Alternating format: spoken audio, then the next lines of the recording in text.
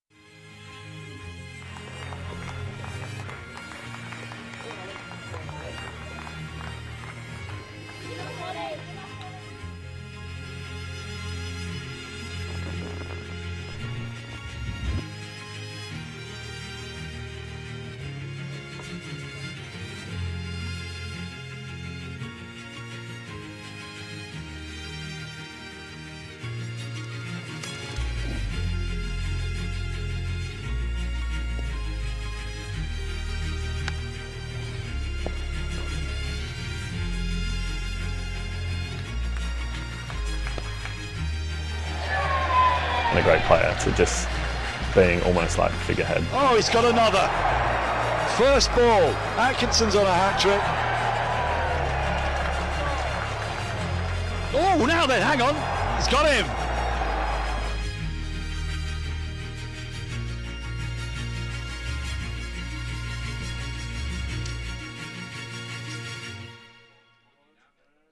Welcome to the Kia Oval, day 3 of this round 2 championship clash between Surrey and Hampshire. Day 1 was mostly Hampshire's bowling out Surrey after sending them in for 253, but day 2 was emphatically the home sides, knocking over Hampshire for 219, 3 wickets for Worrell, 3 wickets for Clark, a couple for Lawrence, and reaching by the close 136 for 1, which gives them a lead of 170 with 2 days to go.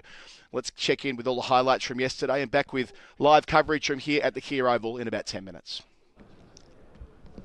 That's the first ball of the day. Just a little bit of shape there to the left-handed Gubbins, leaves it well alone. That's nice and played. First boundary of the day. Ball looking for that swing. And Gubbins, with his feet, are moving nicely straight away. Andrew Sampson. Oh, that's a fine shot. Really good shot from Gubbins. They've got a good price so far this morning. Oh, he's got him this time. The plan has worked perfectly. Lawrence gets the breakthrough. Caught at leg slip. Gubbins has to go, and that's a very clever bit of bowling, a great bit of captaincy, and a good sharp catch from Ollie Pope. Oh, that's got to be close. And it's given. So, one has brought 2. Mark Stoneman's doughty resistance is at an end. Trapped LBW by Worrell for 28.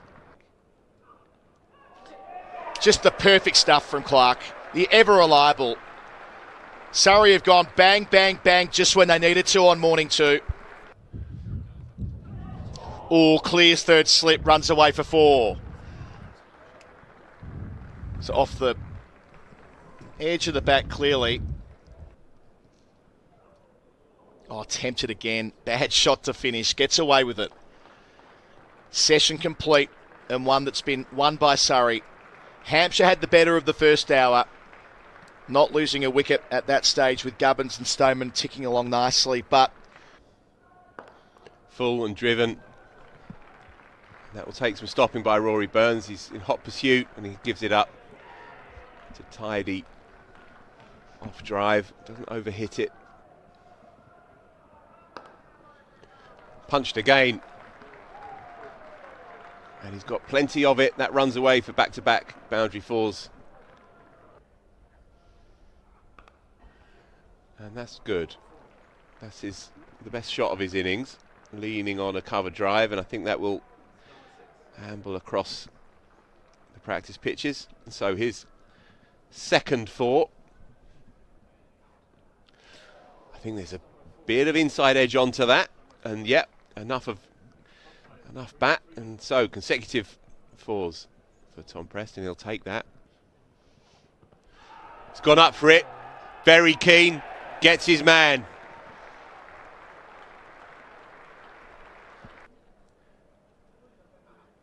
Another nick, and that's definitive. Umpire doesn't even need to raise his finger. Ben Brown knows. 6 down. Brown goes for a blob. And he'll take 4. Thank you very much. Tidily played. Again, leg slip. Thought it might be in the game, but that runs away for 4. And Kimar Roach is inside edge, I think.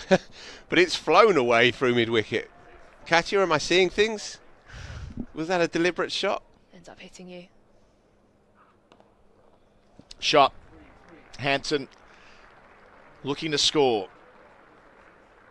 To the long boundary, a cover driven for 144 for 6 at the end of the over. Oh, thick edge here. No one at 4th slip. You wouldn't expect there to be at this stage of the innings. Oh, that's a great shot.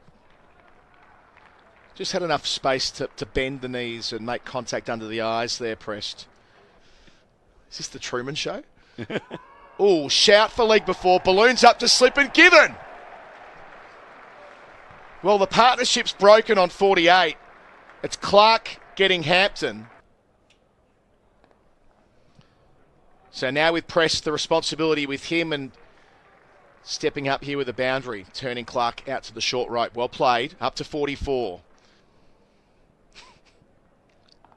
Oh, there he is, at short leg, and it works. Patel under the lid.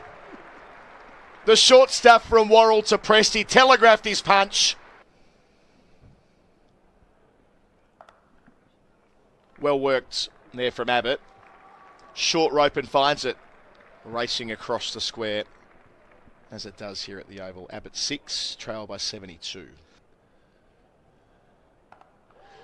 Airborne, man out there, making the ground, just evades him and will go one bounce over the rope for 4 and useful runs.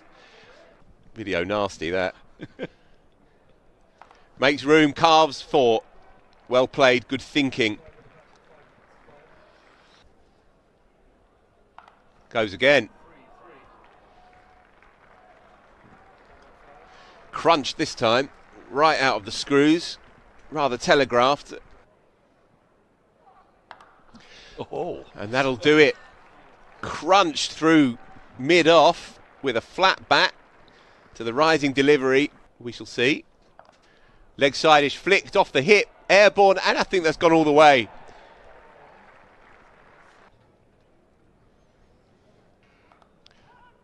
Steered straight to backward point. Easy as you like. Thank you very much. 9 down. So, yeah, exactly that. Beautifully bowled. Tossed up. Did him in the flight.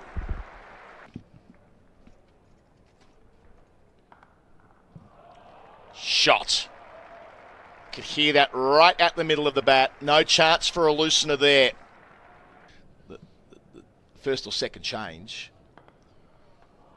Well played. Dom Sibley picking up from where he left off. Both Surrey openers. Too many opportunities to score early on here for Surrey. Pulled out to the long rope and it will reach it. So Burns to double figures. Tuck's fine for 4. Easy for Sibley there. Loves getting across his stumps and... Oh, inside edge. It'll be 4, but it's not far away. That's better from Wheel. A couple of times in the over he's found. That's a really nice shot. Check drive. Didn't need to overhit it from that length. Runs into the rope beneath our commentary position. Sibley hasn't even reached that mark yet. Crunched. Second time Burns has been able to smack Wheel out to backward point for 4. That's gloriously played on the pads. That is exactly where Sibley loves it. Great balance. Weight moving. Oh. Ow, he's got away with that as Sibley. It's a super bit of bowling from Hampton. Forecast. Oh, he's given him. Finger goes straight up. That's the breakthrough, and it's Abbott. That's a lovely shot. It's going to make him feel a lot better. Long half volley, which he hasn't tried to hit too hard. He's just caressed it over the boundary rope at extra cover.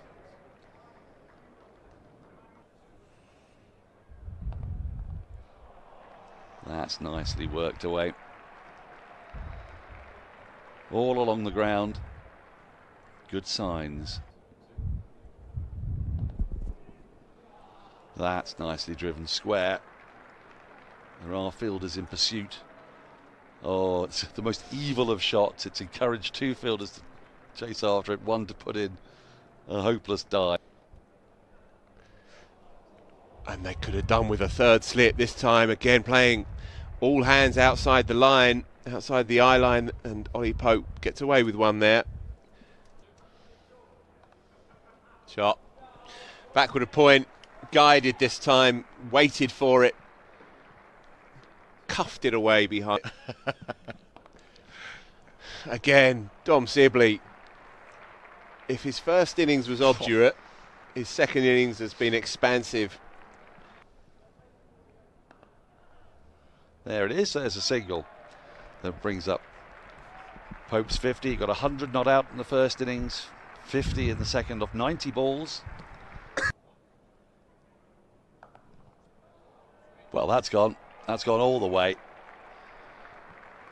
Just lifting it up and over, deep backward point. It isn't too far out there. There is a fielder. From his half century. He's gone for it again, and it's gone for 6 again. That'll be half century for Ollie Pope. Spectacular way to bring it up with 6s from consecutive balls. 3 mini chances in 2 overs.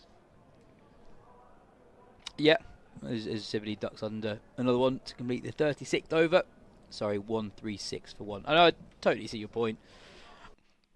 A most innovative way for Ollie Pope to reach his half century. He'll resume this morning on 56. Dom Sibley's with him on 55, yet to be dismissed in the match. Of course, 100 not out on day 1. Surrey leading by 170. They'll resume at 136 for 1. This partnership is up to 80. Daniel, Surrey couldn't have had a better day, really. They didn't actually start it emphatically. Hampshire won the first hour, but after that it was smooth sailing for the hosts as they put themselves into a very strong position. Well, the key moment was Nick Gubbins' dismissal, wasn't it? Yep. And it was a brilliant piece of captaincy. I'm not sure Nick Gubbins would be too happy seeing it over and over again, because what Rory Burns did, you could probably see it a little bit on the highlights, but the build-up to it was that he brought on Dan Lawrence just to mix things up from the pavilion end, 2 left-handers in. The usual direction of travel then is to try and get a nicked off at slip. He had a slip in for Stoneman. Gubbins came on strike. Away went the slip. Leg slip stayed. Lawrence shifted his angle of attack. The very first ball, they thought they'd got him, caught at leg slip. Second time, straight into Pope's hands. A very good catch, very sharp one, right off the middle of the bat. And from that point on, Hampshire will then have been thinking, we felt like we had a good first hour, but in fact we'd only scored 29 runs or whatever it was at that point. It was 84, I think, when the second wicket went down, just after noon. And so they got 29 runs in about 17 overs, and they hadn't got away from Surrey. So when that first wicket went, Stoneman went straight after. They were under pressure, a pressure that they hadn't really been feeling only 10 minutes before. And that's what Surrey does. They've got a very disciplined bowling attack. They bowled magnificently. They didn't give anything away. And I think Hampshire will think about their lack of ambition, perhaps their lack of proactivity in that first session, and think that may have come back to haunt them, because when you do lose a couple of wickets at that point and you look up at the scoreboard, suddenly it's not plain sailing, it's and then Surrey swarmed all over them. I mean, got to give some props to Matthew Fisher, who won't look great on the scorecard, but he bowled really, really well. Fantastic spell either side of lunch. And Jordan Clark picking up his 250th first-class wicket. Congratulations to him. He got a really good 3 for. Dan Worrell with 3 for. It was Surrey's bowling yesterday that have put them in this strong position. Yep, they batted well in that extended 42-over session, which was slightly abbreviated because of the bad light. And they needed to. Hampshire didn't bowl awfully well with that new ball, and I think they'll rue that. There was an opportunity with a relatively slender lead of 34 from first innings, if they'd picked up a couple of wickets early, but Burns and Sibley did what they do, and 56 for the first wicket. You could sort of feel the shoulders drop. Kyle Abbott was a major threat, and he wasn't really supported yesterday. Yeah, Jay Dernbach said last night, to bolster your point, it's the best that he's seen this Surrey group bowl together in that first innings to bowl out Hampshire for 219. The squeeze was summed up by the first session, 3 for 42 from 29 overs, and that collapse in totality was 5 for 34 from 19 overs. So again, they found it difficult until they had a partnership of 48 down the list where Brett Hampton was able to bat better than a run a ball. To that stage, they found it very hard to put any pressure back onto the home quicks, which has been the story so often here at the Kia Oval over the last 3 years when they've won the pennant. Of course, the conditions often suit Surrey on day 1, but they were able to effectively do on day 2 what they often do on day 1, which was take a stack of wickets and then make the most of getting the visitors out in the field after tea. And in those 36 overs, they went at nearly 4 and over. And that included the 2 men who are walking back out there now. Ollie Pope, who it wasn't a particularly convincing performance in the first innings, walking out and strumming 56 from 74, a couple of those elevated shots over third man to bring up the half century, and a timely contribution from the Surrey number 3, and gets a chance today with the lead at 170. They won't need to be in any hurry to move the game forward. He can take his time and give himself the chance for a really substantial contribution here in post 3 figures. Yeah, and he needs it. I mean, Andrew Sampson was telling us yesterday, wasn't he? I think Dom Sibley's passed 44 times in his last 5 championship innings. Ollie Pope twice in 18. And yesterday we saw more than glimpses of him back to his best. There's that trademark square drive, a couple of lovely innovative shots, the 2 sixes you've mentioned that he hit through backward point and deep third. It just looked like he was moving his feet a bit better. It's always intriguing to watch where he stands and where he ends up when he hits the ball. And yesterday he was starting on sort of middle and moving a touch across and covering off stump. It took LBW out of play. He kept on trying to appeal for it, but he kept on being hit well outside the line. And Dom Sibley, what can you say, really? 100 not out in the most testing conditions of the match, carrying his bat. And then yesterday, as I say, there was just that little moment when Surrey came out to bat. More than a little moment, really. The first 15 overs set the tone, and that partnership he had with Rory Burns, it doesn't look massive, 56, but it was the difference. No, it was important, 90 wasn't ahead. it? I think they were 40-odd from 8 overs, weren't they, in that second? It just meant that there was no risk of Surrey having an early collapse. I mean, they didn't have a collapse in the first innings, but they were 18 for 2 at one point. If Surrey are 18 for 2 in the second innings, you got your claws into them, and there's a possibility of creating something, especially when the lead was only 34. But now it's a different challenge for Hampshire. How do they do what Surrey did yesterday? How do they keep things incredibly tight this morning, create dot ball and scoreboard pressure, drag these two back, don't let them get set again, which can give them a chance of, well, they're going to need to take 9 wickets realistically in, I would say, inside a session and a half, possibly 2 sessions, to open the game up for a realistic 4th innings chase. So that's the task for Hampshire. Daniel, you'll lead commentary for the first half an hour of play or so. I'll take over from you then. And Yas Rana is going to come and tell you all about it as well. Yeah, it's a complicated kind of picture we're looking at here, because what we are seeing around the county championship is that pitches are often getting a little bit easy. We've seen some brilliant rear guards. Surrey's rear guard last week against Essex at Chelmsford, and Worcestershire's against Somerset. So Hampshire will still believe that they can get out of this game. They'll still believe they can win, of course, but certainly they'll think that they can bat out the game and see safely through to the end of tomorrow. But to do that, they're going to need to make sure Surrey don't get away from them. If you sort of think to yourselves, 64 overs up to the tea break, Surrey go at 4 and over. If they've not been bowled out and they're getting in, then somebody will probably strike a nice cameo somewhere down the line. 4 and over is not inconceivable. That would give them another 256 runs, a lead of 426. I don't think that would be quite enough for them to want to declare at that point. So what Hampshire will want to do is, if they don't get those early wickets, is slow down Surrey's progress so they have less time to have to bat on a pitch that they will hope will ease. And it looked pretty easy for batting on yesterday. We can't sometimes tell whether that's the quality of the batsmanship and indeed the bowling, which fell a little bit short, you'd have to say, Hampshire with that new ball. So look, there's plenty of intrigue. Here is the first ball of the third day. Kyle Abbott with ball in hand. He beats the bat straight away. Yas Rana has joined me. What are you sort of looking out for in this day? Twists and turns, or are you expecting us really to spend quite a lot of the time talking about Surrey's pace of scoring and when they might declare? Well, that depends, I think, a lot on how Hampshire bowl. You were talking about it just then. I think Hampshire bowled really well in the first innings, but I thought yesterday Kyle Abbott and Liam Dawson aside, I think they were just a little bit short of what they're capable of.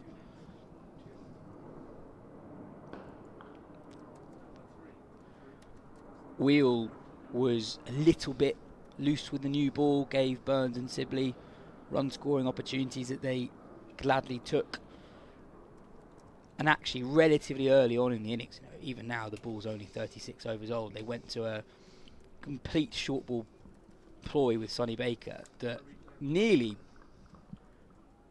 did create chances, but at the same time leaked a lot of runs. And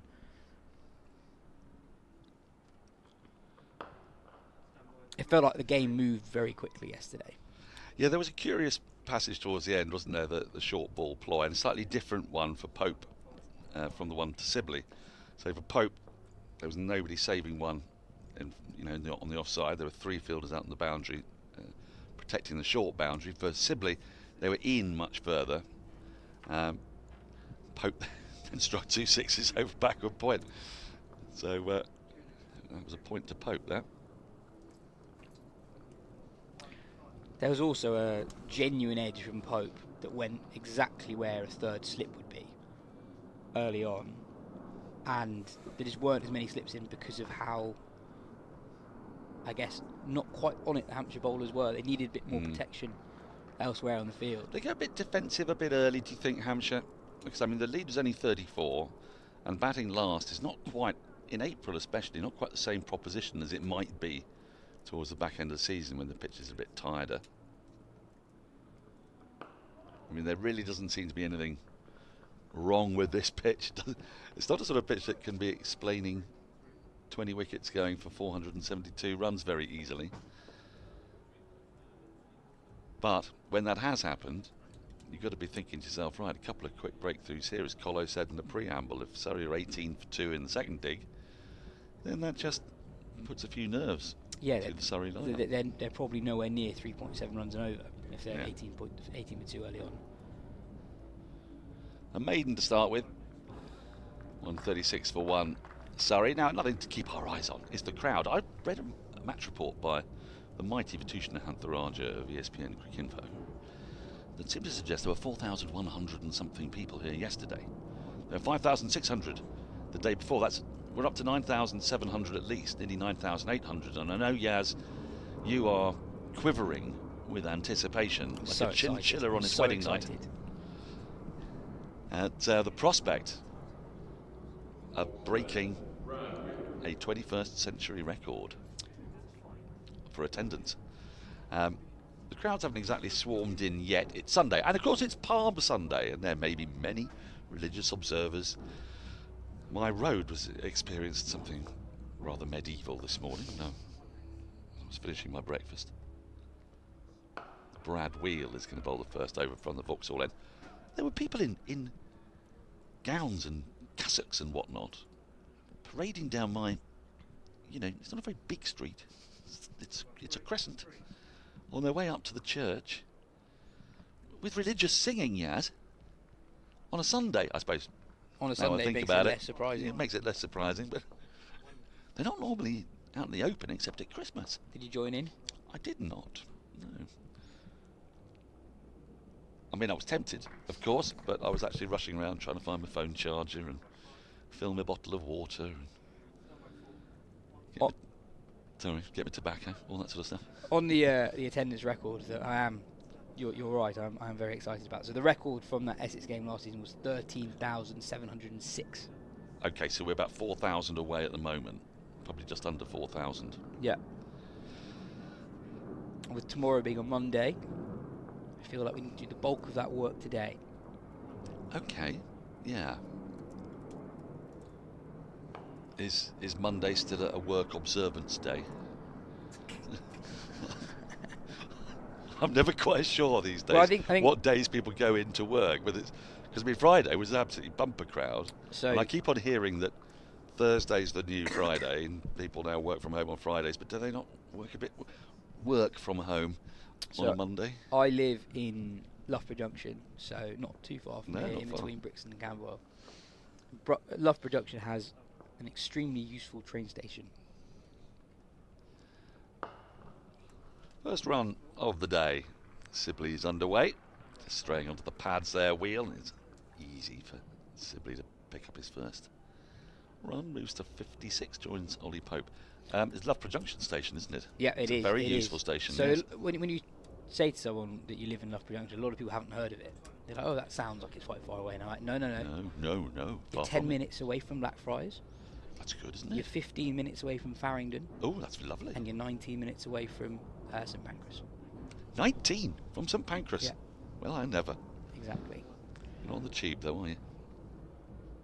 To get back in your box. And then, but you're walking distance away from Brixton, and you're walking distance away from Denmark Hill. So you have all the options available to you, and brilliant bus connections in Camberwell as well. This is a nirvana you live in. But my point I was making was that the downside about Loughborough Junction Station is that the trains are only every 15 minutes, even during rush hour. So it's very, very busy in the morning. If you're taking a train between... Because so many people want to live there. Exactly. Because it's so well connected. You need a catch-22. Exactly. Pope's going to get his first run, so a couple of singles in the second over of the day. Surrey 138 for one, that lead climbing to 172. It's quite hard work getting on a train between 7:30 and 8:30 in the morning towards Is that the central sort of London. time you want to get on a train? Rarely, but I mean, people with normal you jobs work in cricket, so that's that's usually a bit more flexible. Occasionally, if something's gone wrong, I might have to get a train around then. Okay. But this isn't a regular occurrence, Dan. Don't worry. Good. Yes, I was concerned for you for a moment. Don't worry. But if you're taking a train between 7:30 and 8:30 on a Friday, there's no one on these trains. So it's true. So Friday is a dead zone. Yeah. But Monday, you're telling me is not. Monday. Monday, you don't want to be going in between 7:30 and 8:30. You see, I think people have got this wrong. Because it's Monday's the day that saps the soul. I used to have a real job, and Monday was the day when all the existential terrors, the pointlessness of life would come flooding through you. Because it's Monday, the weekend's over. I would go in on a Friday for this reason. Because Friday's the last day of the week, everyone's giddy with excitement. Work stops early as well. And the bosses go, come on, it's Friday, let's go to the pub at lunch. We'll have a late lunch at 2, not really bother to go back in the office. So that way you get double bubble. So you take your Monday off, and then you get a really easy day on Friday. Well, I think a lot of people increasingly coming here to work on Fridays. Well done them. It's good probing stuff from Abbott first up. He's not conceded a run yet. In the 9 balls he's bowled, he's been on the money. But Surrey did very well yesterday. They lost a wicket to him. Rory Burns was trapped in front, but he bowled 7 overs in 2 spells yesterday, and it sort of felt like he needed to pick up 2 or 3 because he wasn't really being supported at the other end, and by them sort of being relatively careful with Abbott around about 3 and over, they had a few more pickings at the other end.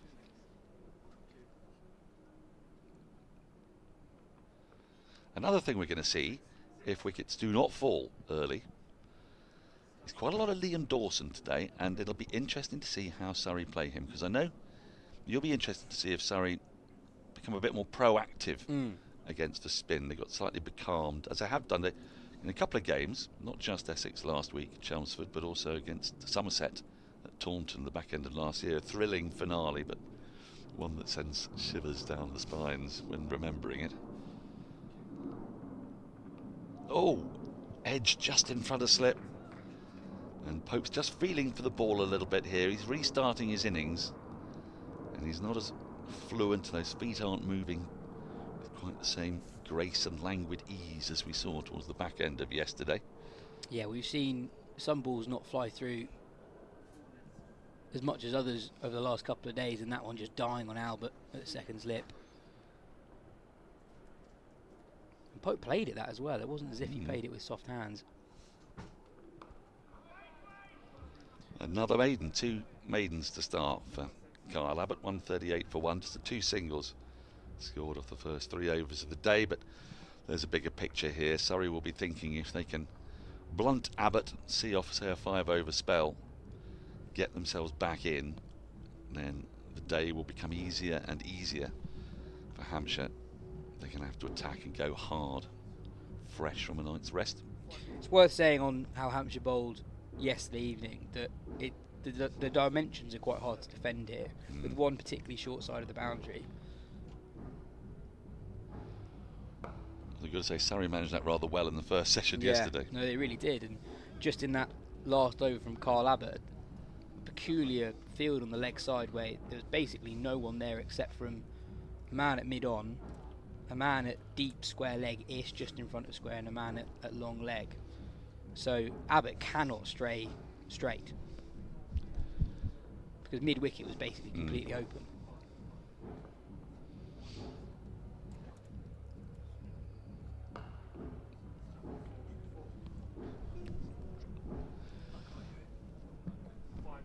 So another ambled single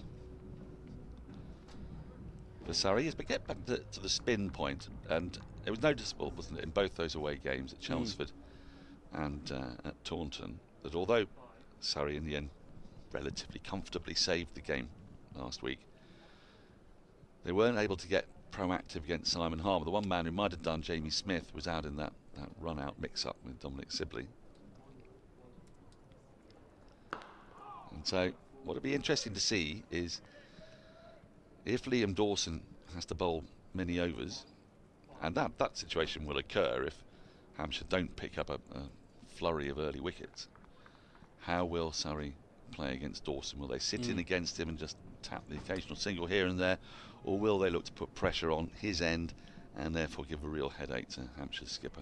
Yeah, it's a big factor in Division 1 this year. How do you play high quality spin? Because you have three really high quality spinners who will play all season. You'd expect Simon Harmer, Liam Dawson and Jack Leach, and I'm really interested to see how Jack Carson does at Sussex, having taken 50 wickets at 22 in Division 2 last year. Stephen Finn is very waxes very lyrical.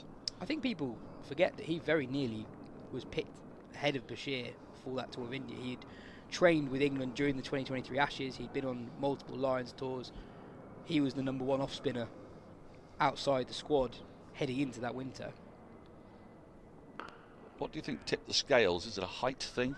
So I interviewed Carson before this season, and he said he just wasn't at his best in 2023. Right. So he was highly regarded, been around the game, even though he's only 24 now, I think. He's been around for quite a long time. He just said he wasn't at his best that summer. Just a timing issue. And he wasn't at his best, crucially, that winter when they had that camp to the UAE before they picked the squad for the India series. So he's, in a way, actually grateful almost that his first test cricket, if it does happen, didn't happen then, because he wasn't at his best. Well, he also didn't get a video to go viral by beating the bat of Alistair Cook. Not getting him out, just beating the bat. That was what seemed to propel Shoaib Bashir from anonymity to stardom. It's amazing what social media can do these days, and indeed what the selection policies are of the ECB. But not to be critical, just to observe. But yeah, I mean, on Surrey, but before this season, I wasn't quite sure what to make of their title prospects in 2025 compared to the last couple of years.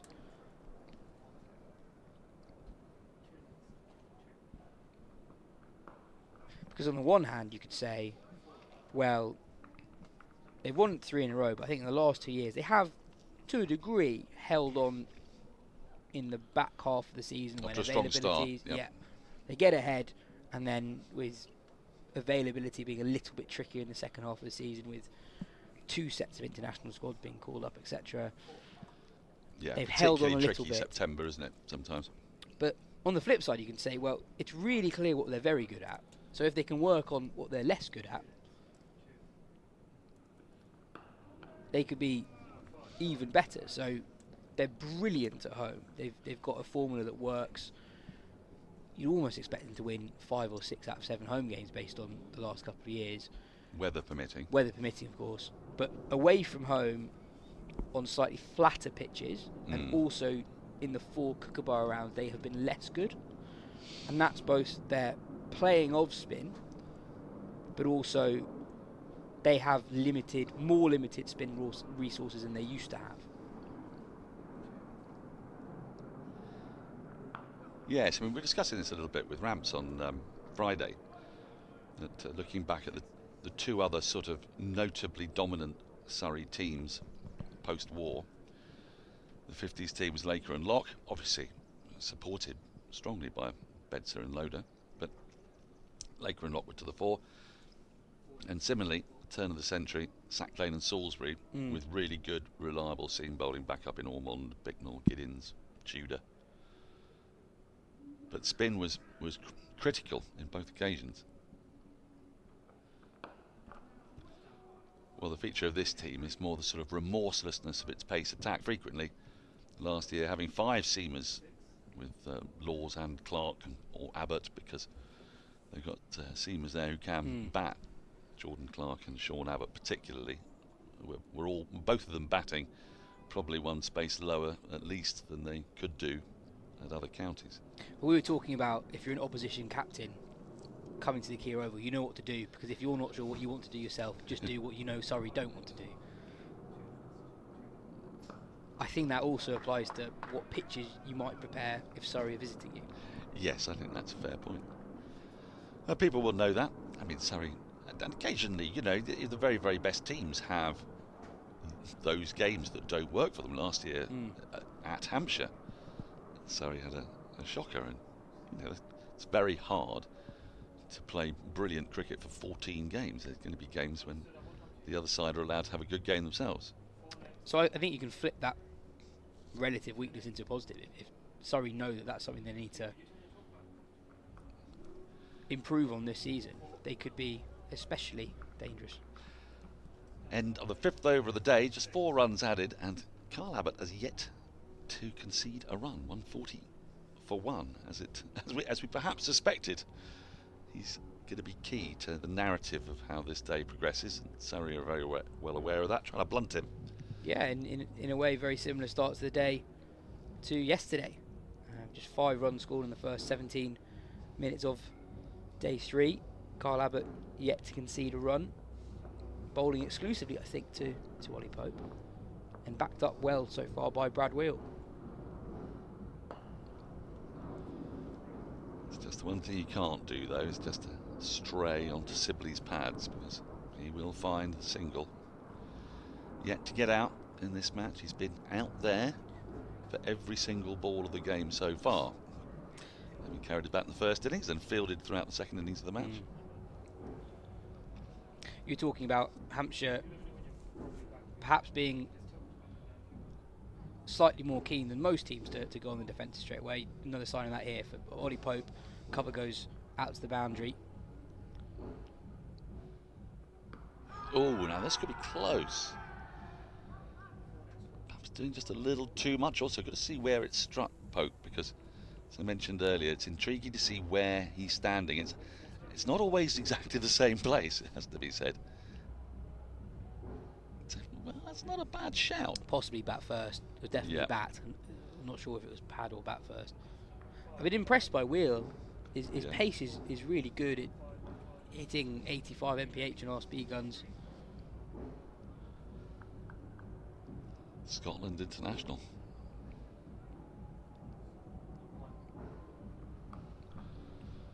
Short, pulled away, but it should just be the single. He's never really been the main guy at Hampshire in the championship.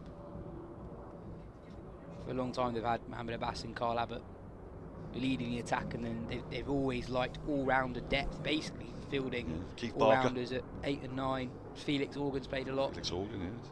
James Fuller as well. Yes. Yes, we've always been devilishly difficult to bowl out. Yes. Ben Brown as well. Don't forget Liam Dawson. Where's Ag's on fine, and it's going to be 4. There is a long leg, but it needed to be a much, much finer leg to get anywhere near that. And that is the danger of getting onto Sibley's pads. First boundary of the day. As we've established over the last few days, Dan, Dom Sibley's in quite good form. He's not in bad form, is he?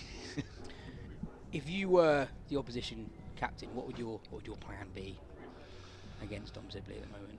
Because I think we could all agree bowling at his pad has never been the way to get him. No.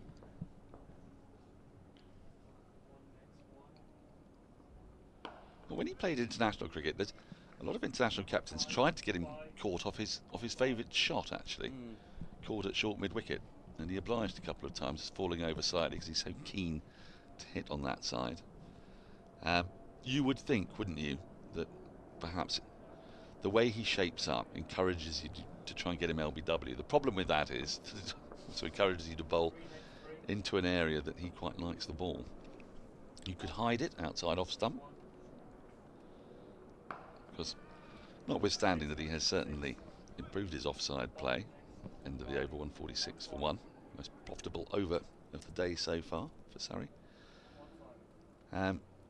He still doesn't necessarily cover drive with great fluency, and in a situation like this where Surrey are 180 ahead, part of what you're trying to do is slow their progress as well as take wickets.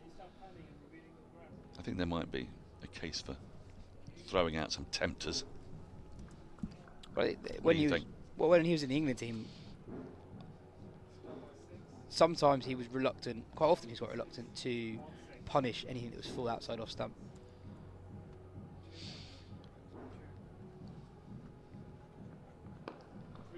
First runs of Carl Abbott, and it's going to be 4 of them for Ollie Pope. Very rare ball that's strayed really straight. Most of the time, Abbott's been just outside off stump. This time whipped away really nicely by Ollie Pope. Yeah, through that vacant mid-wicket region, and the man at what was deep square leg looks like he's going to stay exactly where that ball ended up. Yeah, I think on Sibley, when he's in this sort of form, and actually the last year or so, he's added to his game. Ooh, Very nearly chops on. very nearly. Slash that didn't get up at all, did it? No. The comparison I'd make with Sibley at this level is a little bit like watching Steve Smith, in that you're not really sure what to do, because he gets across Yep. he gets across his stumps, which sort of incentivises you to bowl straight, because you think, hang on, if I beat the bat, LBW's in play. Time and time again, commentated on Steve Smith, and you're up for the LBW, and the ball's just tucked into the onside for a single. Exactly. And he gets really far across, so he's got impeccable judgment of whether or not to leave the ball on full stump. And then you end up sometimes bowling really quite wide. Here we go. Can have a look at the ball. It's not done anything so far, so now we've no idea whether it's supposed to go through that hoop or not. It's supposed to go through one and not through the other. If it goes through both, there's a problem. If it doesn't go through either, there's a problem. It also seems to depend on which way round they put the ball through it, which shouldn't be the case with a round object, should it? Or spherical. I feel like given how often we see them... We're going to get a ball change. I feel like given how often we see them, we should probably know what the regs actually are. We should by now, shouldn't we? I feel like they've played a more prominent role in the last 2 or 3 years than previously. There was the big year. 2023. Oh, was it 23 or not 22? 23 was Ashes. it Buzzball year? Yeah. 2023 Ashes is a famous ball change here. Well, there's famous ball change, yes. I'm thinking about the year when the balls were so bad that they were Yes, changed that's a good point. all Yeah, the time. I think it was the Bazball year. Yeah. When actually, if you looked at the numbers, for the first 30 overs, or even 28, I think it was, it performed slightly more venomously than the previous Dukes. And then from overs 30 to 80, he did nothing at all. It was almost like there was some strange alchemic flip of a switch. Very, very strange that was. Now then, they don't want to replace the ball with one that's also out of shape. I hope they check all the balls that they put into the box that they're going to use as replacement balls to make sure they're not already out of shape. I've often wondered how these balls arrive the way they do. You can't just have somebody, hit a ball 300 times. Go, there you go, that's 50 overs old. Because apart from anything else, the ball gets left quite a bit. It's got to be an inexact science, this, hasn't it? Are they balls that have been used in games for innings that haven't lasted more than? Well, I suppose they must be, but how many of those are there? Yeah. Yes. Are they from the same batch of balls? Are they from the 2025 cohort? I don't know. They can't. If anybody knows, tell us. SurreyBroadcast@gmail.com. How do they make, or how do they acquire the replacement balls? What happens to them beforehand? Is it someone's job to rough them up a bit? It's clipped away again for another run. You don't get a run for 18 balls, and suddenly 5 come in 3. Just a reminder, by the way, if you are not aware, that Alice Capsey and Paige Schofield of this parish hit tons for England A overnight in Australia. Capsey making 108, Paige Schofield 138 not out. Both will be playing for the Surrey women's team, who begin their first ever campaign against Somerset at Beckenham on Wednesday the 23rd. We'll be there, live stream will be there, I'll be there. Really looking forward to it. Likes of Tash Farrant, Danny Wyatt, Hodge, Alice Davidson Richards, Tilly Courtine Coleman. Some of them only have 2 names, but many of them have 3. And later on in the season, we'll be seeing the mighty Grace Harris at work. I'm really looking forward to the clash with Hampshire, where Harris takes on Perry. 2 very contrasting Australian all-rounders. I'm very much in the Harris camp. I can totally see how Harris has a more impactful last campaign. Charismatic. Oh. He hits a long ball as well. As Dominic Sibley gets his first run against Kyle Abbott this morning. Abbott's in his 4th over here.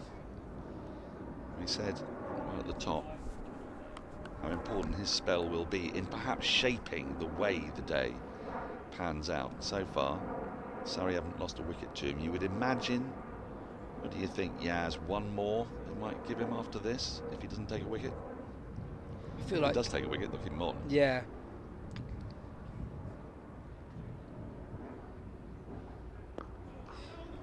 End of the over, 152 for 1. I feel like this is Hampshire's last serious chance to properly get back into this game. I think they will, throughout today, have the opportunity to hang in there. But I think if they're going to have a chance of getting back on top, I think this is the spell. They've got to do it. So to answer your question, I'd be tempted to keep Abbott on for as long as he's able to, basically. 6-7 overs in. Yeah, but it's interesting also to contrast this spell of the day compared to the exact first half an hour yesterday. Hampshire started the first 20 minutes really well, but the last 10 minutes, Surrey have just got the scoreboard ticking. That run rate is up above 3.5 runs and over again. Well, 16 runs have come in the first 7 overs, which doesn't feel like a lot, perhaps, but it's exactly the sort of platform Surrey wanted, because it's the wickets column that they're trying to defend in the first hour, so that they have the licence to dictate the terms later on. Yeah, a reminder, if you weren't with us yesterday, Surrey managed to restrict Hampshire to just 42 runs in the entirety of the first session. 29 overs it bowled in that as well. 42 for 3, wasn't it? I mean, it was extraordinary stuff. It was gripping stuff. And it's why I mentioned Matt Fisher, because I think his spell was so important. You know, you can have a good spell of bowling at the beginning of the day. Stoneman and Gubbins were obviously going to be looking to set that platform. They weren't necessarily going to be coming hard, just the same way as Pope and Sibley are here. But it's when the first couple of bowlers come off. And what Surrey is so fortunate is that after Kimar Roach and Dan Worrell, it's a pretty good starting pair. You then have Jordan Clark, who picked up his 250th first-class wicket yesterday, and Matt Fisher. And, you know, Matt Fisher, he's an unknown quantity. He's not strung a lot of games together. There was a strange stat about the number of times he played 3 consecutive county championship matches. Had he ever done it?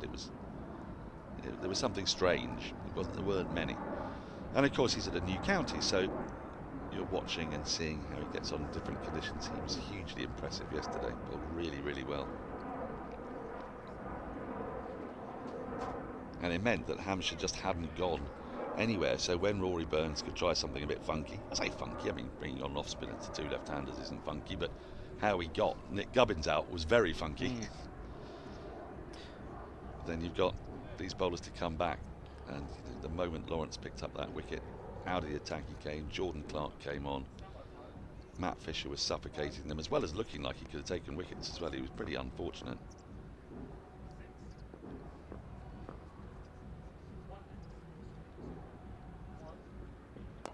And that's why I do think that sides, when they come to the Oval, will need to be a little bit more proactive when they play Surrey, because they've got to ask them a few more questions. You can argue they weren't given the opportunity, but there wasn't a lot of, as we mentioned it yesterday, as Katie Martin would say, intent. I can't remember, there was Warwickshire came here last year with real intent. They did. Yates and Davies. And it didn't work over the course of 4 days, but it posed questions that hadn't otherwise been asked here. So single to finish the over, 153 for 1. We've had 8 overs this morning, 17 runs scored, no wickets. Both Pope and Sibley on 64. More from Yas Rana, and then it's going to be Adam Collins. Yeah, and just on a personal note for Matt Fisher yesterday, it must have been a really big moment for him to come to Surrey, and Surrey are known for their super strength, really is the depth of their seam attack, and Fisher has been brought in to add to that while they don't have their full cohort of quicks available. Jamie Overton not available at the moment, he's at the IPL. Gus Atkinson's not playing every week, he's now an England centrally contracted player. Tom Laws is out with an injury, so to come in and ensure that Surrey are still as strong at their super strength, even though when they're missing so many players, I think that would have been extra satisfying for Fisher. Abbott to continue. Yeah, it's a great point. It's a great point with respect to the depth of how it all comes together. In most teams around the country, a bowler like Tom Laws, to lose them, and I know that Laws didn't have the best campaign in 2024, but someone of his ability and how well he's taken to being a match winner in Division 1 would be a huge drama as the ball for probably the third or fourth time in the game is being looked at by the umpires here. It's you know, one or two times it's nearly a talking point. Goes through the ring, so that's fine. But yeah, Laws with that ankle, he didn't bowl in the pre-season games, and obviously didn't play last week or this week. So he's on the way back from. Sorry, my apologies. That's side, isn't it? With Laws, side injury with him, and it's an ankle injury with Cam Steele, who was excellent last year as well. But you go into the depth and you dig in, and you've got Fisher walking in as a bowler who's thrust Yorkshire back to Division 1, played Test cricket. And those injuries have also meant that Surrey can't have the exact same balance they normally have. They normally have a bowling all-rounder at 7, really. Yeah. And because of those injuries to Steele, Laws, as you say, and no Abbott either. No Abbott this year. Nathan Smith's not here yet. Yep. No Atkinson, no Overton, no Sam Curran. They've had to change the balance of their side just a little bit. 4 seamers, 1 spin option in Dan Lawrence, who's in the top 6. Oh, extra pace. Oh, nearly rolled back as well. Abbott jagging back off the seam. Hitting him, yes, you can probably work it out where it's hit him. Sibley. Unpleasant. Take a moment.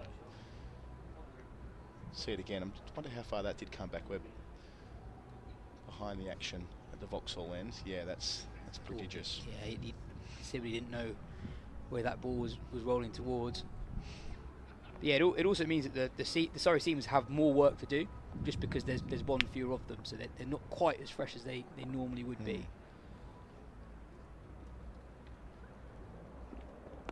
But obviously, a long way to go in this game, but at the moment, half an hour into day 3, I'd say that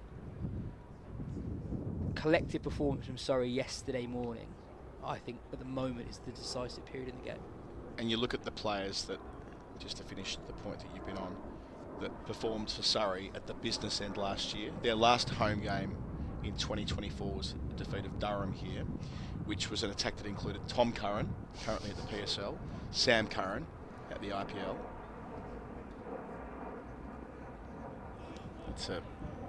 They are rich stocks, and then even someone who doesn't play red ball cricket often, if at all, these days, in Reece Topley, who's not part of the calculations, and obviously specialised mostly in T20 cricket. But Jamie Overton, Will Jacks, all elsewhere. Nathan Smith not here yet.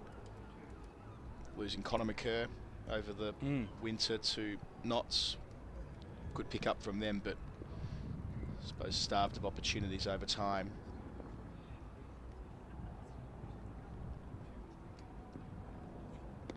Good again to finish. A maiden from Abbott. He's playing his role, keeping it as tight as he can. 153 for 1 if you're just joining the coverage today. They started at 136 for 1, so 17 runs without further loss across 35 minutes. And you can see here that the 180th anniversary of Surrey here at the Oval, and what a year to become a member. KiaOval.com is where you do that.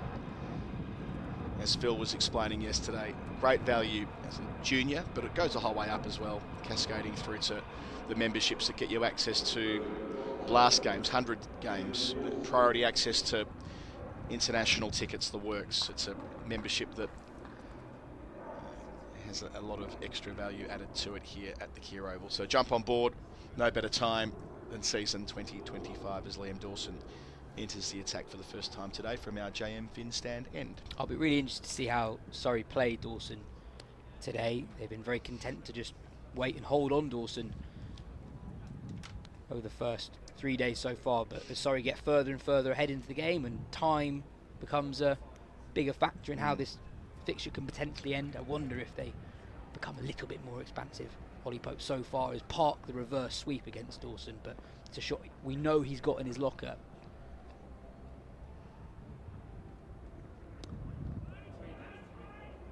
And he's also got a very, very short offside boundary to play with at the moment as well. I seem to remember when Pope scored 100 against Hampshire here, was it last year or the year before? Two seasons ago. Yeah. That shot was a big feature in that 100 from Pope. I remember watching that with Daniel. Daniel and I were in Hong Kong doing another tournament and listening to yourself and Phil call it through, and it was the sound the ball was making on the bat with Pope in that rich vein of form running into the 2023 season. Just when he'd been elevated to the England vice captaincy as well, and everything was aligned beautifully, and he'll be hoping for a similar run here, of course, reaching 65. Missed out in the first dig,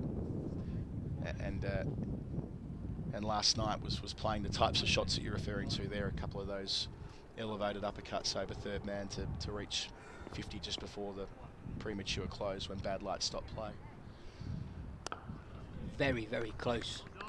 Silly mid-on in place at the moment. Albert can't be more than 12 or 13 yards away from Sibley. Just to get in his eye line, make him think about it. If looking to sort of shovel through the onside, as he will. Just like that. Square of the catcher. Joins Pope on 65. They've been cat and mousing this morning. Yeah, 20 runs added to Surrey's overnight total so far. Kyle Abbott's been very tidy. He's got 6 overs for 4 this morning.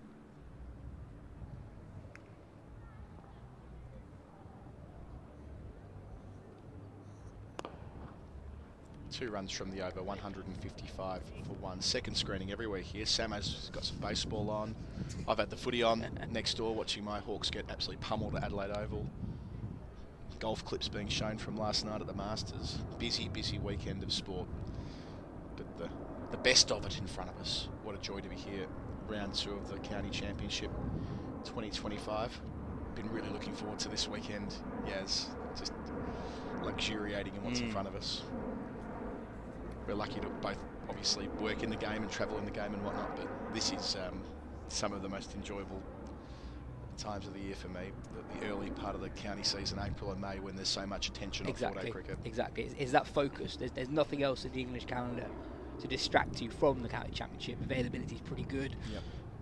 These days, you don't actually lose that many county championship regulars to the IPL. And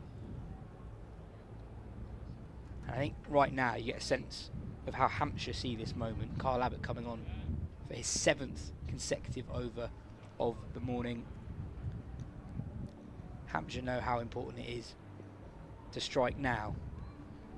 Surrey leading by 189, just 1 wicket down in their second innings. Leg stump line, out to the short rope, 2 men protecting it. Nice bit of fielding, and it takes the partnership to 100. Joined yesterday when the captain Burns was legged before, when the score was 56, and they've been able to get through to the close last night and do so quite handsomely, and return this morning and add 20 runs in 40 odd minutes. But that's exactly what's required here. Take any sting out of the Hampshire attack. Getting 7 overs into Abbott, no mean feat. Oh, something on it, yep. Down the leg side. As soon as the 100 partnership is raised, it is stopped. Kyle Abbott's worked hard this morning. Pope across his stump, something on it. Dismissed for 65. Hampshire get a second wicket. 156 for 2. Yeah, he's given nothing away this morning. Impeccable control of line and length, and here he's rewarded for his accuracy. Little bit leg side, but really good carry. There's an excellent take behind the stumps from Ben Brown as well. Diving to his left. And Kyle Abbott, into his 7th over of the morning, finally strikes, ending a partnership worth 100. Surrey 156 for 2. I think rewarded for that one extra over. Sometimes as a captain, you've got to be careful with your spearhead. You've got to be careful with your veterans. But Brown sensing that if Abbott doesn't strike in this spell, and he has to wait another hour or so to use him again, this could drift. It could really drift for Hampshire. But just getting a toe into this third morning, getting a look at Jamie Smith early. It may only be that Abbott's got 4 balls in him here before the spell ends, or maybe 10 balls at most before he needs to take a break. But at least there's something to work with here for the visitors, who will need to knock over Surrey in the space of the next, say, 2 to 3 hours, but they have to keep believing. Yeah, 100%. And also, if you think about it from a Hampshire point of view, how you're using your main seam bowler, Kyle Abbott, if the game becomes more about Surrey's potential declaration, you're not using Kyle Abbott at that stage of the game. So you might as well use him whilst the game is still just about winnable, and it still is for Hampshire. They are behind it, of course. Surrey lead by 198, second innings wickets remaining. But if they can get through the Surrey middle order here, Jamie Smith, he's looked amazing this season without a significant score to show for his form. And as we saw it in the first Surrey innings, this isn't a side. This isn't a batting lineup full of runs at the moment, full of class, but at this stage of the season, yet to fully come together as a unit. So the second slip jumps in. Abbott behind the wicket. First ball, Smith leaves alone. Did come back quite a long way, though. You can tell that from Abbott that was a closer run thing than it might have looked from behind the wicket. We'll see here on replay. Oh yeah, over the top of the off stump, so on length more than line. Abbott's got it going both ways this morning. Yeah, used in a 3 over spell first thing in the second innings yesterday, then a 4 over spell. 7 overs on the bounce here. He looks really fit. Yeah, that was the chat last year, that it was the previous winter when Abbott got mega fit. Not to say he wasn't before, but I suppose there reaches a point as a fast bowler, mid-30s, where you can, as is the human condition, you can put on a few kilos and be a different type of bowler. But Abbott decided to go the other way, and be as lean as possible. And now at age 37, fit as a fiddle, able to really bend his back through long spells, and that showed last year, and it's shown through this match so far. Yeah, turns 38 in a couple of months' time, and here he is still leading that Hampshire attack. Said the other day, I'm not much one for it when playing, but I don't think he's ever had his shirt tucked in, Kyle Abbott, at any point. Always dangling out. Happy to sacrifice the neat and tidy in favour of comfort.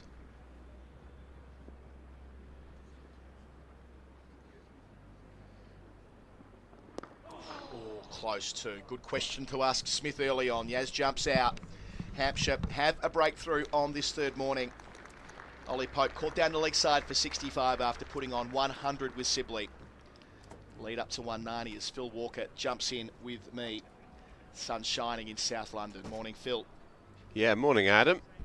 We have a bit of action. I thought it was well bowled, actually, by Kyle Abbott. I thought he played for it. He stuck 2 men out. Effectively on the hook and gave Pope something to think about. Got big on him. And the game is moving on apace. Heard you and Yas trying to make a case for Hampshire. It's now or never, isn't it, really? They have 75 minutes up until lunch. They have to win this passage emphatically, or else it'll be a procession through the afternoon. Yeah, so they won those 2 hours yesterday that we came to, hour 1 and hour 3. Feels like in where they are at this point, they bring Wheel back, interestingly. So just a short burst from Dawson, 1 over indeed. And now with the fall of the wicket, they want to see what Wheel can do. Picked up 4 wickets in the first innings. It'll be the case that Hampshire need to win. Well, we're not quite at hour 1 complete yet. They need to win the next hour and a quarter. They need to get to lunch, and that might constitute 2 further wickets, and come back after lunch and then roll through Surrey and leave themselves something that's nice and chaseable That's their task. Can they do it? Can we all break through early in the spell? Pitch won't break up too much more. No. Pitch will hold together. Yeah, the sun has beaten down upon it, but it's not been relentless. And pitches here don't crumble. I don't think its components will shift that much from now to the end of the game. Hampshire will have to bat out of their skins to chase anything north of 275, but that's what they have to keep believing. Yeah, I think if they end up set 300 odd, they'll take that. They'll be, of course they would. It's 110 from here. That would be a terrific outcome from Hampshire's perspective, but it also sets up potentially a thrilling finish as well. Sure. It would mean that we'd be deep into day 4. Presumably the match would go all 12 sessions. Sort of thing you like in our job, where the push and pull, balance between bat and ball, which has been there throughout 2 and a bit days. Bit in this pitch for everybody.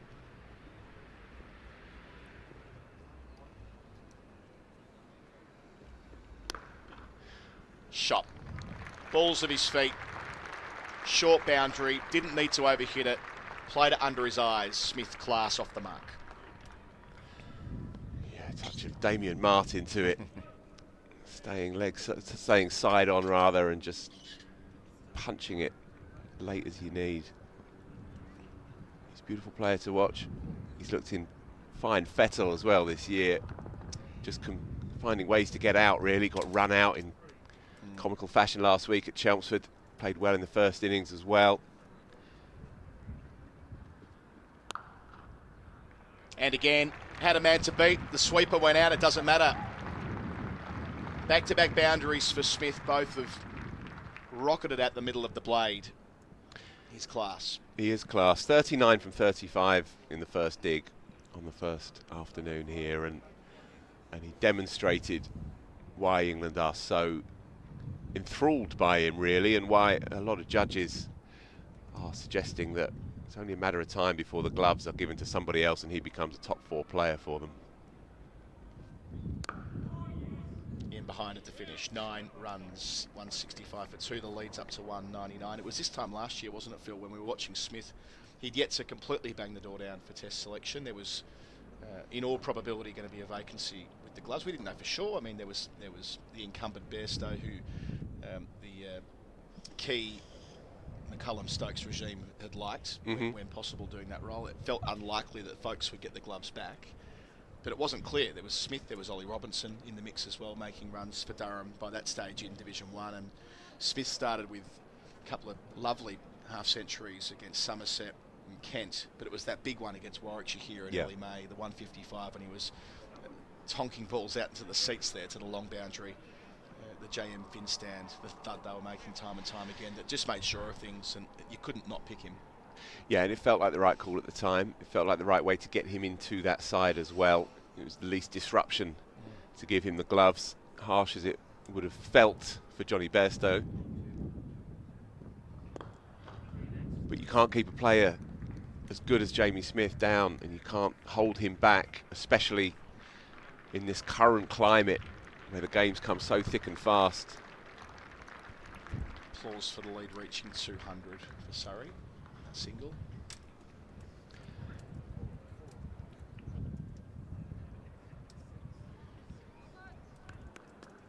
Yeah, he was thrown into the 50 over side over the winter, and infamously it's a format that not many of them play, of course.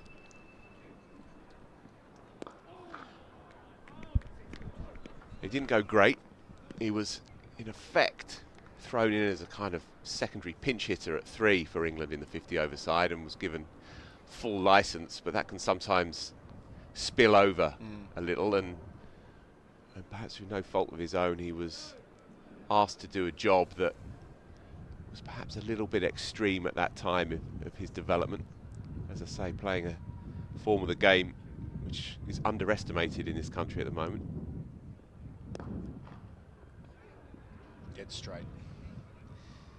But as a number 6-7 in that Test side, it took about 20 minutes, half an hour at Lords against West Indies for it all to immediately make sense, and he made a brilliant, well, I say brilliant, an easy peasy 70 in a game where England were up, but it was the runs he made, it was the 100 he made later in that series, getting in and out of a hole at Edgbaston was, that was the real standout. Class player. Yeah, having a keeper that's averaging in the 40s is one thing, but where there might be room for growth, whether there's a way to, as you say, put the gloves away, enter the top 4 sooner rather than later, and give himself the chance to be the very best that he can be. You're right about that debut innings. I know that England felt well ahead in the game, having rolled the Windies in quickly on day one, but still, you've got to make them, right? You've still got to walk out on Test debut at Lords. And stick one out the ground. Yeah, stick one out the ground. Stick one over the mound stand. That's it. Yeah, that was a nice way to finish. Yeah, he did that twice in the summer. He was batting. Oh, we beat that man mid off there. Smith not quite. He was batting with Anderson at that point at the very end, and yeah, I think as it turned out, Jimmy didn't get a chance to bat, did he? I think Smith was last man out with him, but not before pongoing a couple, as he'll do. Yeah, plays the quicks well. You know where I'm going with this, Adam. Yeah. You know, rides the short ones. Yeah. Likes it. I do it. I do it. I mean, I know where you're trending with this conversation. I would do it. Yeah. I wouldn't think twice about it. I wouldn't overcomplicate it. Yeah. For Australia, that is. Yeah. Okay, I think you can get into it. That's again. Kyle Abbott to finish his 8th over with a ball that's 49 overs old, able to still have that subtlety of movement and come close to troubling Sibley, who had already shouldered arms. We'll see the second time. Yeah, this is the angle we want. Dead straight. That's not far away at all. That's taking out a 4th stump. So the lead's up to 201. But yeah, I think sometimes with selection you can play a bit of 4D chess, you know, with these things. Well, Smith, is he in England's best 4 Test batters? Or is he best suited conditions-wise to be in the best 4 England batters for an Australian tour? I can't really see a world where he's not. Indeed. I agree wholeheartedly. It's a good problem to have, I guess, for England. And, you know, the boy Bethel is the talk of the town as well. How do they find a place for him? A rare talent. 1 or 2 established players struggling for form. Obviously, Zach Crawley, mercurial as ever, is going through one of his fallow periods, to say the least. But then today is another day. He might go out and strum 100, and then he's away again. Who can say? But they have a number of permutations going into this. What they keep saying is a definitive legacy establishing 9 months of Test cricket for this experiment, if you like, Bazballian experiment. Can work well having that focus as Dawson returns to the attack. Just 1 over from Wheel. It didn't go to plan, so they're going to try spin against Smith early on. Australia had a similar thing in 2023. India World Test Championship final, away Ashes, and then World Cup. Yep. Over World Cup after that. Sort of sharpens the focus. Too short, and Smith doesn't quite beat the sweeper. Hit it well though.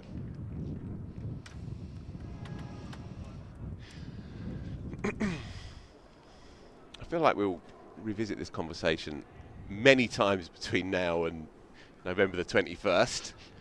But it feels relevant as well with Liam Dawson whiling away again. And the statistical evidence of overseas spinners in Australia over the last 10 years, it's quite stark, averaging north of 60 per wicket. So, do England go in with pace and all-out attack? Is that the way that they have to try and fight against this Australian side? I mean, I hope or does not. Nathan Lyon throw that equation slightly off kilter? I would hope not. I would hope that they would back a slow bowler. It's not just about the conditions; it's about the overhead, the heat as well. Yeah. The risk of having all seamers and needing to turn to a part-timer that doesn't tend to end well either. What the variables here? Experience in Australia helps. It's bowlers that have been back more than once tend to improve. Away spinners, that is. Ashwin's a great example of that. Jadeja too.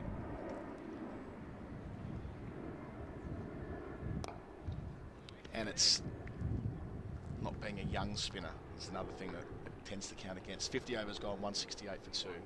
So this is where we were pondering yesterday whether there might be a world where Jack Leach, as someone with experience being battered, like knowing what it's like having blokes lining him up. Same with Dawson, I hasten to add. They both know what it's like when the inevitability of, Travis Head deciding that he's going to try and ruin their weekend, which he will definitely try and do the moment they start bowling. Make no mistake, whoever it is, but someone like Head. And having the resilience and the experience of knowing what that's like. I guess the flip side is that there are many open scars from many England players' experiences in Australia, and do you want to open them even further? Yeah, it's not it's imperfect. Yeah. So Wheels being spun around replacing Abbott, who was exceptional this morning, I thought. 8 overs, did nothing wrong. Gets the wicket. He's been good all game. Brad Wheel was really impressive in the first dig, bowled with pace as well, and he has that natural kind of inducker that comes slightly past the perpendicular into the pads. He took 4 for 60 odd, and he's not been quite at it second dig here, but he's a wicket taker.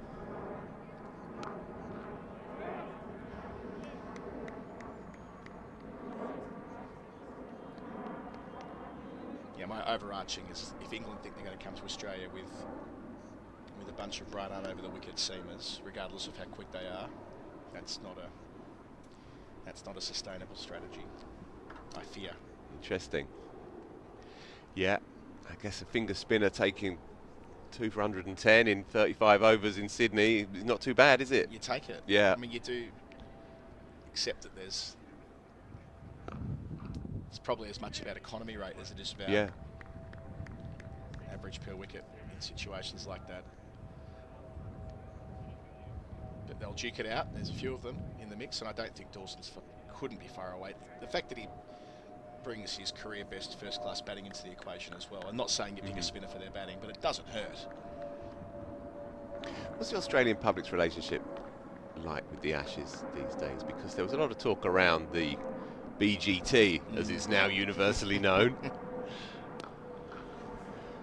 about the India-Australia rivalry replacing the Ashes as the premier rivalry in Australian hearts and minds. And I wondered where the truth lies in your impression. No, it's different. It's evolved, the India-Australia relationship. I think there's an overarching sense that beating India is a satisfying thing to do.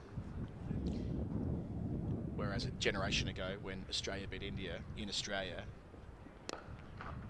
it was just accepted as the norm. So when India won, rarely as they did, won test matches in Australia, that was an outlier because their fast bowling group was seldom good enough to threaten Australia in Australia. But now it's all turned on its head in the last 10 years or thereabouts, probably the last 7 years actually, where India's quicks have been a real threat, and Bumrah's right at the heart of that story. But yeah, no one's naive to the direction of travel in global cricket off the field. So there's an extra layer of satisfaction when Australia beat India, I reckon, for fans who get that. Cricket being carved, but a bit of pace taken off at backward point. It's actually a brilliant piece of fielding. So he took more than a bit of pace off it, didn't he? Yeah. And he's still face down on the turf. I wonder if that right hand is stinging. Yeah, Nick Gubbins in there at backward point. Yeah, that was hit so hard, and it was on the half volley as well when it came to him. But for all of that, and the reason why that's more of a part of the conversation is that cricket is just pervasive in Australia. Like, the conversation continues to rattle around 12 months a year in ways that it doesn't really hear in the same way. So I think there's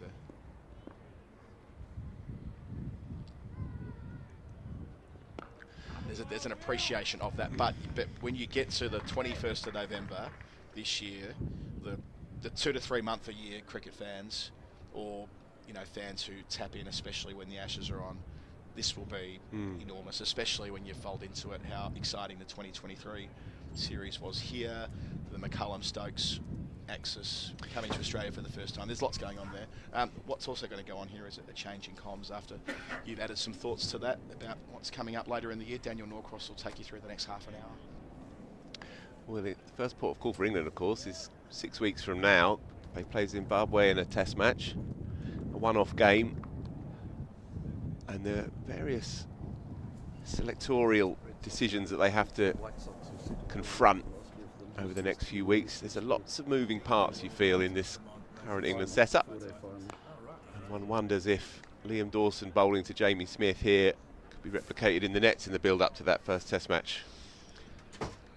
Many would claim it. Many would be happy to see it. No, good reason. Indeed. 33 runs coming from the first 15 overs today. This sounds like a really simplistic thing to say. Oh yeah. I'm going to say anyway. Jamie Smith just hits it so hard, doesn't he? He does. And they used to say that about Stokes. Even when he blocks it to mid-off, Yeah, it stings the hands. And Smith does that. Even when he's just standing tall and just playing a back foot punch up to mid-off to a good delivery, it's still stinging. There's a crispness to the way that he plays that really marks him out as something very unusual. Even amidst a stellar lineup such as this, there's just a way that he plays that just separates him.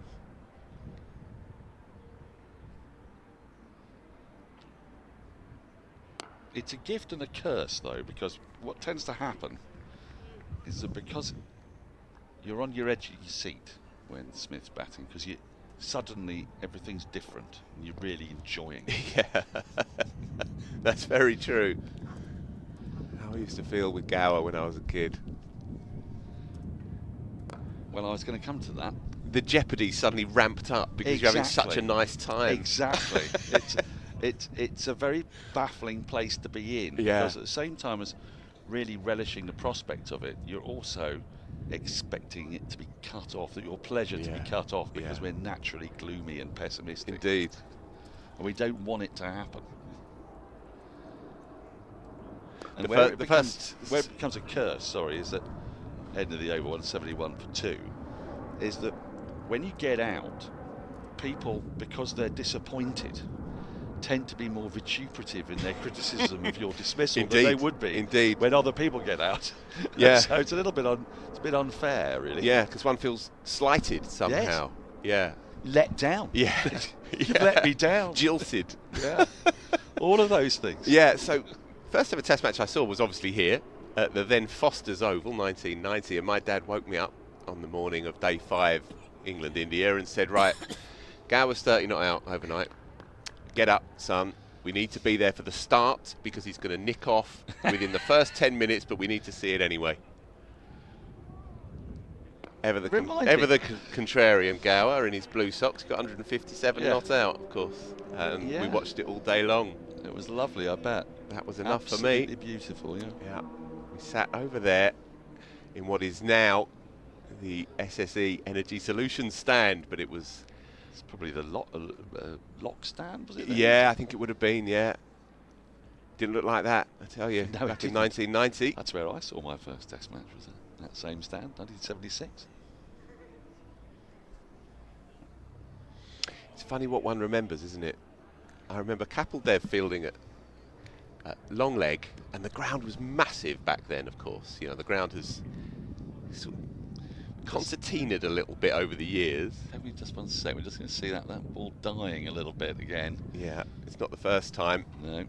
There's a few scuttling now. Sibley, though, his judgment has been immaculate again, and he just sets up on fourth stump, doesn't he? And so anything outside the right eye, he can leave alone. Sorry, let's get back to Kapildev.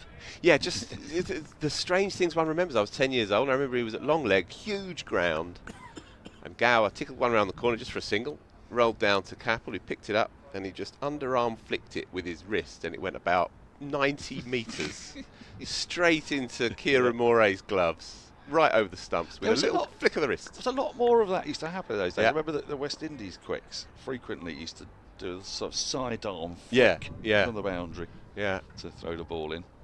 It's a very Michael Holding thing, that. There was almost like there was something slightly undignified about getting up and doing the full sort of javelin thrower business and going over the top. It was almost like just to prove the ease with which we can transport a ball 90 metres. I reckon there is a 10,000 worder for the Night Watchman magazine out there on the underarm flick of Keith Arthurton in the covers during the pomp of that West Indies side. They all used to do it, the little underarm flick. Yeah. Magnificent work. I used to love watching it. Tuppence a word. Yeah, naturally. A bit of fielding that covers that. Denies Sibley any runs. When I walked in, I was chuckling somewhat because I was looking over the shoulder of Andrew Sampson, seeing another live stream running, and the names of the teams. Let me guess, South tickled African me. domestic cricket? Yes. Yeah, that was yesterday as well. They're brilliantly named. Go on. Well, I can't remember them now. I was waiting for you to name them. No, I was going to get you to do it because I think it should be done in a South African voice, Andrew. Good, yeah. Name those teams for me.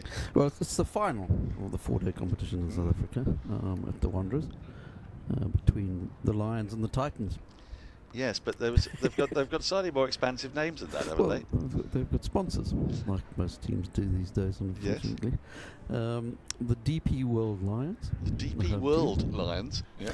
And the Momentum Multiply Titans. Those are sponsors' names. Momentum Multiply Titans till I die. Till I die, absolutely. Well, they'll be named something else in 2 years' time, and there's a different sponsor, no doubt. I mean, Momentum Multiply, I'm sorry. That's just taking words and mashing them together, isn't it? Daniel, one does what one must in this game. Just a little note on Liam Dawson's figures here. You know, he's bowled 13 overs, none for 22, not a single maiden. Yeah, similar economy rates first innings as well. Just unhittable, really. Well, it tells you that, whether he's unhittable or whether Surrey are sitting in here, getting to a point where they feel they can be dominant and come after Dawson, but not yet. But there's no boundaries in there, are there? If you're pulling 13 overs and no maidens and gone for 23, it's just singles, and he's got a short boundary on the offside he's having to defend. When you consider that in theory he's turning the ball away from the right-hander. Yes, he's bowling pretty well. He is. See no boundaries to that shorter boundary away to the left as you're watching on the screen. That's it. He's just ramrod straight, really. And in the first innings, him and Sibley had a really good set two across the afternoon. And Sibley finally, and it was almost like a sudden decision. Yes. Halfway through the delivery, as the ball was about to drop on him, he thought, I'm going for this. I'm going for this. And he popped him just over the rope at mid-wicket, and it came out of nowhere. But it was the only shot in anger that anyone played against him. He bowled 14 overs, took 2 for 23 with 4 maidens in it. And as I say, one of them was hit for 6 by Sibley, but that was the only shot anybody played against him. Now, it wasn't an entirely convincing shot either, and it only just looped over. So I wonder, it's a good question, are they milking him with ease, or are they respecting the fact that if they were to go too hard at him, then the inevitable would happen? Certainly Hampshire do not mind. The longer this game drifts, the better for them. If they can keep a degree of control, then they're eating more time out of the game. That's exactly right. Only 37 runs scored so far today in 18 overs, so going at 2 and over. Little bit quicker than Hampshire were yesterday in the corresponding session, but not a great deal quicker. And albeit Surrey start in a more advantageous position, Hampshire being behind going into yesterday, starting their first innings, whereas Surrey have that lead of 207. But what they want to do, because I think they quite rightly acknowledge that Hampshire are going to be one of the main challengers for the title. It would be presumptuous enough to say that they'll be challenging Surrey for the title. Time will tell who's challenging for it, but Hampshire, you'd imagine, will be up there. Yeah. So you want to close the door. When you got in this situation, you want to close the door, but in closing that door, obviously you'd like to do that firmly and quickly. Sometimes you have to just sort of pull it gently too. And at the moment, that's what they're doing. Well, there's a little bit of resistance on that door. Indeed. Of course, Surrey do have is some explosivity in the middle order. It's reminding me slightly of the door I once saw Henry Blofeld trying to keep open for 2 passing young women. Did he manage it? Well, the door was a very heavy door, and it slightly moved him towards the door jam. Well, I'm sure they appreciated the sentiment. They did. They were moderately baffled, but Yeah. they did appreciate the sentiment. Yes. It's in a hotel in Birmingham in 2016. It's never to be forgotten by me. It was a wonderful image. Yeah. Now, Brad Wheel swapped ends. How many overs has he bowled today? He's in his 17th. Carl Abbott bowled a very long spell, picked up the 1 wicket to full, strangling Pope down the leg side. Good diving catch by Ben Brown. Yeah, the problem they have is that Brett Hampton, while he batted usefully yesterday, and he's very, very good, number 8 with an excellent record, and he will affect some games for Hampshire this year, but he's not really been there for them as a working third seamer. Ooh, just nibbles. Yeah. That does Sibley. Goes through low again to the keeper. It's a softer, older ball now. Just take a look at this. We haven't seen any, as I mentioned yesterday, stay low off the straight, so to speak, come back in, cause problems in that way. But we're just generally trying to read the runes of this early season pitch. Your early season pitches are often at their very best. Lee Fortis is a fine groundsman, and his staff will have put together beautiful surfaces that in April will be at their most pristine, with none of the irritations of cricketers walking all over that square. Definitely, though, discernible low bounce more and more as this game went on. Do you think if you were a groundsman, you would just wince every time you saw somebody sort of diving at extra cover? Because if you look at where we're looking at now, the bowling coming from the pavilion end, if the fielder dives to his right, he's diving on the really pristine pitch. It's probably the test match pitch It's around the test there. match pitch, exactly, yeah. So, oh, get off that.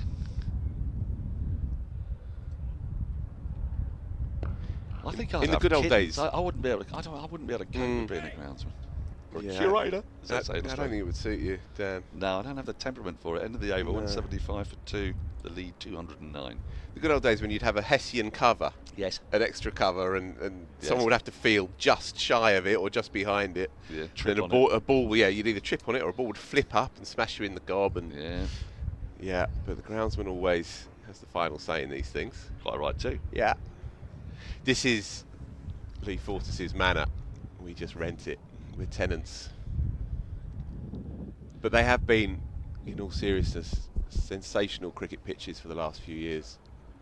We get so many results, but good results. Yeah, going, proper going games. late. Proper Yeah, games. Not sort of, lotteries. No, this is it. And so, reasons to be not entirely despondent for Hampshire is I don't think the pitch will break up much more. I think the uneven bounce has, as you say, been generally outside off stump, and if you're mindful, then you can be alert to it. It's not going to crumble.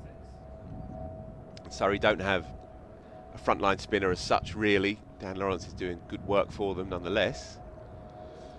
What might happen is that pitches start with a bit more moisture in than we saw on the first day. You could see darker patches from where the bowlers run-ups and throughs. That balls landing on that slightly softer surface on the first day might make little indentations. Yeah, true. And then over the course of the next 3 days, with the sun being out yesterday and the day before, and it's dry again today, they might just harden a little bit. You might just get these tiny little bits of indentation in the pitch, which if you hit those, could create a little variability.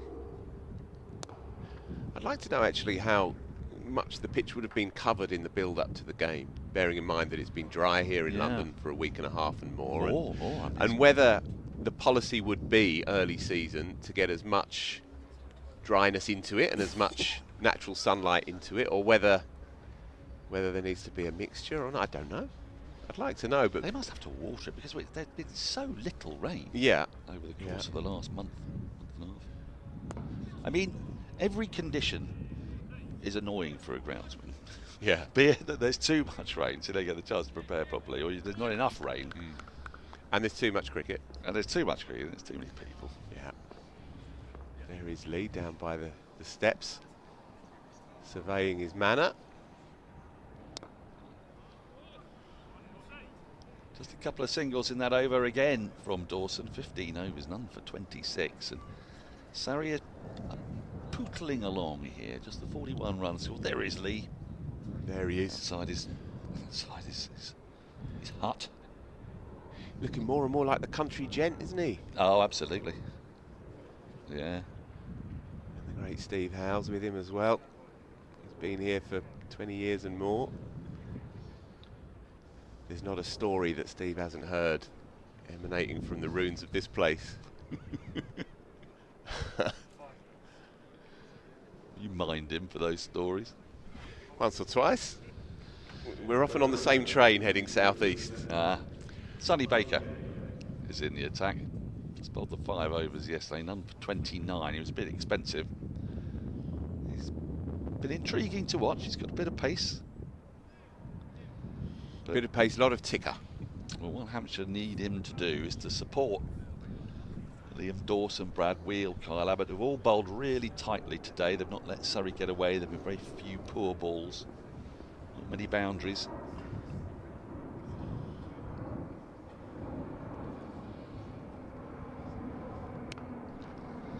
And there is a little bit of width first up. Yeah, I was impressed with him in his first spell on day one, because we'd heard a lot about him. He'd done some interesting things in the first week against Yorkshire, and obviously had this notable winter with England Lions. But I thought he bowled with control as well as incision in that first spell. He bowled 5 overs, no wicket for 8. But he inconvenienced Dom Sibley in a couple of those overs in particular, and bowled with accuracy. Width again, that's crashed away by Smith. That'll be 4. He did tire though as that innings went on, and it was notable that in his second and third spells he wasn't quite as effective. And while the heart is definitely there and the spirit, no doubt, and that is part of the battle as a young quick, he needs to find that radar again, because at that kind of pace, with that kind of trajectory, and obviously a lack of experience at this level, he can come onto the bat very, very tidily indeed. Especially against that kind of a batter as well. Yeah, and again, just hits it so hard, Daniel. It really does. Very long boundary. Got to it really quite quickly. Yeah.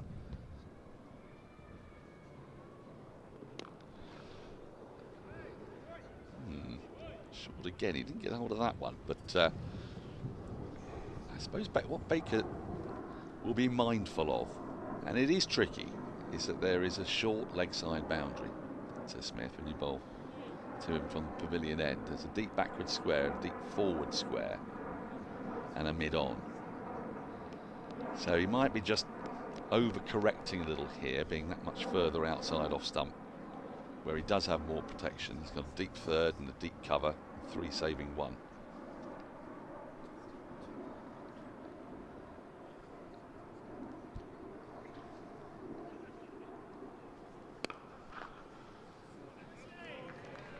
A bit of fielding in the covers there, prevents a run.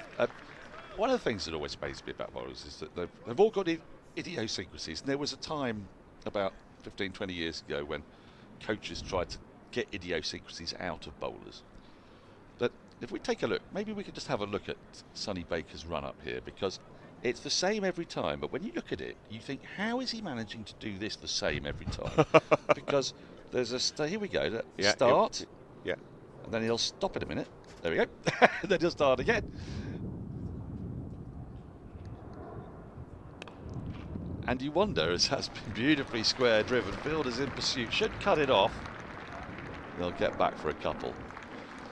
You sort of think the first part of that approach is entirely unnecessary, because he comes in with a little bit of a skip and then stops and starts all over again. So you might think, why does he not start normally? But you know, from the second point on. But that's not the way bowlers work, is it? No, no. And you can't take that out of someone. There's no point in trying to remove this little first fidget, because that's what it is. We'll see it again. He'll do it exactly the same again. Step it up, and then start to walk, and then here we go.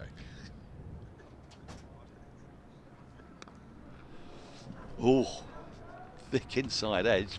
Bit of good fortune for Smith here. It has been cut off. So I think Smith has decided he's taking a bit of a liking to the bowling, which is where we get into the danger zone. Phil, it's time for you to take a break. Sorry, 186 for 2. They've had 21 overs this morning, added precisely 50 runs. Katya Witney is with us on Palm Sunday. Palm Sunday? Apparently. I used to know what that was. Yes, I know what you mean. Yeah, we've all had our education drummed out of us by years of cynicism and nihilism. Katya, it's happened to you sooner than I expected.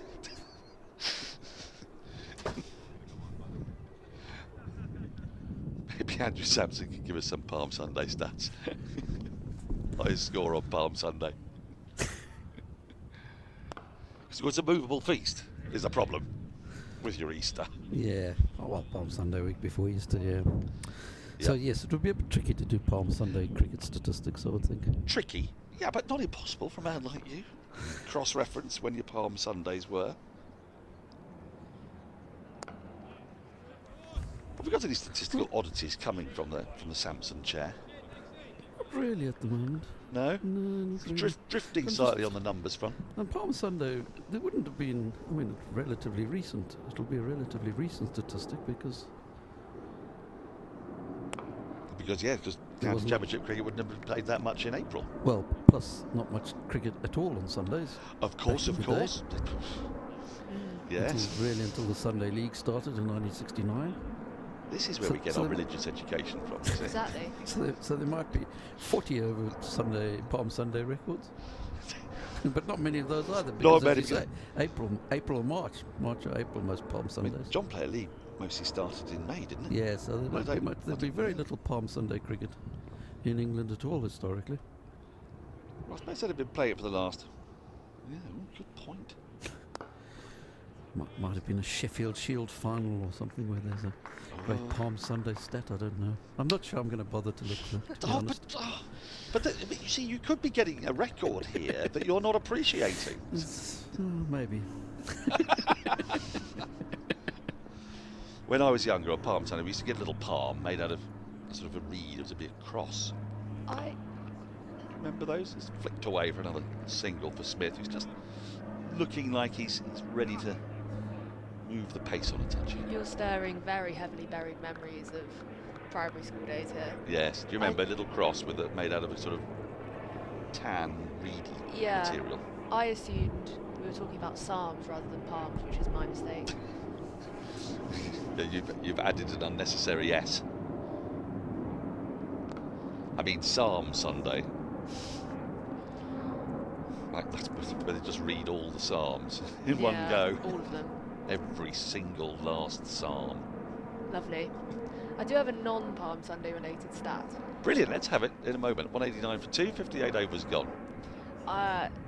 With a pinch of salt, if I don't remember what Palm Sunday is, my primary school math skills are not very good either, but I worked out that I think Dom Sibley has now been batting for 75% of Surrey's season. Oh, sorry, Dom Sibley has been in the middle or out on the field for 75% of Surrey's season so far. Wow. If he keeps that up, he'll be a very tired man by the end of this summer. Yeah, so for all 1.5 matches, and 25% of the time, I think he's not been on the field. So he's been on it for all of this one. Yeah. And he batted a very long time in the second innings. He did. So Chelmsford. the first innings, when he faced only 9 balls and was out. That was when he got his feet up. Yeah, out in the 4th over of the day. That's when he got his feet up. But since then, it's been pretty much non-stop. Was he not out last week in the second innings? I can tell you, no. He was out near the end, was he? He was out. Yeah, he was out. That's right. But he batted for most of that innings, didn't he? He did. He batted for 75 overs of that innings, which was 97 overs in total. Katya, I love you. I love the fact that, Thank you. that what you were thinking last night was, I wonder what percentage. That's the kind of mind we want more of. Exactly. Yeah, you approve, don't you? Thoroughly approve. I think it was more this morning when you've got to come up here and talk about Dom Sibley again, and you're trying to think about what's changed since last time. Well, now it's at 75%.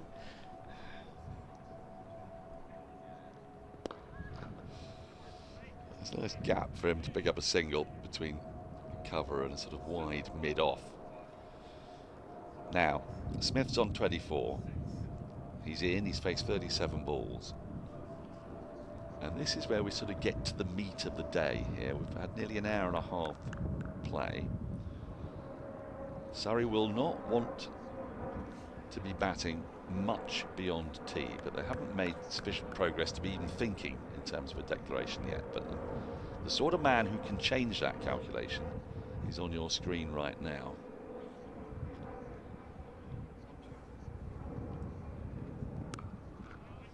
With Wheel and Abbott now out of the attack, albeit Dawson holding up one end.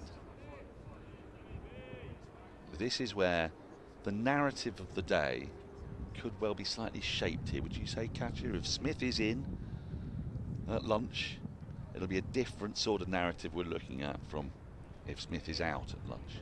Yeah, I think the first thing is making sure that Smith is still in at lunch and then pushing on. I don't see any need to push on currently, leading by 224. We were saying yesterday, anything over 250 and Hampshire will be struggling.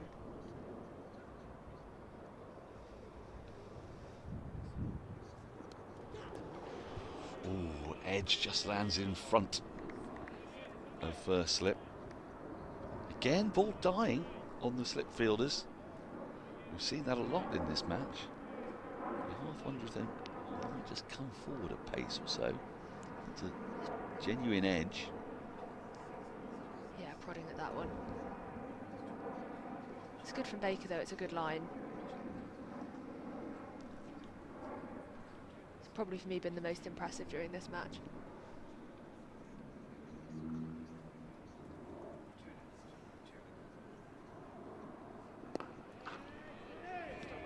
Solid in defence up to mid-on. 84 miles an hour. It's interesting, just keep your little eye on the speed gun with Sonny Baker. There's lots of excitement about his pace, and he won't be going in full tilt. Part of his job here is to contain and to support Liam Dawson and to arrest Surrey's progress. No, and there's not a ridiculous amount in the pitch. A couple of deliveries slowing down in the surface.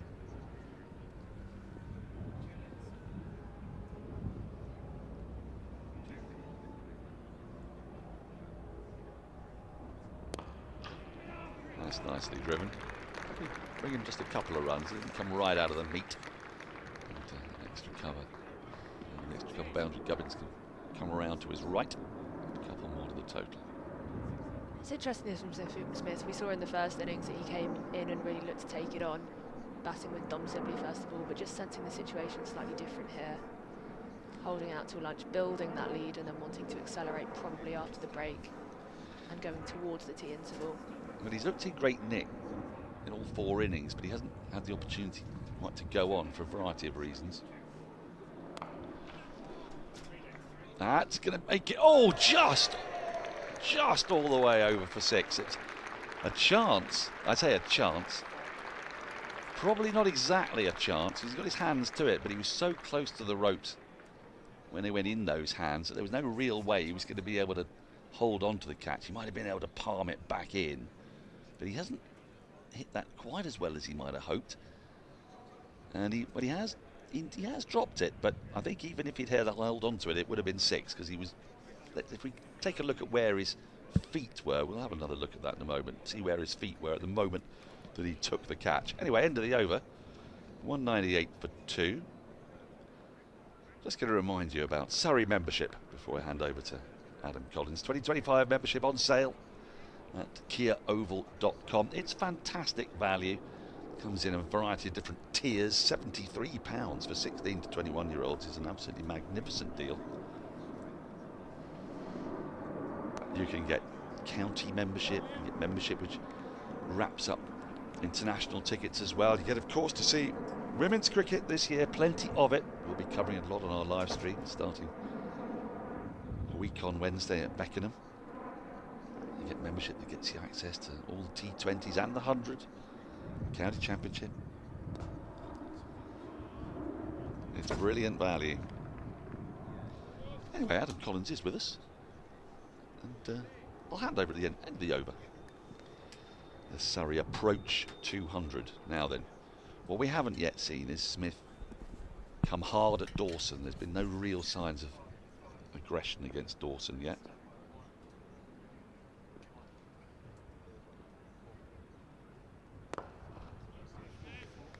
But after hitting that six of his previous ball, Katya, do you sense that he's just itching to get after the bowling now?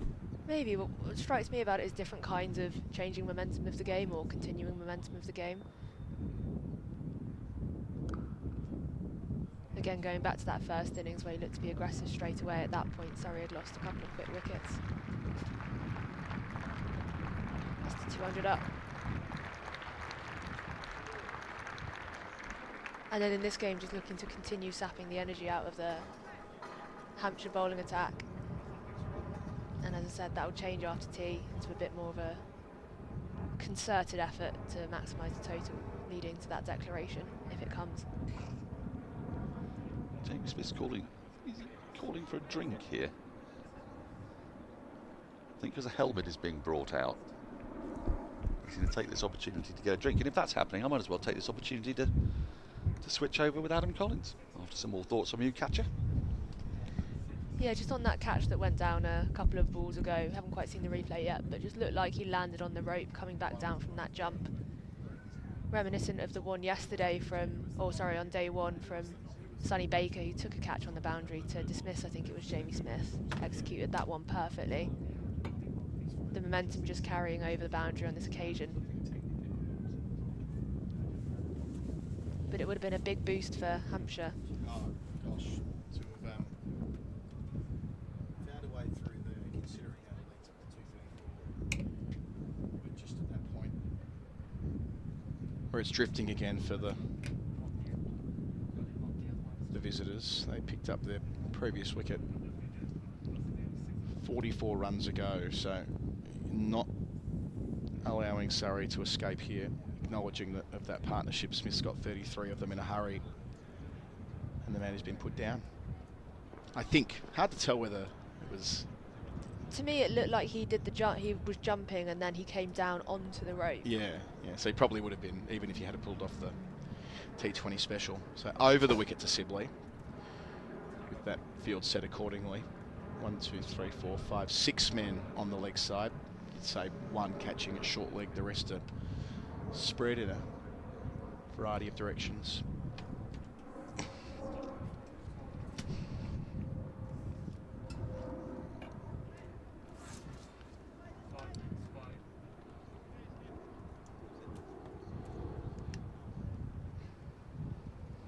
Adjusting the field there, Liam Dawson.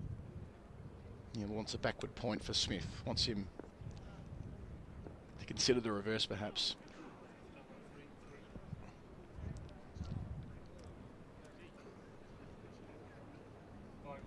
That'll complete the interrupted over. 201 for 2, leads 235. We've got 25 minutes until the long break here at the Oval on day 3. Nice morning. The church service has finished beneath us, so the music has stopped for the time being. From memory, Katya, we get another run, don't we, about 3 in the afternoon on a Sunday that the music starts again. Yeah, roughly. It's nice to hear it over the ground. It's a feature of Sunday county cricket. Get yourself down, watch Surrey bat for the time being and see if Hampshire can drag this back. It's gone from being, well, can they bowl Surrey out? Can they get 2 more wickets before lunch? And look, they may well do. It just feels a little bit more urgent now, doesn't it? This 45-run partnership, they haven't been able to go bang, bang. But if they were to at this point, well, they open up an interesting middle session. But the onus is on Sonny Baker, the young quick here. Pavilion end. Yeah, you feel like the onus is on them to force the issue of the declaration, so to force Surrey into being more aggressive. They know at the minute they can just grind it out for a bit, but if you open that end, get a couple of wickets before lunch, and then when Dan Lawrence and the bowling all-rounders come in after lunch, just want to force the issue slightly rather than let the game drift, as it were.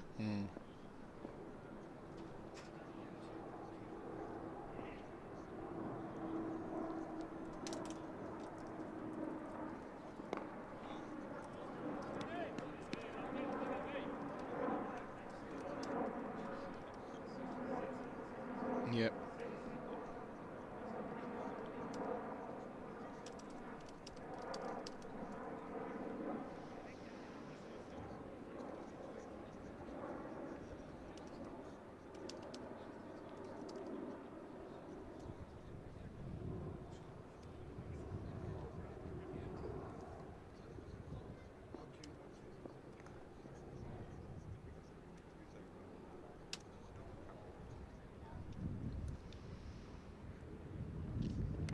Off the hip.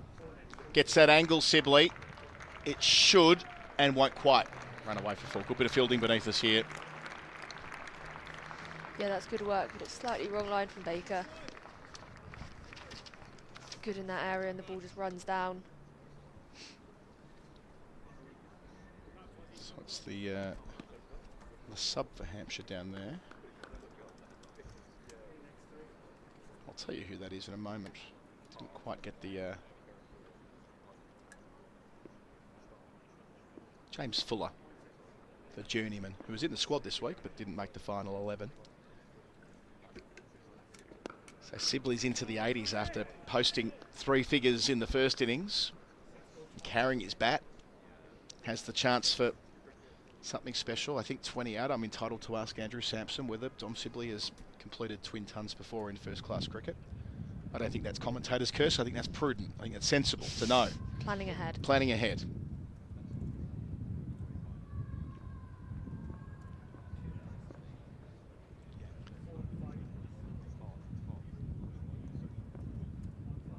Wind blowing from the offside to the leg side for Baker. Pavilion end.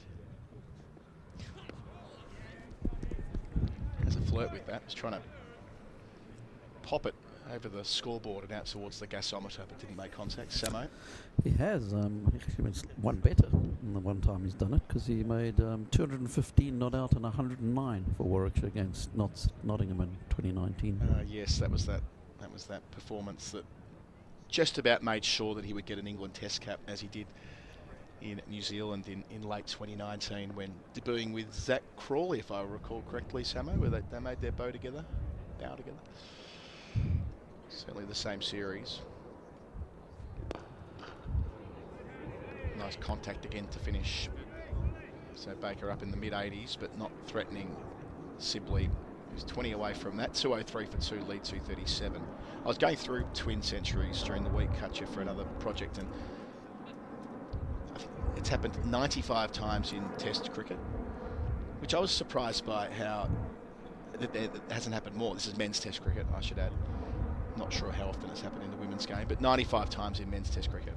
So that's roughly double the frequency of triple hundreds and hat-tricks. And to me, I feel like twin hundreds happen so much more than those two. But when you consider we're up to, 2,500 Test matches played, something like that, yep. It is quite unusual. There have been 3 players have done it 3 times. Gavaskar, Warner, Ponting. There are about 9 who've done it twice, including one Zimbabwean. Samo, who's that? Don't look. Don't check your notes. Dawson's new over begins. The one Zimbabwean to complete twin tons twice. And presumably it's not Andy Flower, because he's the obvious one. I'm pretty sure he did it at least once. He did in India in 2001. But it's double 100 and 100. Double 100 and 100 over there. He averaged 270 in that series. I'm not interested. I'm not interested in that, though. I'm not so interested in that. Presumably not him. It's not Andy Flower. You get one more. You get one guess. Short, straight catching mid-wicket on the edge of the strip for Dawson to Sibley. Just a sniff to too short, able to work it out to point. Gee, running it. This is good, isn't it? Got him. Got him here. First time I've seen you. We've got him here. Might have me. I'm inclining to think it's someone recent. You got one more ball. Otherwise, you're out. Catcher and I win. Oh, nearly slid down the leg side. That would have been interesting on the basis that it would have given Brown potentially a look at a stumping, but did get it fine enough for 1. 205 for 2. Okay, I was probably wrong, but I'm going to go Sean Williams. Not Sean Williams. Contemporary of Sean, but Brendan Taylor got twin Brendan hundreds Taylor, twice. Of course, yeah. He's the name that jumps out off the page. He's the one I'm like, oh, that's interesting. Yeah. Brendan Taylor Yeah, did it exactly. twice. There you Yeah. go. All the others are names that you'd be well familiar with. Yeah. There's a sorry, Katya. On the women's cricket point, I'm pretty sure that no one's done it in women's Test cricket, and I'm pretty sure only 3, maybe 1, 2 people have done it in women's first class cricket, because there was a player the other day.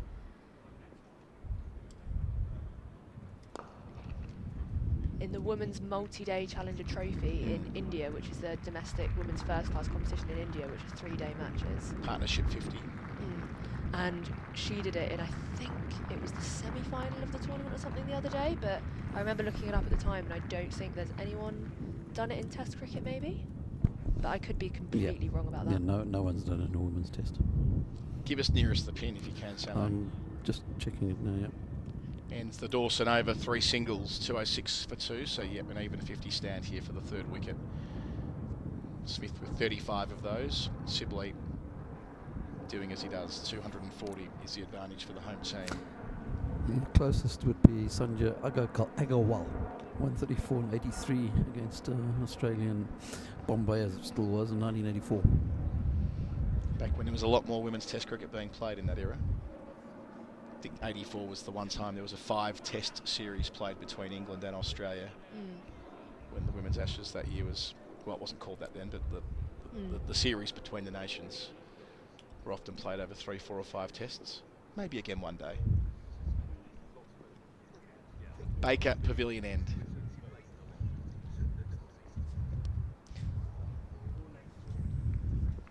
Off the thigh pad, I fancy. We'll wait for the signal from umpire Lloyd. Is a leg by.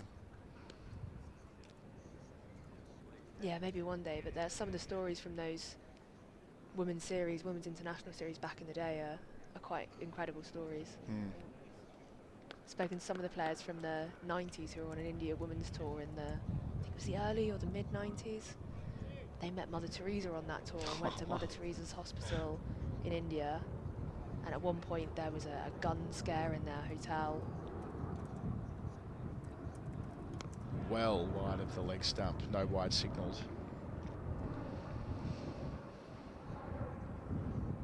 So that was a 90s England tour. I think so. I think it was 95 around that time. There was also one match in that series where they had to be escorted out of the ground because there were so many people that turned up, because there was this fascination with women's cricket that they started pelting them with rocks on the field. God.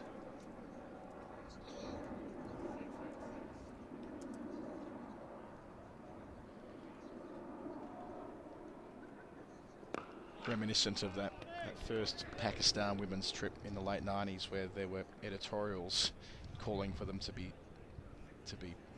dealt with via, heinous punishments being suggested from extreme elements. The rock thing wasn't a punishment. It was just, I think it was just an overexcitement. Oh, right. Okay. From what I remember. Get that shot back of the previous ball in a moment.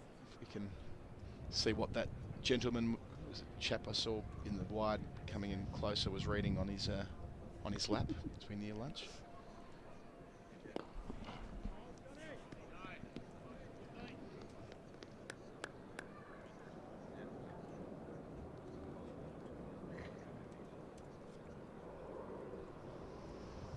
First point about twin hundreds, there's a beautiful bar in Jamaica at deep mid-wicket at Sabina Park. Here it is. Don't fear the Philo Recipe Club. Philo So pastry. this is a Philo, sorry. Oh, wow. This is a Sunday magazine type effort. It is a Sunday magazine effort. That's the sort of thing, like, from time to time, if I get one, I'll rip out a couple of pages and we should do this at home, we should cook this, and never do. Just sits on the bench for 6 months. That's a Smith special. How often have we seen that over the last couple of years? Rocks back in the crease and flourishes through mid-wicket. Short boundary, 4 runs, lead 246. Yeah, that shot's really just a slap. Very effective. Very easy on the eye, fluid. It is, you are not fast enough to bother me, young man.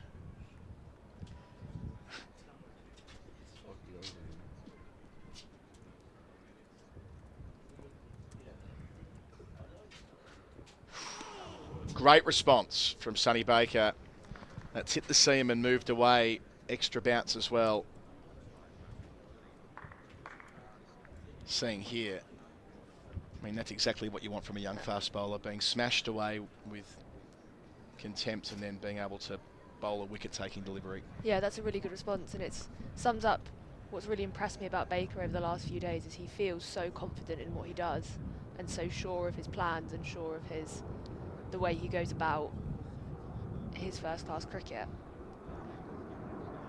And yeah, he lost his line and bowled and that ball to Jamie Smith the ball before. But coming back like that, it shows quite a maturity for a player who's played such little red ball cricket today.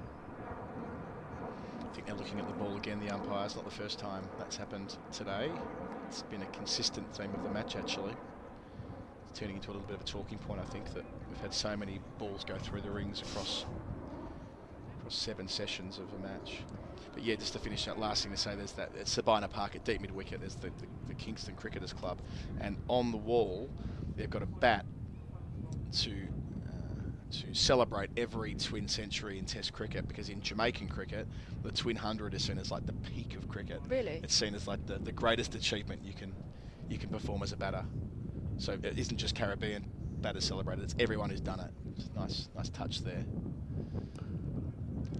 Do they do the same for like 10fers, so double fifers in? I don't think they do. I think it's just the batting thing. Just a batter's game then? Yeah. Test cricket's returning to Jamaica this year in July. It might be day-night Test cricket we're hearing with those floodlights for the West Indies-Australia series. Whether they're ready in time, not quite sure, but good to see Jamaica, which is ground has hosted Test cricket for nearly a century, back in the frame again. A day-night Test in Jamaica would be fun. Yeah, it will be. Day at the beach then come into the Test in the evening. Yeah, it tends not to be when you're in Jamaica. It tends to be you kind of stay more centrally in Kingston. Okay. It's more up north where you get to experience that part of the...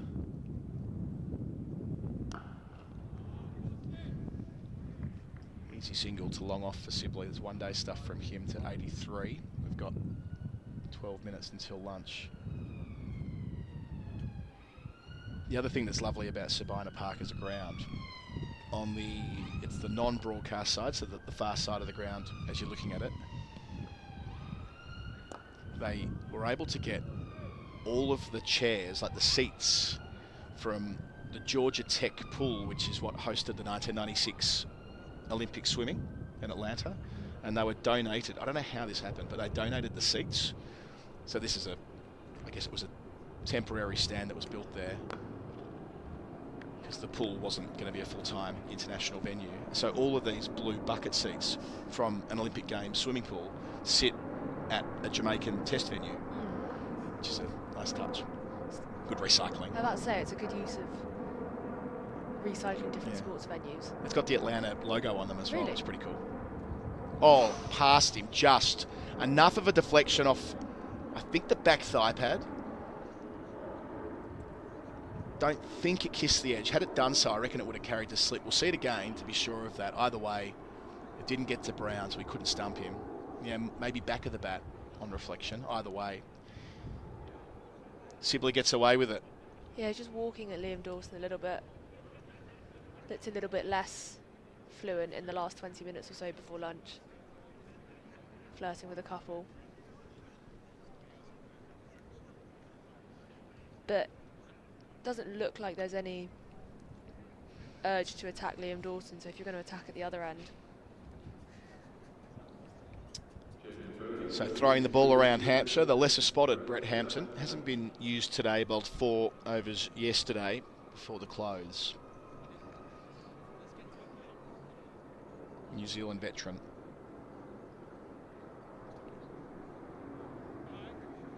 Yeah, he was good fun with the bat yesterday for the little bit he was in at the start of his innings.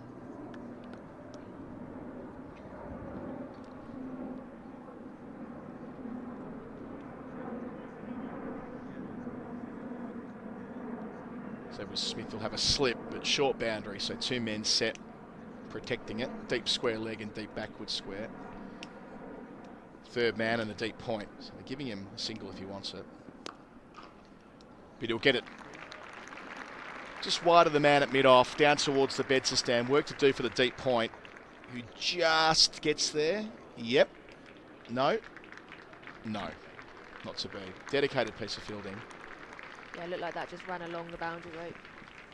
Split second, couldn't get there. So a boundary to start for Smith. And not a good delivery to start the spell. Short, very short and very wide. And sat up for Smith to do as he pleased with it. Yeah, and plenty of time for Smith to just reach out there. Yeah, just dribble back into the boundary rope.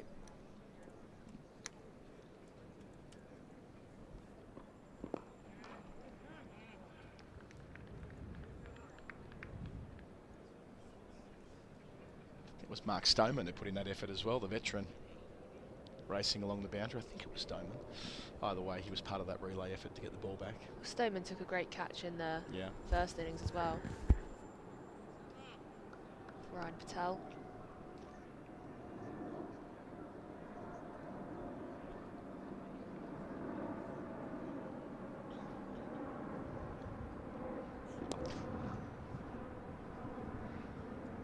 Doesn't middle that. It's not gone where he wanted it to, but still gets one to the short rope where Baker's patrolling.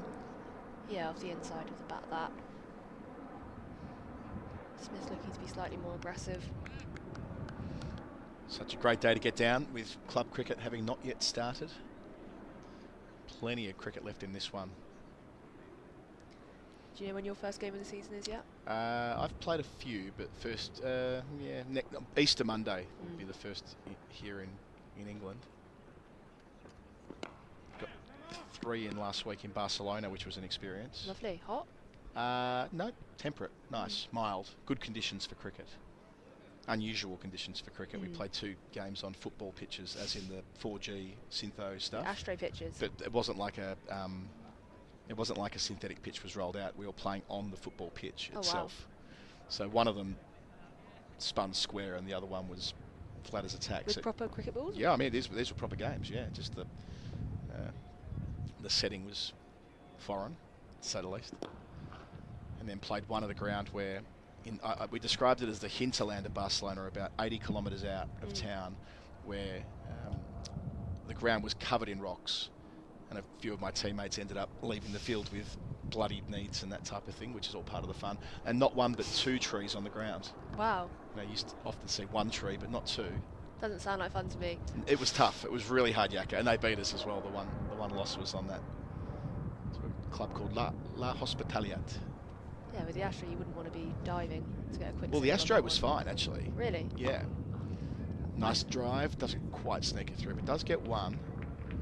So 6 from the over, 220 for 2, lead at 254. There'll be 2 more overs before lunch. Yeah, interestingly, the 4G outfield, it's used quite a bit in European cricket because oftentimes they'll borrow with a baseball pitch. So move to a different part of the magazine here. That's a varied magazine. Yeah. From phyllo pastry to Passover. We must be near Passover at the moment, mustn't we? It's usually this time of year. Potentially. But the sliding on the 4G, played a couple of games last year on it in Europe. That's actually not too bad. But what you do get, the biggest hazard, as I've learnt the hard way, is when you slide on it, it's fine at the time, but your whites get this black stuff all over it. Really? And I don't know what it is exactly, but mine have been soaking for a week, and I've had 3 cracks at it with the nappy sand and the stain remover, and I don't think it's coming out. Harder than a grass stain. I need some new whites. Well bowled by Dawson, throwing it up. My memories of AstroTurf are playing hockey at school and coming back with scabs all over my legs.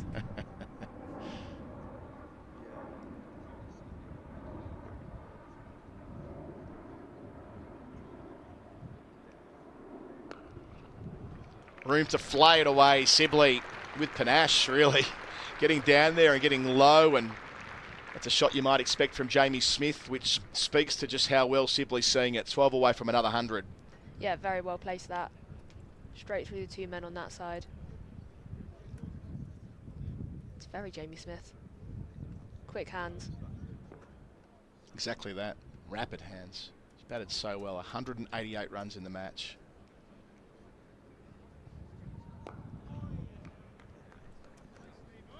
So, provided he isn't dismissed, he'll go to lunch, nearing another milestone.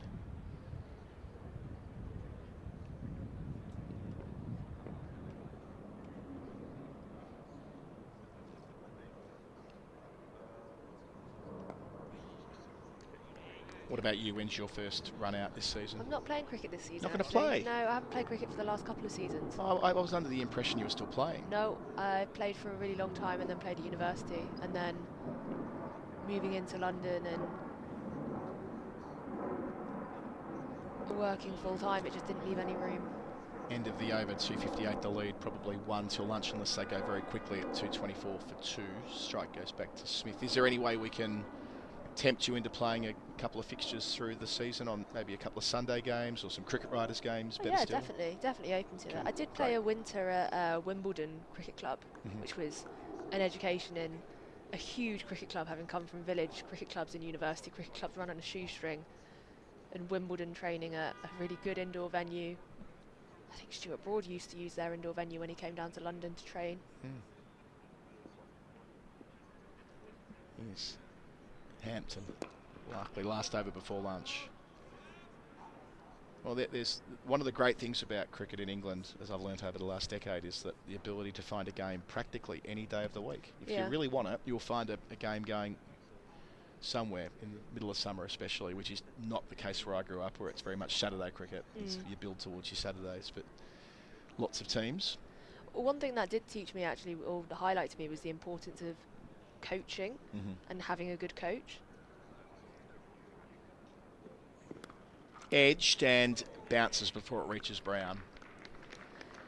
Because I think as an age group cricketer, you tend to be coached by a parent or parent of one of the other people you're playing with, and then at university it's normally one of the best players or one of the men's first 11 who comes in as a coach. And then within a week of going to Wimbledon, having never been a bowler, I was always a keeper, so I never bowled. I was asked to bowl, and I had this weird hop in my action, and within a week it was gone.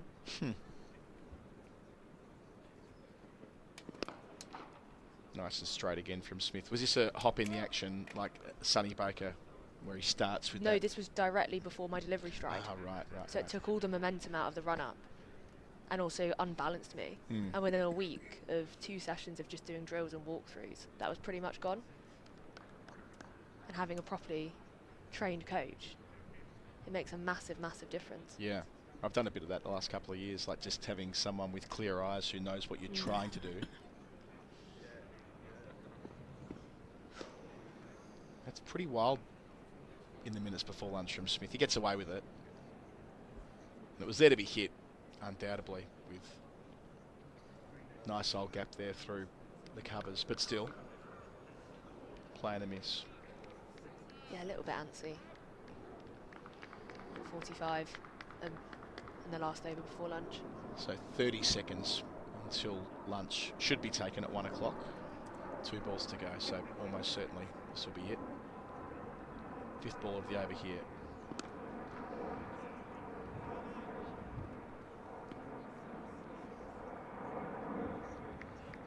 Well, let's make a point of playing some cricket together this season. Yeah.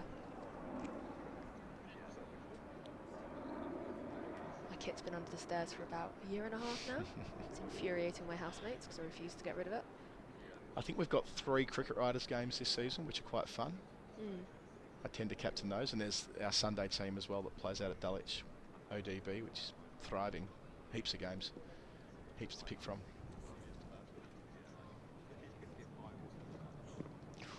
And a player to miss to finish the session as well. So interesting final over there from Hampton as they start to make their way back towards the beds to stand for lunch.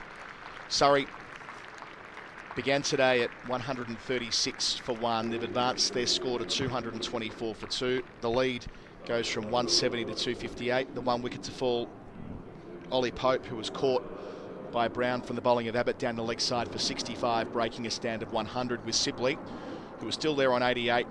And Jamie Smith with him on 45. This partnership advancing to 68. A quick thought from you, Katya, then we'll move to our lunchtime interview. Yep, decent session for Surrey in the end. besides that final over. They'll be looking to push towards a declaration after lunch, maybe have a few overs sighter and then push towards tea.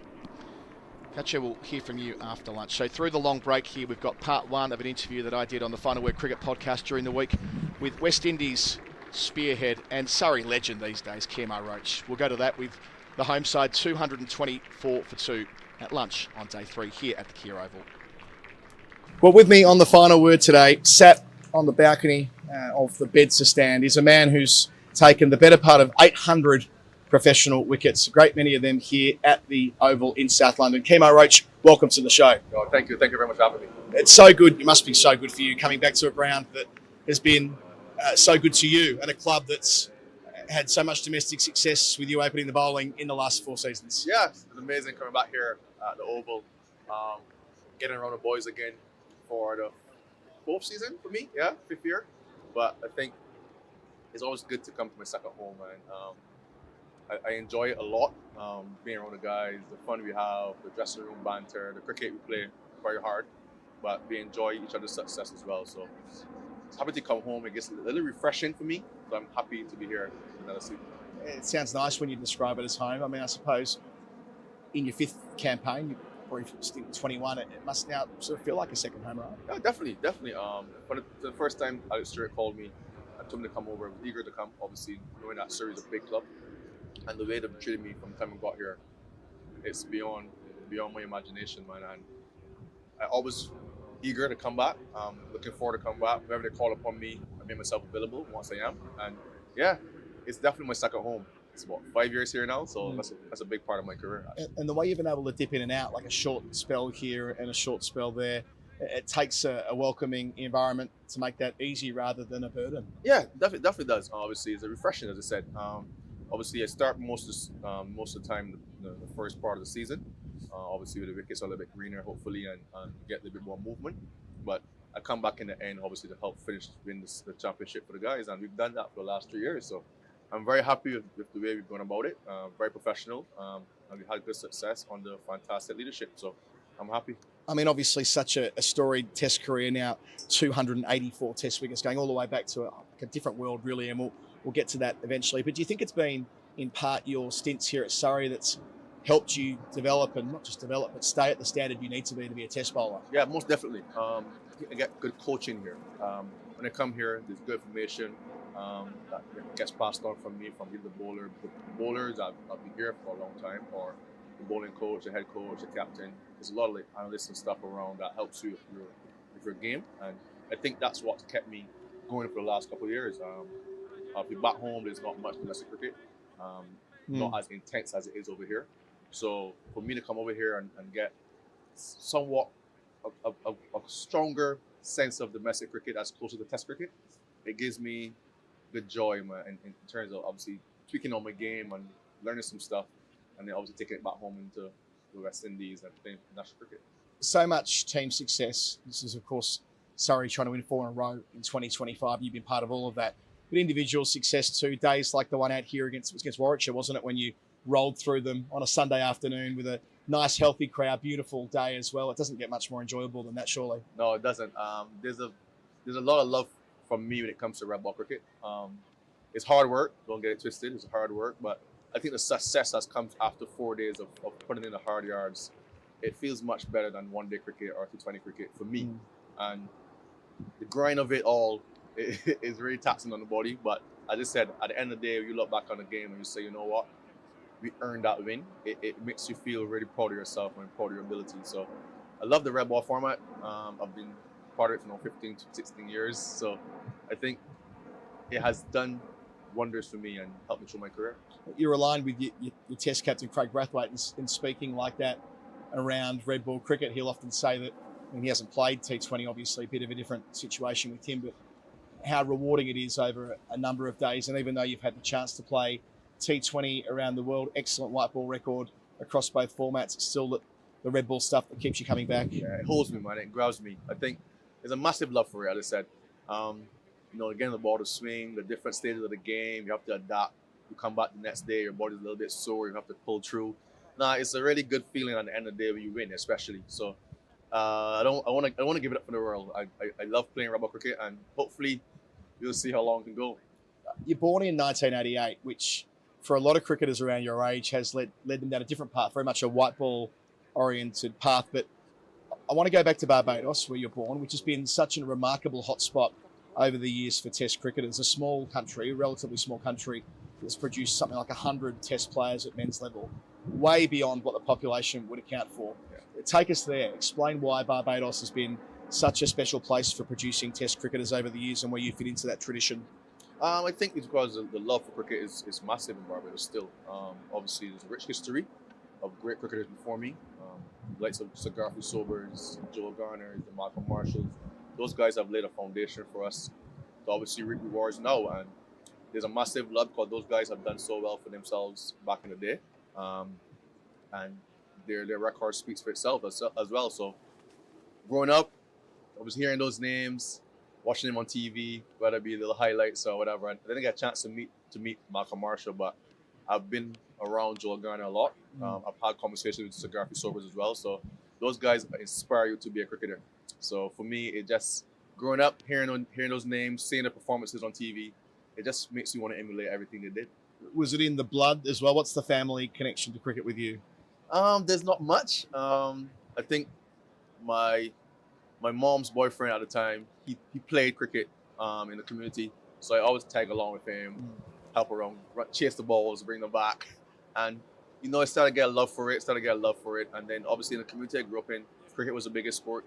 So I was around it most of the days when I was young. So it's been bled into me. So for me, it's just obviously trying to maximize on a little talent I have in cricket. And obviously it's taken me all over the world. I've done wonders for myself and I've had a pretty good career. So it's definitely a good choice, I would say, from my heydays. It really does stand out just how quickly it happened for you as a young bloke. I mean, you're playing Windies 19s, you're playing first-class cricket, debuting in 2008 as like a 19, 20-year-old, but then you vaulted into the Test squad when the Australians are there and a T20 international debut follows before you'd even played a T20 domestic game. I mean, that's a rapid rise to the top. I guess I was kind of a talented player from young. A lot of eyes are on me. I think I was born in pretty quick for a 17, 18-year-old. And obviously Barbados had a rich history of fast bowlers. So that obviously got the eyes and got people sparked and the love for me and the admiration for me came out. And obviously it was put into the fire from early. So I would say it was obviously surprising to get an early start like that, but I think it went well. I've carried on, played for Test cricket from an early age, I think 20, 21, and I've been playing ever since. So I would say it's a pretty good career, and I'm pretty happy and pretty proud of myself. It must have taken some real steel in your first game of its kind. As I said before, first professional T20 game. You're playing an Aussie team. It's a very unusual Aussie team when you look back at it. Luke Ronke's there, who went on to play for New Zealand. Sean Marsh, Shane Watson, who's perhaps Australia's greatest player in the format. David Hussey, Mike Hussey, Cam White, Ricky Ponting, who you go on to be a teammate of later, which we'll return to, Michael Clark, Brett Lee, Mitchell Johnson, James Hopes. I mean, it's a pretty strong Aussie team you're up against. There's always a strong Aussie team. They put up some fantastic cricketers, man. I think we won that game to the first 20 game in Barbados. I think we won that game, man. But I think it was obviously nerve-wracking as a youngster coming against those big names.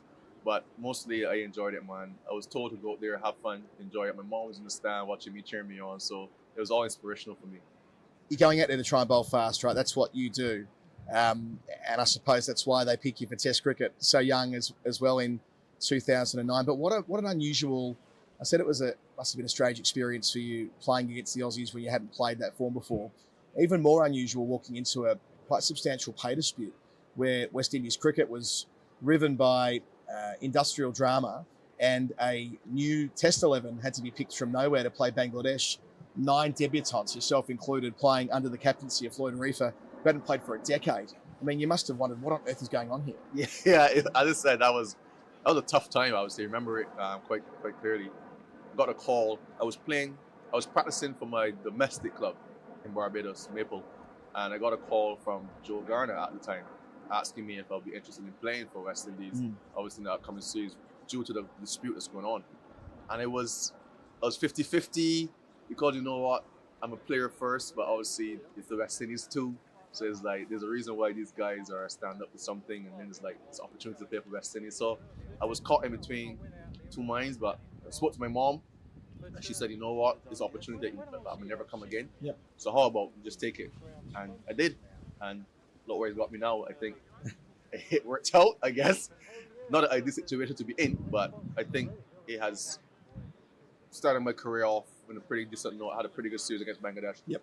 And I've carried on from there. So funny story, but you know what? You look back on it and you know it's a learning experience. Interesting you make that observation that you thought it might have maybe counted against you playing in that side. Were you ever down the track? Did it ever come back to bite you in any way? Or was there an acceptance that as a young guy, you were just doing the best you could? Yeah, I think that's what it was. I think the guys were like, you know what? He's a young guy.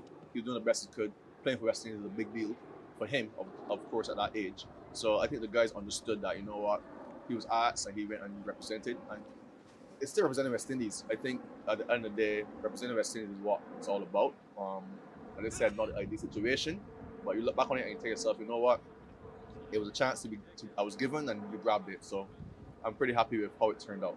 A 6-for in your second test match, a 5-for in one-day cricket early on as well. But to my thinking anyway, it was the 2009-10 tour of Australia where you really announced yourself as a guy who was bowling regularly above 150 kilometres an hour.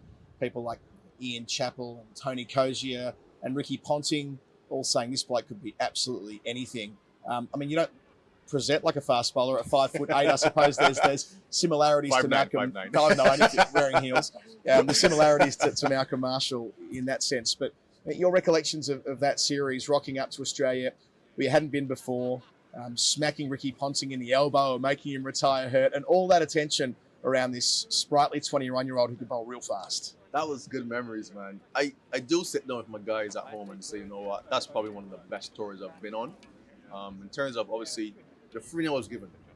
Chris Gayle was the captain. Obviously, that was right after the situation with the board as well. Yeah. So the team was coming back together, obviously with a point to prove. And, you know, I was given the opportunity to just be myself. First tour of Australia, which is always going to be a tough tour against a fantastic side.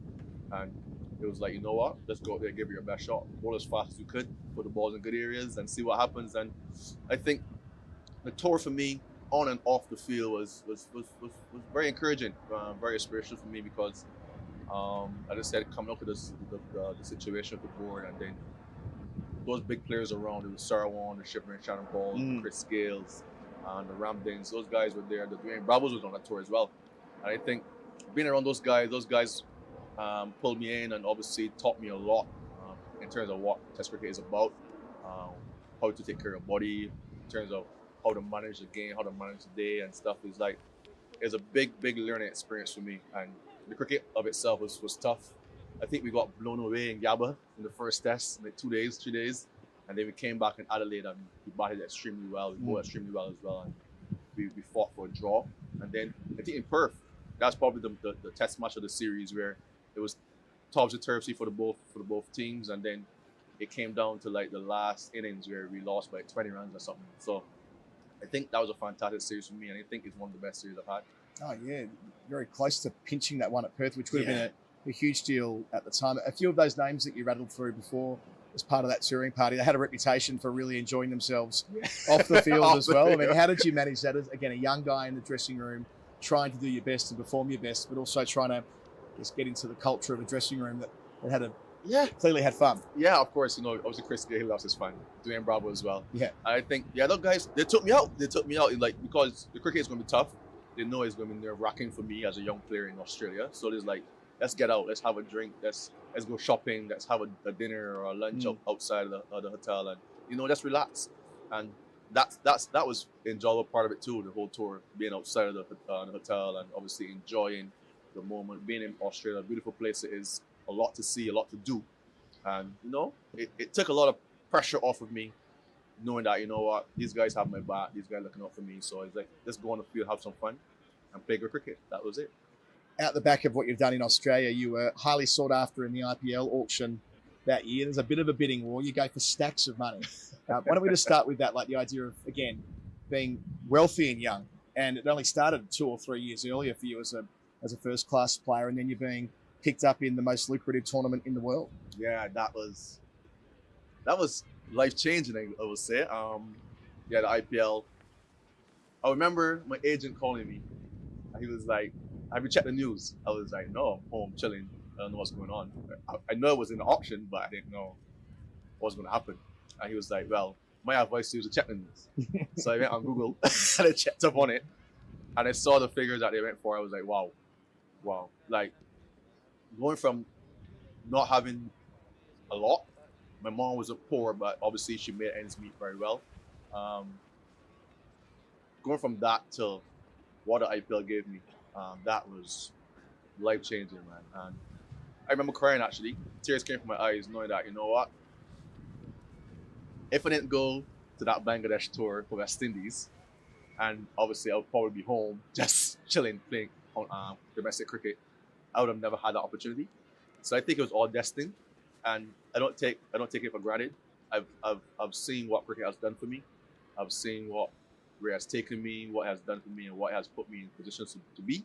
And I've always respected the game. I've always turned up, tried to be professional, and obviously lend a helping hand to others as well. So, because you never know, cricket is life changing, and it doesn't have to be academics anymore. Sport now can be a way to provide for your family, and I think you got to treat it as such. What an amazing phone call it must have been to your mum and to your family to say that, look, life's about to change. We're not just talking about making ends meet anymore, but we're able to put ourselves into a different type of situation going forward. Yeah, definitely. Yeah, she was extremely happy for me because she was kind of strict as well when I was younger, because she was all about me academically. Yep. You know, going to school, getting degrees or whatever, graduating and coming to college and stuff. But my coaches at my primary school and secondary school always thought I was going to be a good cricketer. So they kept talking to her. It's like, you know, academics is not all, sport can do it as well. And she didn't believe it until that phone call came through. And she was like, you know what? This is your destiny. This is where you're supposed to be. So it's like, give it your all and just put your best foot forward and be professional about it. And I've been doing that since. It's really interesting that your career begins in 2008, which is the first season of the original IPL, right? Yeah. And it continues to today. We know what the IPL constitutes these days for cricketers all over the world, but you've come out the other end of that pipeline. Of course, you've done very well in white ball cricket, but primarily a red ball bowler. I mean, there's that interesting contradiction there, right? That you could have easily gone the other way and specialised bowling 4-over spells and had a different journey. Yeah, I think it's not a bad idea. I think most guys do it now because it's easier on the body. You make a lot more money on a shorter space of time. You know what? It's business sense. It's actually business wise. But for me, I just said, red ball cricket is where I've grown up watching. I've watched Curtly Ambrose, Courtney Walsh, Malcolm Marshall, Joe Garner. I've seen Garfi Sobers in some video clips and stuff before. And the great West Indies team of the 70s and 80s. It's like, I want to be a part of that stellar cricket. You know, the 4 days of hard cricket, 5 days of hard cricket, and you just come up with a win. It's quite pleasing. So, of course, I would love to be a part of the IPL and 20 franchises, but I think my destiny is here, red ball cricket, and I'm going to put my best foot forward, man. Just give it all.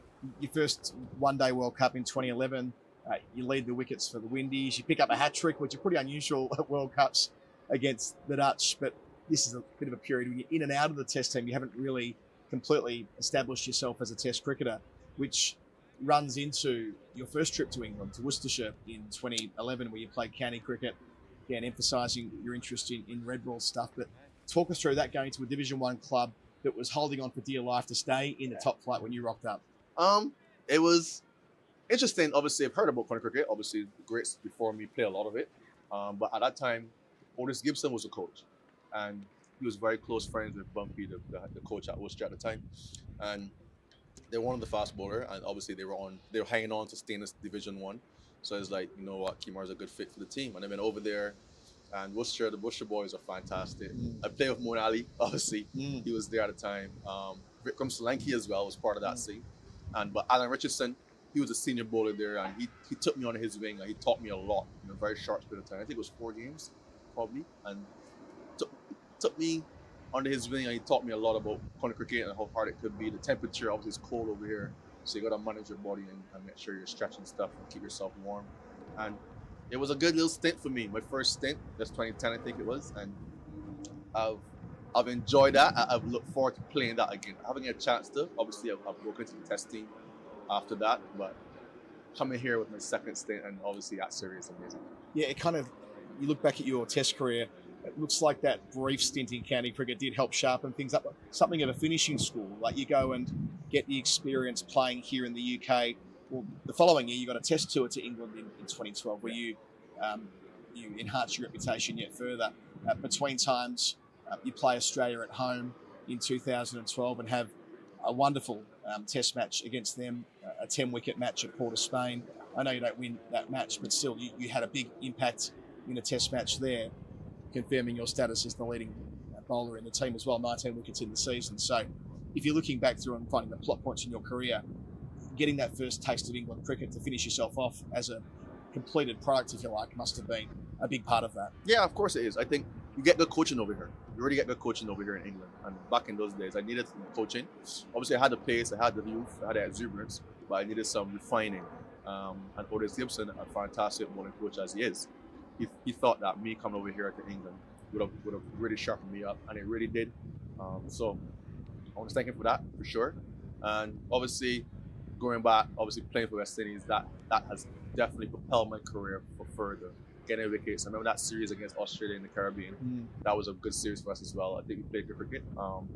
But it has propelled on for a couple of years, and injuries come into it, but you know what? You keep coming back, you keep fighting, and you keep pushing forward. I look back on that 2012 series over here with a lot of fondness when, there's a couple of bits, isn't there? There's you continually bombing Johnny Bairstow, and at the pace you were then, and we'll come to how you've evolved as a bowler, but when you are raw and you are young and you are scary, and Johnny was a developing cricketer at that point as well, that ended up being one of the major subplots of the series, and you're right in the thick of things. Yeah, of course. I think me and Johnny are good mates now, actually, from that series.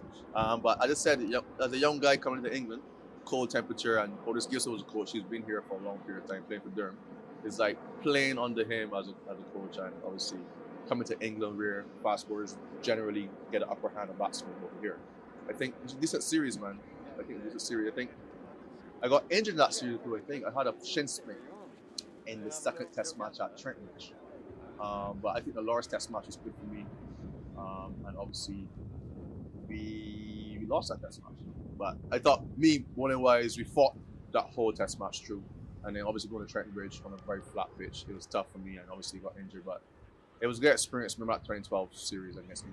I won't make you talk about the no balls that you bowled that picked up Alistair Cook a couple of times. That'll bring back bad memories.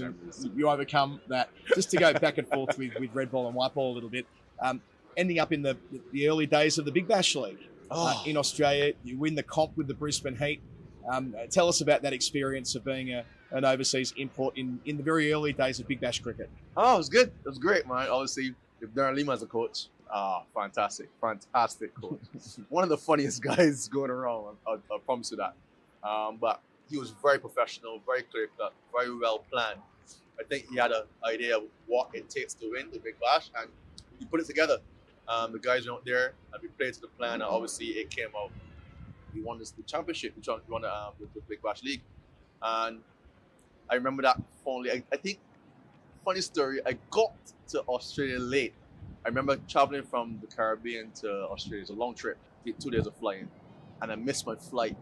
I missed my flight from Singapore to Australia, so I missed the game that I was supposed to be getting there for. But luckily for me, I got in for the second game, and it was Adelaide, and we went over there, and I think we won that first game as well. So.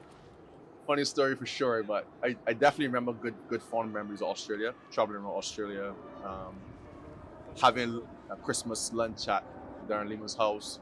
Great guy. He tells the story all the time about the Hennessy. It's a lie. I didn't drink all, but it has been a great experience, and I enjoyed thoroughly all of it. That sort of tells the story of modern cricket, doesn't it? That you've come over for a stint in the Big Bash League, and you end up having Christmas dinner with someone who's done so much around the cricketing world, and the experiences that you could get from him and learn from him, but share together too. Yeah, for sure. I just said, obviously, he knew that I'm pretty new to Australia. I had a series before that, but I think coming back to Australia is new. The Big Bash League is pretty new as well. And he was like, you know what, we're gonna help you out through this. And it was an experience, I would say. Winning it was definitely one of the hardest comps for me at the time. I think it was tougher than IPL. I didn't play much games in the IPL, but playing in Australia, in Big Bash. It was tough. The wickets were flat, and they're fantastic players over there. So, but to come out and win, obviously at Perth against a good side as well, I think it was good memories and a fantastic night out as well. But it was. Occasionally, Kemar, on the show, we ask our subjects questions, and I actually don't remember that. Yeah. I wonder whether you remember the next bit. It's come up on Jeff and my history show from time to time. It's when you were playing with the Antigua Hawksbills, the early days of the Caribbean Premier League. Yeah. And in 2013, you shared the field with the bloke whose arm you nearly whacked off in 2009, Ricky Ponting, when he was your import at the very, very end of his professional career. Yes. His last ever game was with you guys, Yes. the Antigua Hawksbills. And one of the great quirks of that scorecard, Ponting didn't bat. He was listed to come in at number 8, but Roach did bat. You were elevated above Ricky Ponting to bat number 6. Got a first ball duck. Do you remember it? What on earth was going on there? I don't have a clue. I think the captain sent me out. I think the captain was Martin Samuels at the time, and he sent me out to bat. And yeah, I don't have a clue what happened, but you know what? Good memories, and I can definitely take it to the grave that I batted before Ricky Ponting in the match. In his final game, not His least. final What a game. lovely quirk there. I mean, what was it like sharing the dressing room with Ricky, having played against him in a couple of series at the start of your international career, that there's this guy, Ricky Ponting, is one of your teammates? That must have been extraordinary. Yeah, obviously, after the series against in Australia, obviously we had our little tussle. I think came into the dressing room. He was very professional, as he always has been. He came in, he worked hard. His work ethic was always up, even at the latter stage of his career. I think he came in and he was very professional. He communicated well. He lent to advice. He lent to listening here as well, and I think he did a fantastic job in that CPL. So I would say it was obviously, I just said the tussle back in Australia was a little bit weird, but I think we got past that, and now we're mature adults. Now we've gone past that. We have some fun and just enjoy the cricket we play. It feels like your career can be in some respects separated from Kimar Roach, tearaway, scary dude, running in bowling 150 plus, to a craftsman. And I wonder how much that serious ankle injury in 2014 contributed to that. Decent time away from the game, of course, therefore away from the West Indies team. Did you make a concerted effort when coming back that you're going to do things slightly differently and become a guy who could really control the ball with the best of them rather than simply trying to bowl as quickly as possible? Yeah, I had to really find myself, obviously. It was actually the ankle, and it also broke my right shoulder, actually. Right. Yeah. While How'd you do that? While bowling. I just felt a snap one day. And it was actually a domestic semi-final at home. It's a 20 final. And I just felt a snap, and it came off. I just thought it was obviously a little muscle tear or something. And when I got a MRI, it was an X-ray. It was actually a broken bone. So I had to get surgery for that. And that definitely contributed to me losing pace. The doctor told me that I would never be 100% again, but I'll be able to bowl again, which is good news. So I had to really find myself, obviously, into the nets. And it was probably the 6 hardest months of my career, trying to, obviously, find a new identity.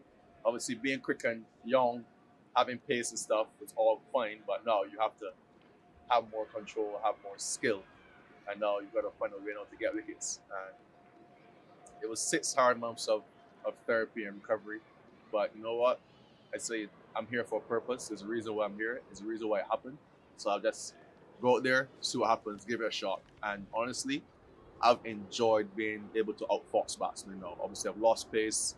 That's a given. But for me, I enjoy now being able to move the ball both ways and, outfoxing batsmen in all formats, all the red ball games I've played. So it's worked out. I'm happy, man. It's most certainly worked out. I mean, the numbers before and after the injury are more in favour of after, clearly. So Yeah. it's worked for you, but it doesn't happen immediately either. Feels to me like with Windies cricket, maybe we go there at this point. From about 2015-16 onwards, there's the sense of dread a little bit around it.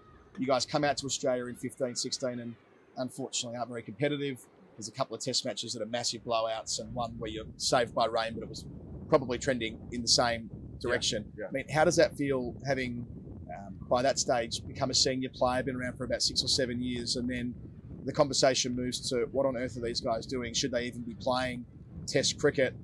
What's going on behind the scenes administratively? That must have been a really difficult period in Australia. Yeah. I think after that series I got dropped as well. I think Yeah. it was tough, man. It was tough for me. I wasn't carrying much form. I was carrying some niggles as well. And obviously, as a senior player, you got to be out there. You got to find a way to play and put yourself in the fight. And it didn't work out in my favor, but I have no regrets for it. I think I needed the rest at the time as well.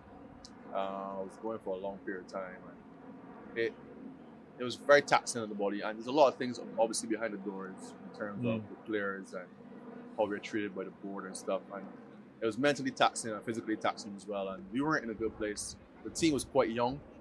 I know a couple of young guys in that team, and they were mentally distraught as well. So it's like, probably for me, it's time for me to take a little break. So probably the drop definitely came at the right time. And, you know, I went back home, work on myself, work on my game, get my mind fresh again, and came back. And I thought coming back was pretty good until now. What did you make at the time? And there have been other times as well when there's criticism along the lines of, like, these guys shouldn't be playing Test cricket. I mean, that whether there's administrative reasons for that and commercial reasons for that with respect to where people have specialised. Of course, a lot of your first choice players have decided to not be Test cricketers. It's clearly a problem. But having been someone who's made Test cricket a priority and then hearing that external noise, what goes through your mind in situations like that? Yeah, the negativity gets to you sometimes. There's too much of it. And we as a team, we knew that, you know what, we have talent, but we needed a push. And we weren't getting it from the board at the time. At the time, we weren't getting any infrastructure.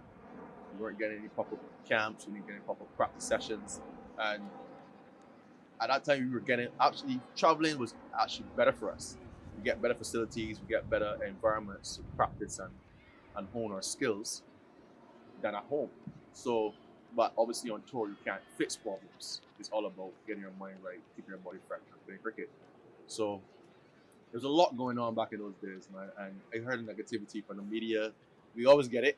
We always get it because obviously the West Indies team before was so strong, winning for so many years.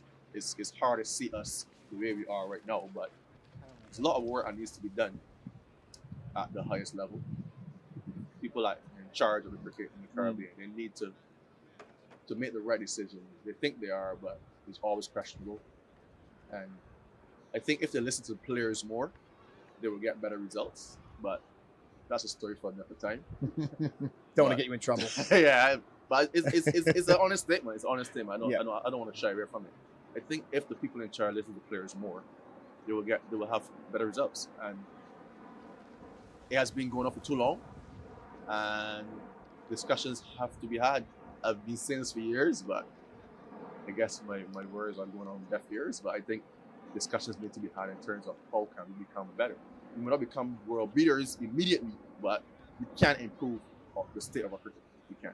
Well, you're as entitled as anybody to have an opinion, given how long you've been in the Windies dressing room. And I think we're all guilty of it on the punditry side of falling into the trap of comparing this Windies team to the teams that were the best in the world for the better part of 2 decades. It's like a trope now, isn't it? Like you can't help but rattle through all those West Indian greats who went to the very top in a very different type of era. I mean, how do you see that, where you are always benchmarked against players who took the world by storm between the mid-70s and the early 90s? Yeah, it's tough for us, man. Obviously, those guys were extremely good. They're extremely good, and they've laid a foundation for us. So it's hard for people to give up their heyday, like the good days. You know, the times when it was all happy and you go to cricket and you know West Indies are going to win and they're going to dominate. It's hard for people to get past that. It's very hard to get past. It's understandable. Like, you don't want to move away from the times when it was good, see the bad times. And it's been tough times for us for years. We've won 2 T20 World Cups. Yeah. We've won some pretty good test series and some good test matches. But I think the consistency is not there. And to be consistent, you need to have consistent infrastructure, consistent systems, and then you keep working and pushing from there. And we don't have that, and that's where we have fell down for a couple of years. And therein lies the complexity, right? When Windies win T20 World Cups, like, oh, well, there it is. There's that thing that might be possible.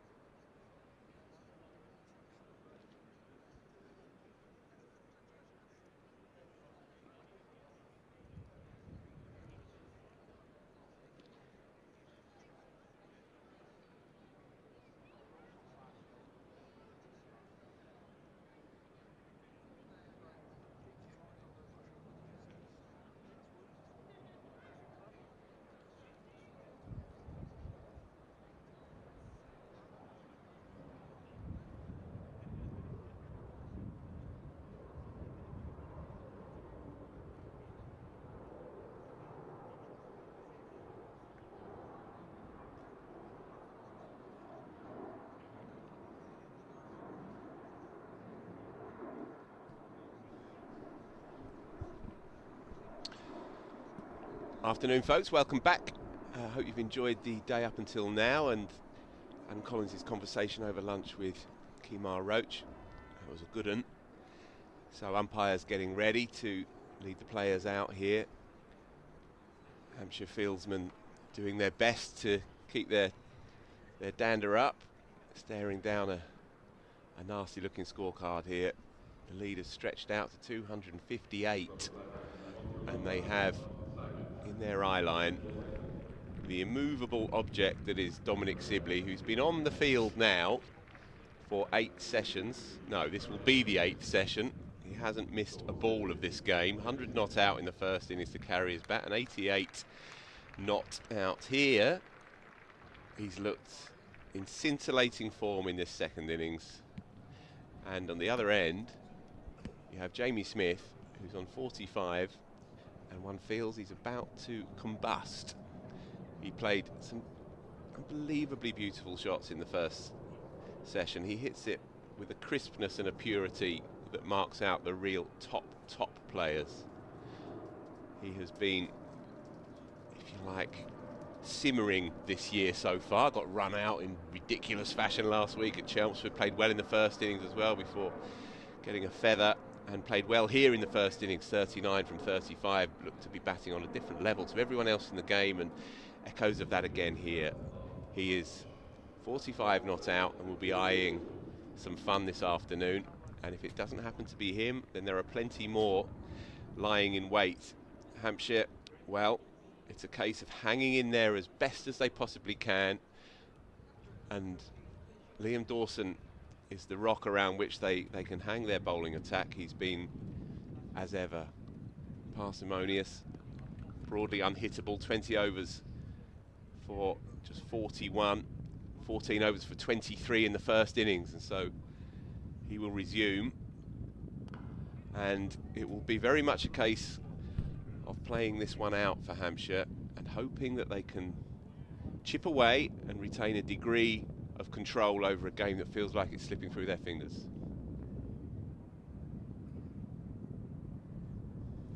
I think both teams played some good cricket in the first session, actually. I think Hampshire bowled well. Carl Abbott bowled an epic first spell, on for most of the first hour, rewarded with a wicket of Ollie Pope. Yeah, they did everything they could. Liam Dawson has been tidy as ever. Brad Wheel bowled a good spell, but I think Surrey fans might be watching this at home and thinking, could Surrey have pushed the game on a bit? They started the day with a run rate of around 3.7 runs and over. That's dropped to 3.3, but I think that's just a reflection of how well Hampshire bowled, and Surrey understand that they are not yet quite in a position to let loose, and maybe we see that later on in the session if that lead goes past 300. 64 and a bit overs remaining in the day. 98 more to come tomorrow. And at this stage of the season, Surrey have Hampshire exactly where they need them. They don't really have to force the issue too much, not just yet. If they bat well enough, the lead will be around 400 by tea. It's a good position to be in.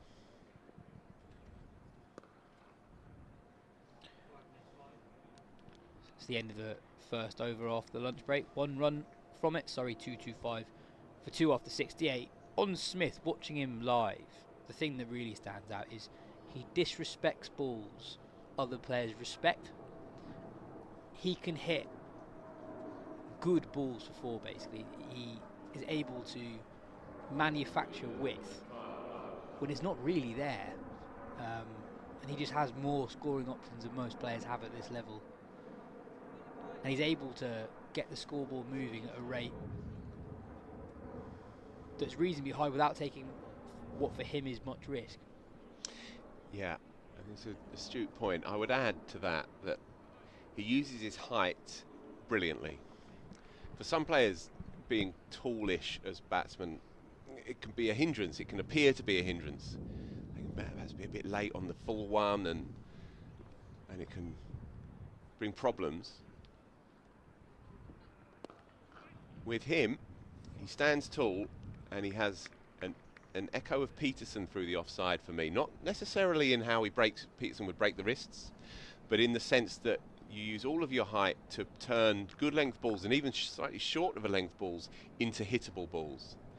Peterson's brilliance is that he could take anyone down and he would hit good balls for 4. That's what separates the good from the really good, and Jamie Smith is in that category. He also hits the right hand of extra cover rather than the left, and again that marks out the really, really best players.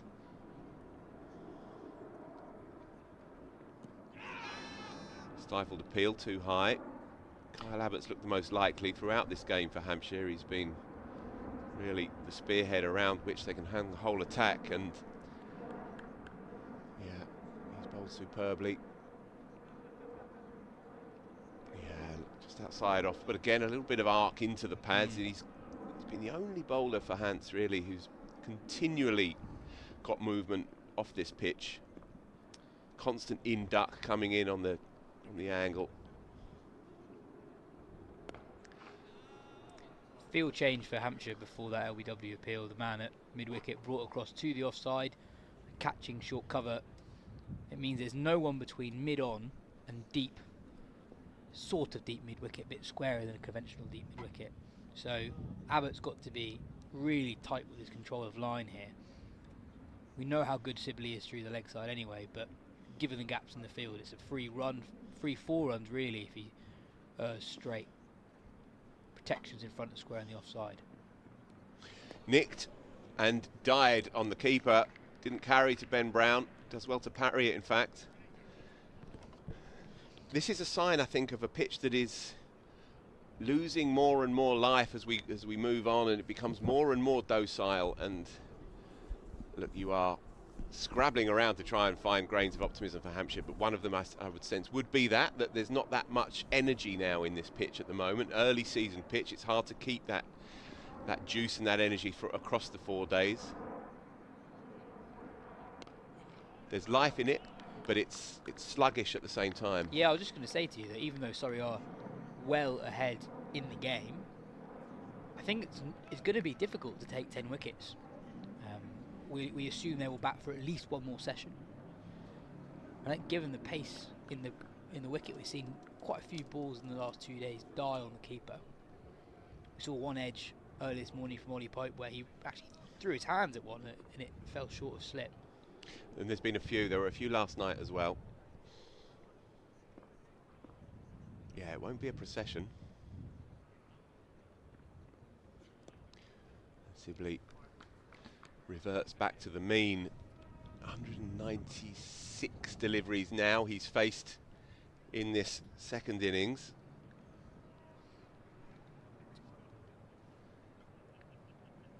Another maiden for Kyle Abbott, his 6th of the second inning, just 1 run since lunch so far.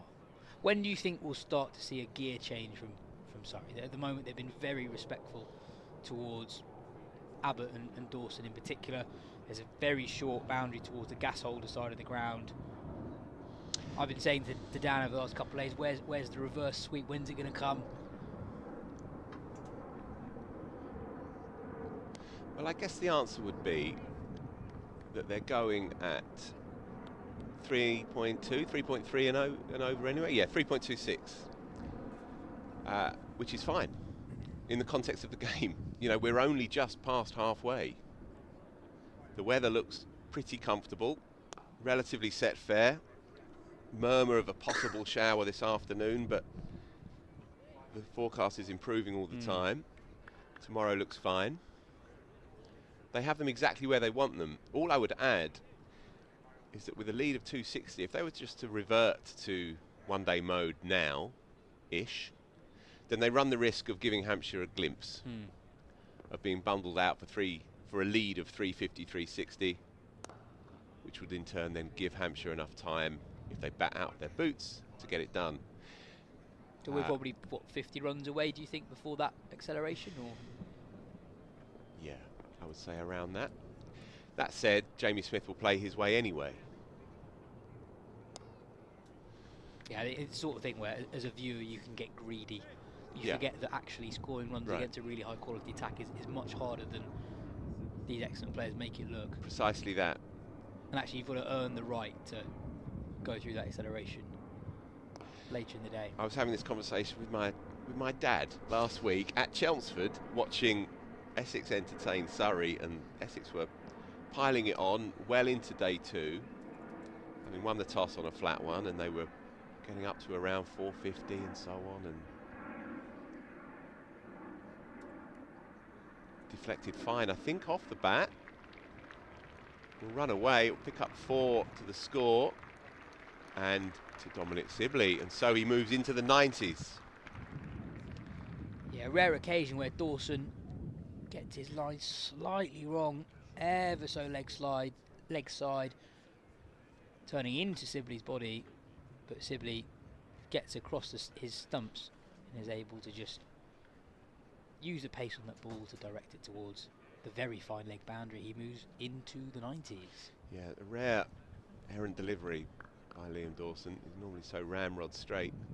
It's a sign of how in order his game is for Dom Sibley, that as soon as he does just a tiny bit down leg side, he'll take another 4, thank you very much. And so his game tally moves on to 193 not out from 417 balls.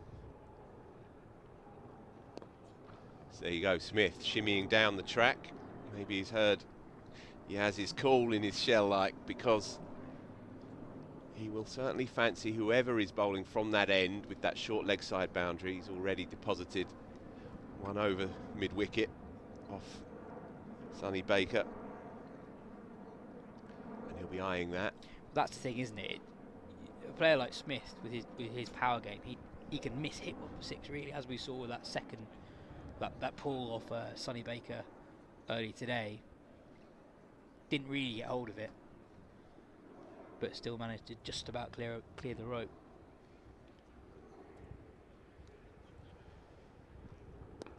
There is an element as well that Surrey will recognise, just as I think it was acknowledged in the game last week at Chelmsford, that those two sides will be there or thereabouts, and Hampshire, you'll be very surprised if they're not in the top half come the shakedown in this season as well. And so it's the football, it's the equivalent of the 6-pointer, right?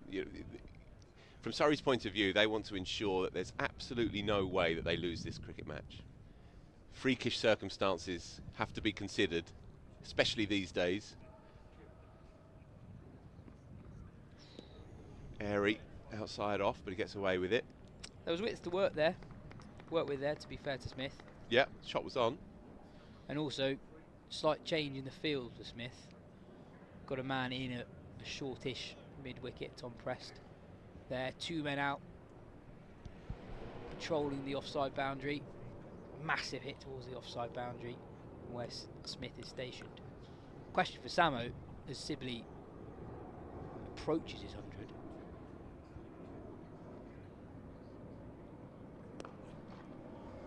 When was the last time someone scored 200s in a county championship fixture for Surrey? It was Kumar Sangakkara back in 2017 at Lords against Middlesex. Before that was Steve Davis in 2016.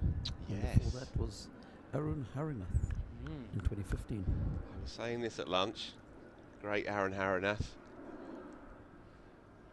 At Guildford, I think. At Guildford against Glamorgan, yep. Yeah.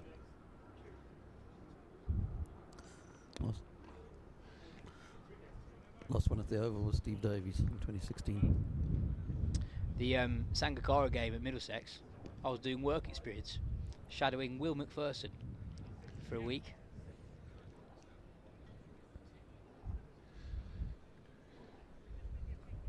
So do those knocks stick in the mind? Yeah, I remember thinking, this guy's really good, isn't he? He's going to have a chance. Yeah, I remember talking to the Surrey pace attack about bowling to him in the nets. Punched hard down the ground by Sibley, still rock solid. Yeah, and they were just bemused. Another one ticks by, 71 gone, now 2-3-1 for 2, lead up to 2-6-5. Free after tea.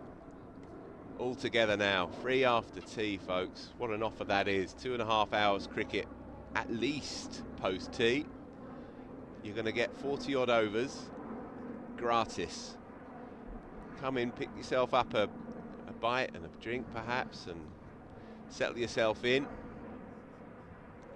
You can have the run of the place, and you can see some top quality, hard, gnarly red ball cricket as Hampshire fight tooth and nail to try and get out of this one. Smith classily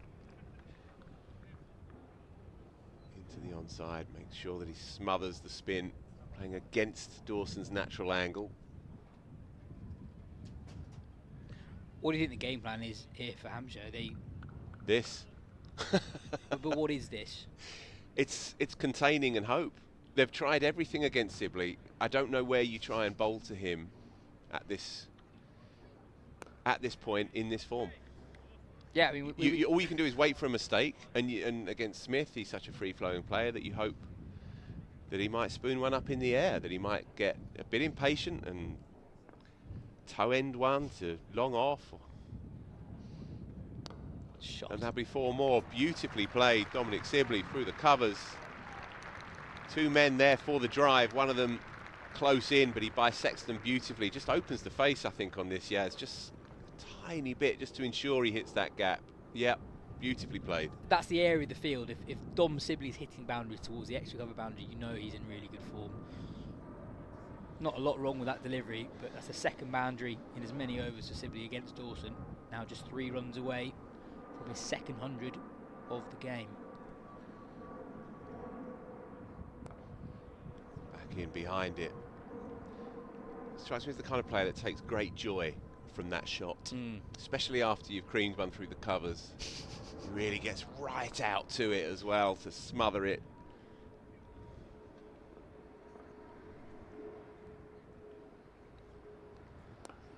Bowled by Liam Dawson. Tempter, wasn't it? But he's not having any of it. Dom Sibley's perfectly in control of his game and his mind here. He's obviously scored a lot of runs this season, but he's also faced so many balls. Looking it up at lunch, it's already in excess of 600. It's week 2. And again, so remains on 97. 72 gone now. Jamie Smith on 48. These two have already rattled along.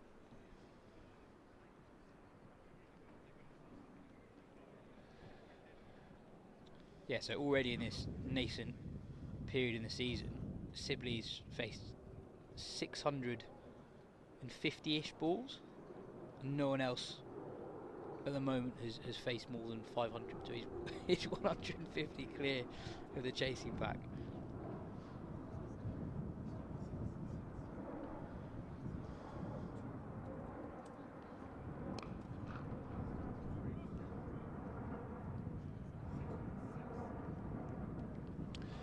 What else can Hampshire do? They've tried the short ball policy, they've tried round the wicket, they've tried to bore them out, they've tried the 7-2 offside field in the channel approach. It's hard, and it's a slightly uneven attack. Brett Hampton struggled in this game. Sonny Baker is a interesting young option, but inexperienced and needs to be used sparingly at this stage. And so there's a lot of pressure on Abbott and Brad Wheel. They've got through a lot across this game already, but there's not many other options. There's no kind of fantasy leg spinner out there to just get a few overs out, and they've kind of tried everything as far as I can see. Yeah, whenever they've veered away from the conventional, they've leaked runs very quickly. Yeah. The only thing I'd suggest they haven't really tried is just use Baker as if he's a normal bowler. Every time he's bowled in the second innings, it's been a short ball ploy, really. See what happens when your fastest bowler just targets the top of off. Slightly false shot, inside edge. But the flip inside side, half of the bat, rather. But the flip side of that is, if you want to test out the Surrey batters with the short ball, Baker's your most well-equipped bowler to do that. So I see it both ways. Yeah. Can only be seen as a learning curve for him. I think there's been inevitably a bit of a drop-off in pace and intensity from the early spell that he produced on day one, which was notable. impressive, quick and accurate. When he came on towards the latter part of the morning session, he was a bit short, a bit wide, looked a bit leggy. This is absolutely to be expected with a young quick. This is a level of cricket and intensity that he won't have yet come across, and he's going to have to learn how to manage his body through the game. I heard you talking about this yesterday morning as well, and how young bowlers, they need to develop overs and need to get those mileages in the legs in effect. Not just to understand the game, but to understand their bodies as well. And the older one gets, the less susceptible they are to injuries and to stress fractures and so on, because they can understand the requirements physiologically. And while he has some great potential and some great options and some great components and natural pace, he's got a lot to learn. It's also, that's fine. It's also brutal. There have been twice in this innings when he's gone short to first Pope last night and Smith this morning, where he's come very, very close to taking a wicket. Sibley leaves that one alone, completes the 73rd over, Surrey 237 for 2, where he's been bowling with the Surrey batters targeting the shorter side of the ground, and with more normal boundary sizes, he's probably getting a wicket there. And Steve Finn wrote a really interesting article during the England-New Zealand series out in New Zealand over the winter, where Brian Cast was outstanding for England despite a middling domestic record, and Finn basically explained why it's so hard for faster bowlers in county cricket. One of the reasons why they struggle is because of the boundary sizes. With their extra pace, the ball disappears quicker than it does for other bowlers. Pitches aren't as hard as they are in the middle of the summer, and so much of the season is played in April and May.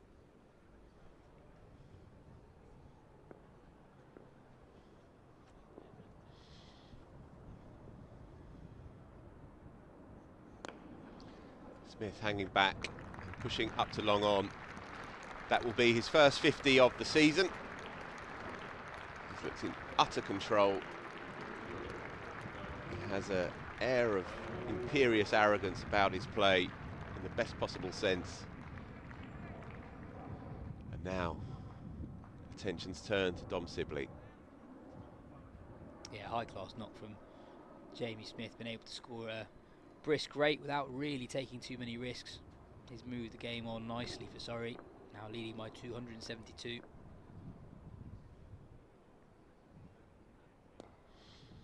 Picks up one, runs hard, but that will be enough. On to 98.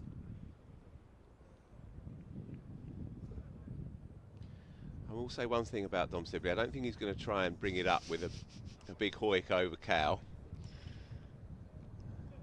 One thing I think we do know is that he'll be made to work. Leg side-ish again. Frustration for Liam Dawson. Throws his head back in frustration there, and he knows that he's just losing his line a little here. Fine margins with that ultra short boundary out to the offside.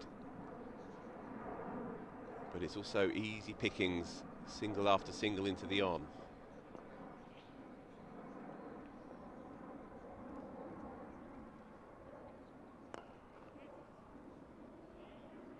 Mid on and mid off, relatively deep at the moment, but mid wicket in cover, really in, trying to prevent Sibley from nicking a single straight.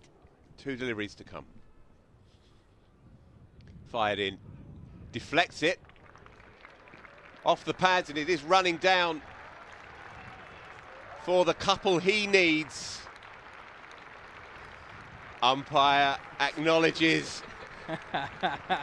Just a little glance around the corner by Dominic Sibley just to make sure that that's given us runs. A second 100 of this game, back to back. He's in the form of his life. Yeah, for the second time in the game, really high class knock from Dom Sibley.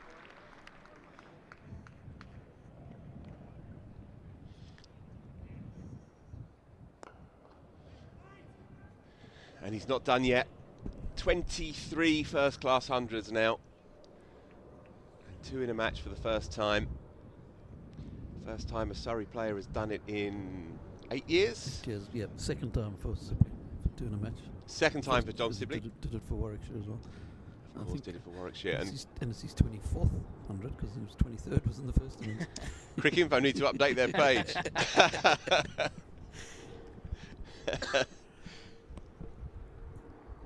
Yeah, and threw up a fascinating stat in the first innings as well, that he carried his bat, was it 5 times for Warwickshire? 5 times for Warwickshire, yeah. And obviously once now here for Surrey, and only boycott in the history of the championship, had done it more since times? 1945. Since 45? 45, yeah. Abbott in again, giving everything he has here. Jamie Smith doing that thing he does, standing tall and punching good balls into the outer.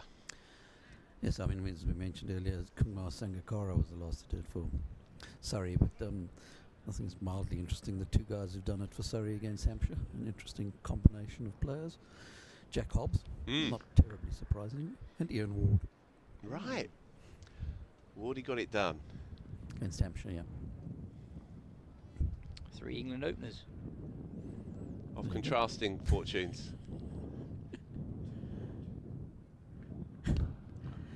Driven beautifully into the offside. That's as good a shot as Sibley has played across these 2.5 days. Contrasting broadcasting careers as well. Yeah, Sir Jack. Yeah, Sibley and Burns were such big parts of Surrey's championship win in 2024, both scoring 300s. So often they'd get through the initial new ball burst from the opposition.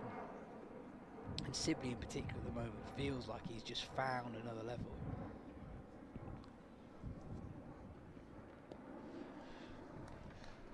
More runs down to deep third. I was talking to Mark Ramprakash actually off air on day 1.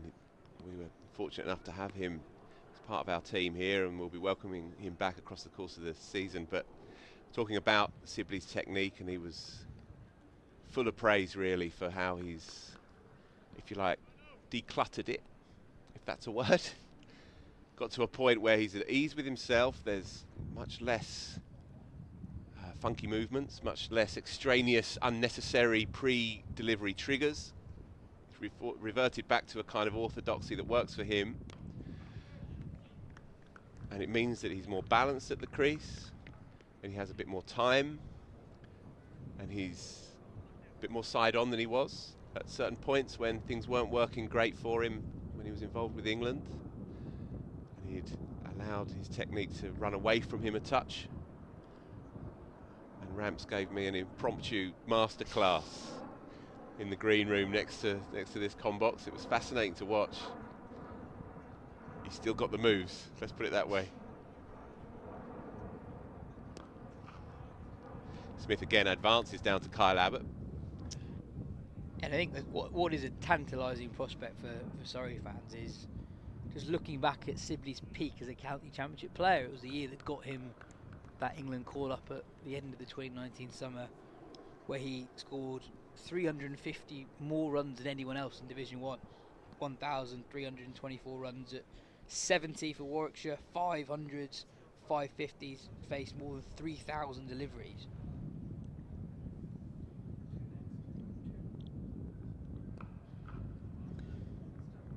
So we know as another delivery is blocked by Smith, the end of another Kyle Abbott, over 244 for 2. He's a player who's capable of compiling seasons like that. And I know it's very early in 2025, but the signs are that Sibley has found a level that he's perhaps not reached in the domestic game for a few years. It's also worth pointing out, he's been around the professional game for over a decade, but he's not yet 30. And you know what the corollary to these kinds of points are, especially at a point where England don't. There's more questions than answers around their top, the composition of their top 4 or 5. All you can do is score runs, and score runs in a fashion that shows that you've advanced your game, that you've developed from your first time involved with the national side. Dominic Sibley is his best self at this point in his career, and he's not yet 30. And I think from the outside as well, it's very hard to appreciate just how hard it is mentally to recover from being let go from the England setup. More runs again. Dawson just losing his line. He's bowled a lot of overs today, and indeed through the match. Coming up to 39 overs now he's sent down across 2 and a bit days. It's something that Ben Folks has been quite candid about in the recent past, talking about how difficult it was to, I suppose, recover from not just being dropped in 2023, but he said it was harder to get over the call in 2024 when it looked like England had more firmly moved on from him than they had the summer previously. Edgy, but enough bat on it to run down to that short boundary behind square, 4 more, and I would say Smith is ready. Yeah, get that sense? Well, I think that's a great shot actually, with how far he's moved his front foot towards the leg side to engineer a bit of width. I think he very deliberately tried to get that to the left of the man at backward point. Tiny boundary there as well, so as soon as the ball got past the fielder, it was always going to be 4. Prompts another field change. Tom Press moves over to a more conventional short third.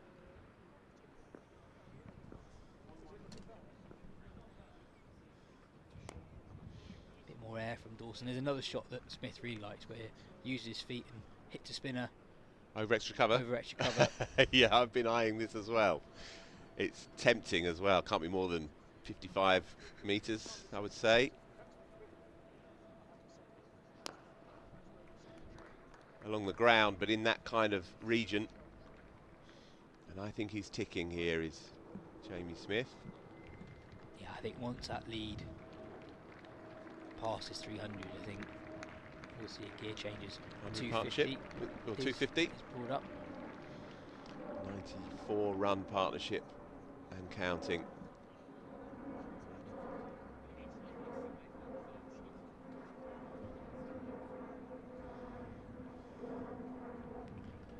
Could I ask you an irritating question, Samo? No, not if it's irritating. Yes. The number of balls, the record number of balls faced by Surrey openers or Surrey batters. There's one to ponder. Well, Sibley moves on to what, 450 odd?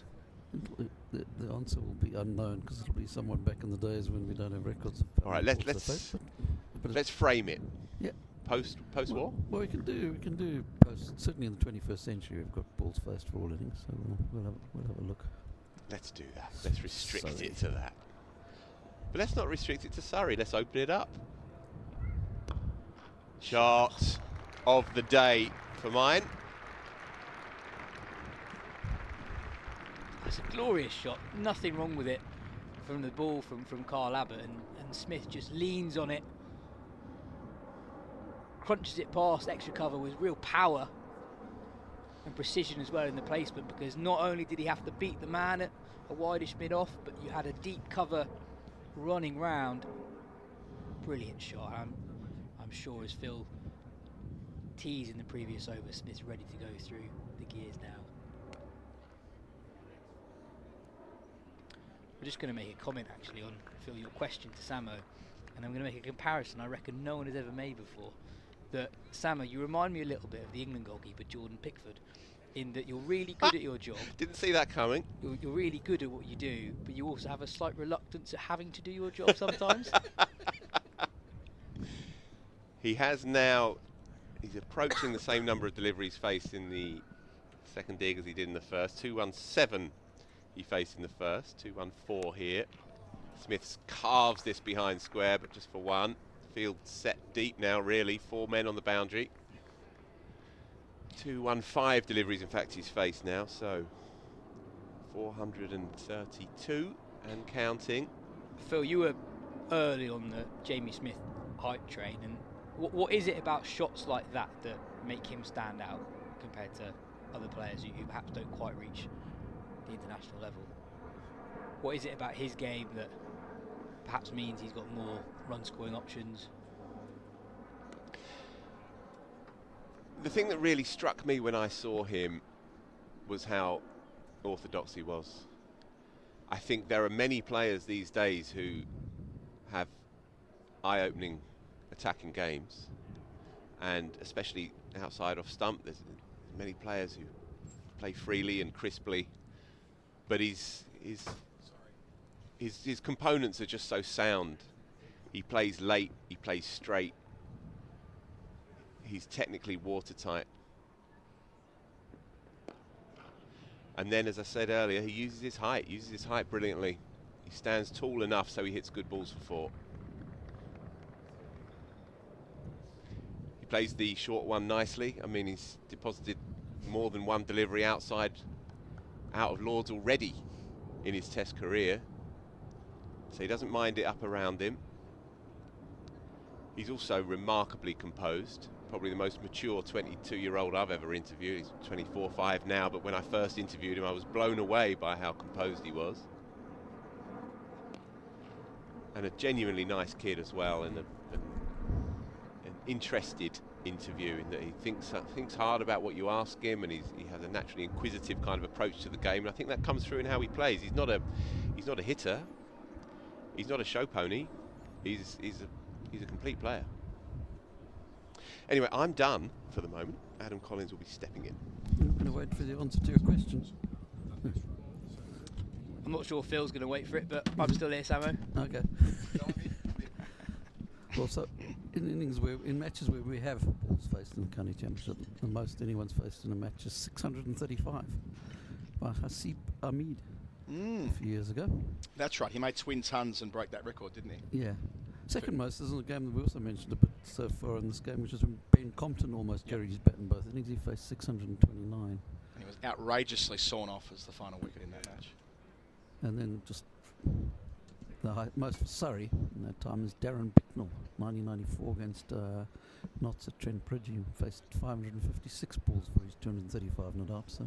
So where are we with Sibley? So Sibley would be 435 now. So we're another 100 odd balls from being in that company, which you'd think is improbable given where the game's at. Partnership 99, lead 289. I doubt they're batting for another 200 balls for him to face half of those. And Sibley himself, 536 balls when he made 242 against Yorkshire at the Oval in 2013. It's breakout. Yep. Right, so Dawson operating over the wicket to Smith, just trying to neutralise him to the extent he can with 6 on the leg side. So he opens up the offside with complete ease, one-day style. First ball of the over, and the 100 stand is brought up with that as well. When this pair came together, Hampshire needed to have a really good hour. They picked up Pope. From memory, there was an hour and 15 until lunch, but of course this pair have batted for the next 30 odd overs and made sure they're in a strong position to pick their moment for declaration later today. Sibley pinches that single. There's a slight vibe change from Hampshire at the moment. The field for Dawson to these two right-handers is very different to what it was 10 minutes ago. No one off the boundary in front of square on the offside. It's protection at deep backward point and deep extra cover. The only other man on the offside is a man at short third. So singles there for the taking. Oh, round his legs. It's an appeal for caught behind off a glove, but not given. Umpire Lloyd, nothing doing. Yeah, it's just about here for Hampshire, isn't it? How can they contain the situation? Seeing a replay here. Maybe the flap of the pad might have been the noise on that angle. Bit of a hack. Yeah, turned it into a fully. Did what he wanted. But yes, fielders everywhere would have needed to have bisected deep mid-wicket and long on to have had a chance at a boundary. Yeah, but yeah, Hampshire at swell. Let's do some crude mathematics here. We've got 22.2 overs left in the session.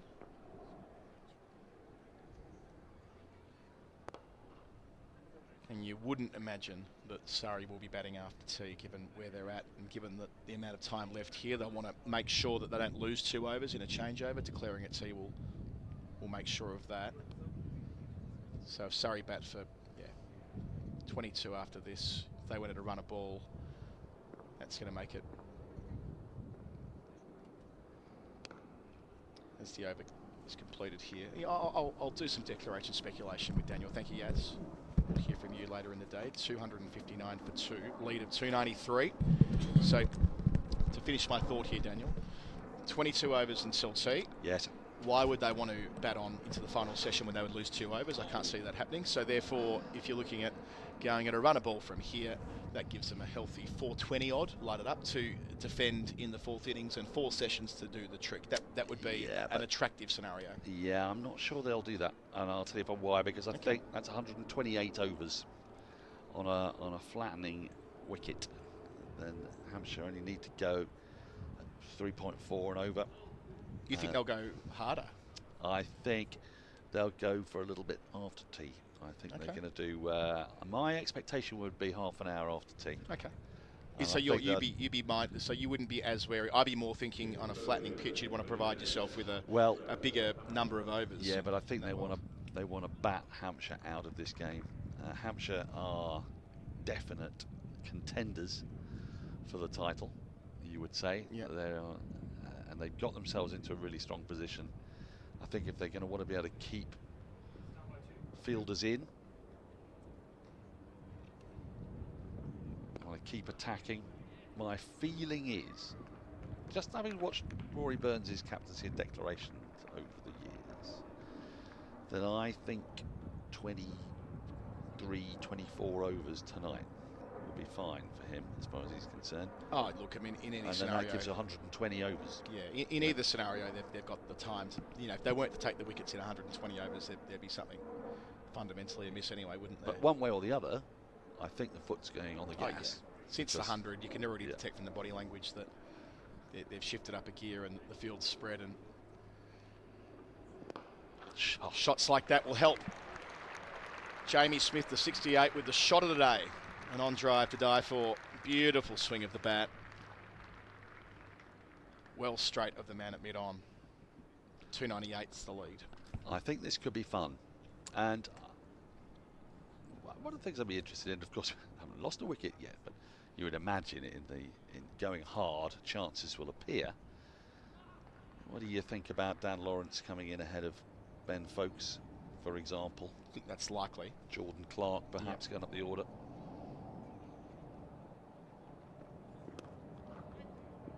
I think it's likely that Surrey are able to pull those types of levers without too much concern from here. As we say before, it's at a lead of 298, scoring quickly, earning some time, injecting some time back into the game would be on their mind. Why wouldn't it be? They've earned the right to do exactly that.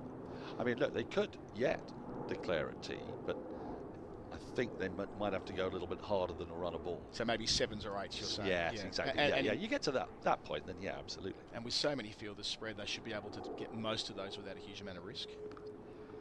Hello. As Jamie Smith dances down and chops onto his thigh. But, if they want to go at 4 and over without needing to do too many agricultural things, 3 out on the short rope, 2 back on the long rope at the moment. So that's leg side for the 3 back. If Smith wished to, or indeed probably more if Sibley wished to, Sibley could take the 1, give the strike to Smith and allow him to do as he does best. Well, I think that's what you're looking at is a boundary and over. Yeah.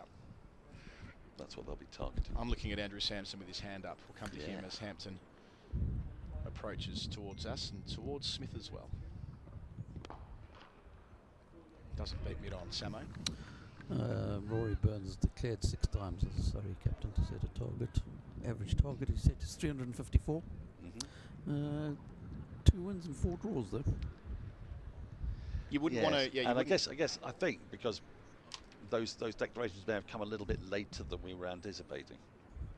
Probably. That's what I mean. So we need to dig into those decks to find out.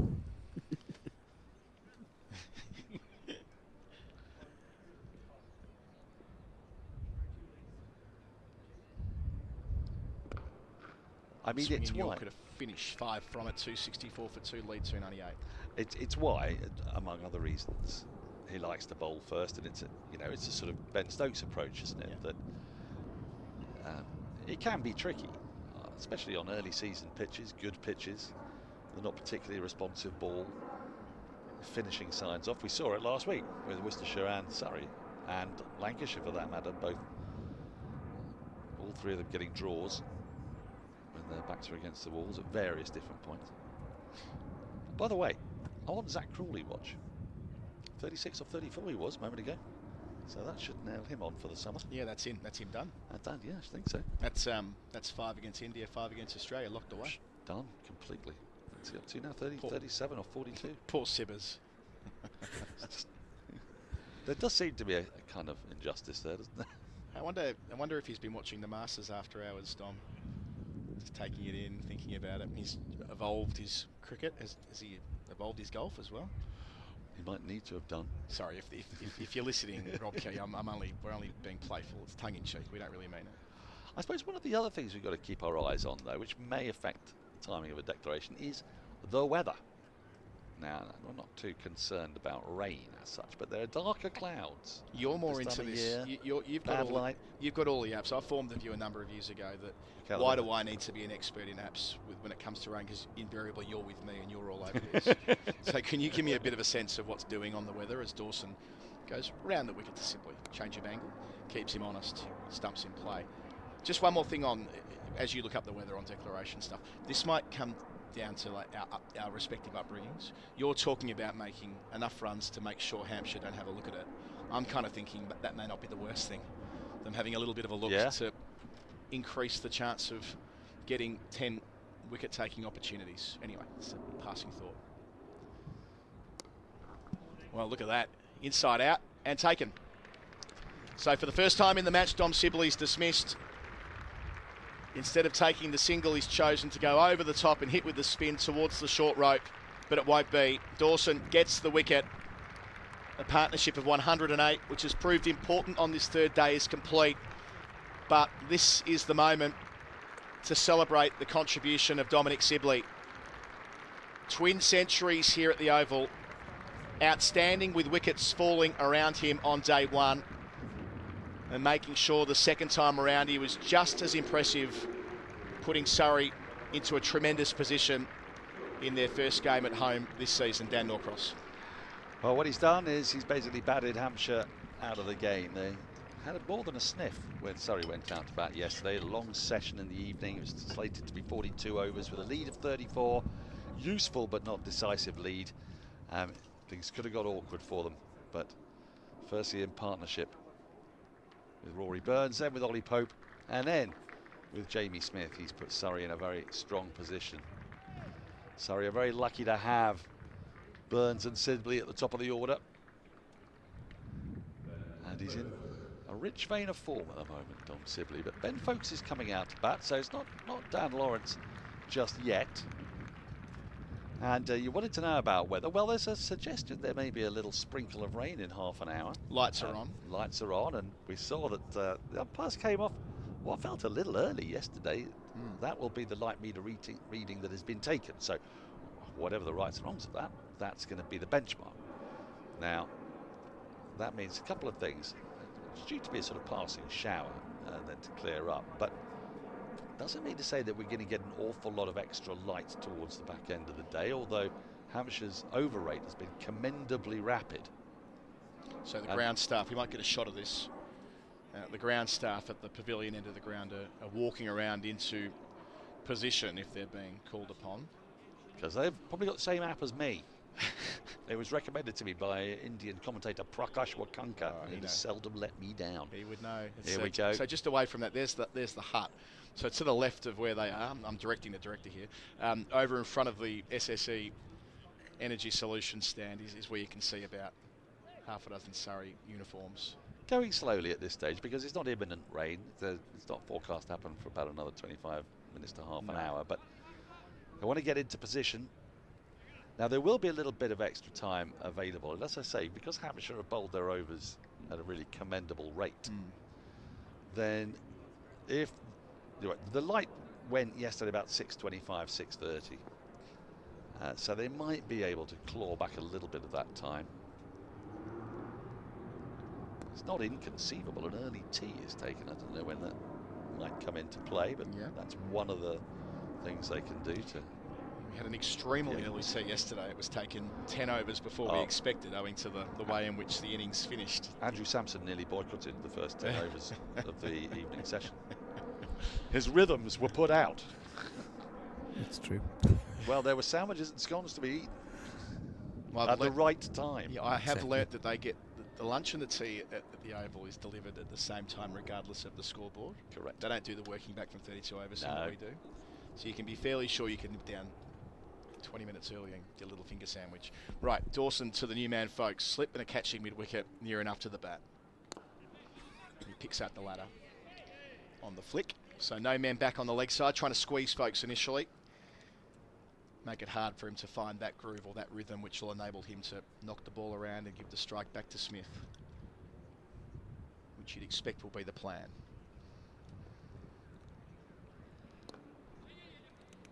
Off the mark. Now, I tell you what, Hampshire would love to get Jamie Smith out now. You always want to get Jamie Smith out because he's a very dangerous player, but if they could, then that would force a little bit of a rethink. And we're just talking, 5 overs here, 7 overs there.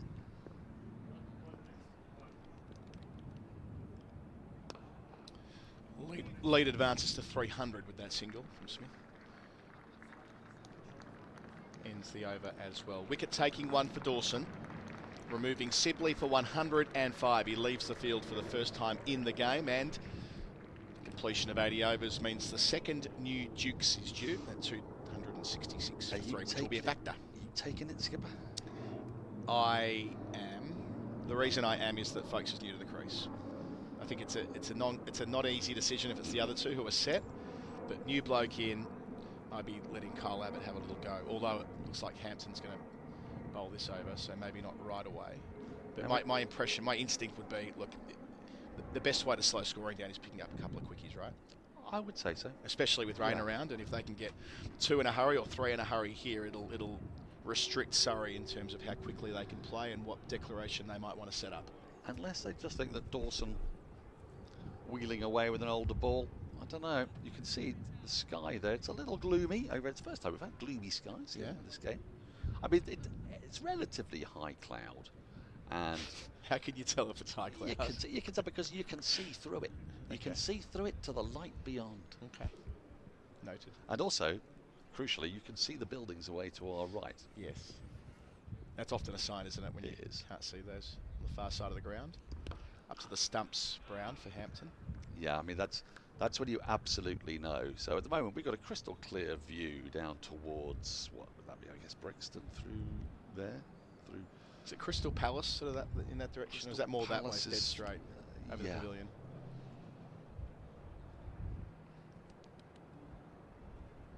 What's the spire that I'm looking at over the back of the bed, sir? Oh, yeah, that could well be Crystal Palace.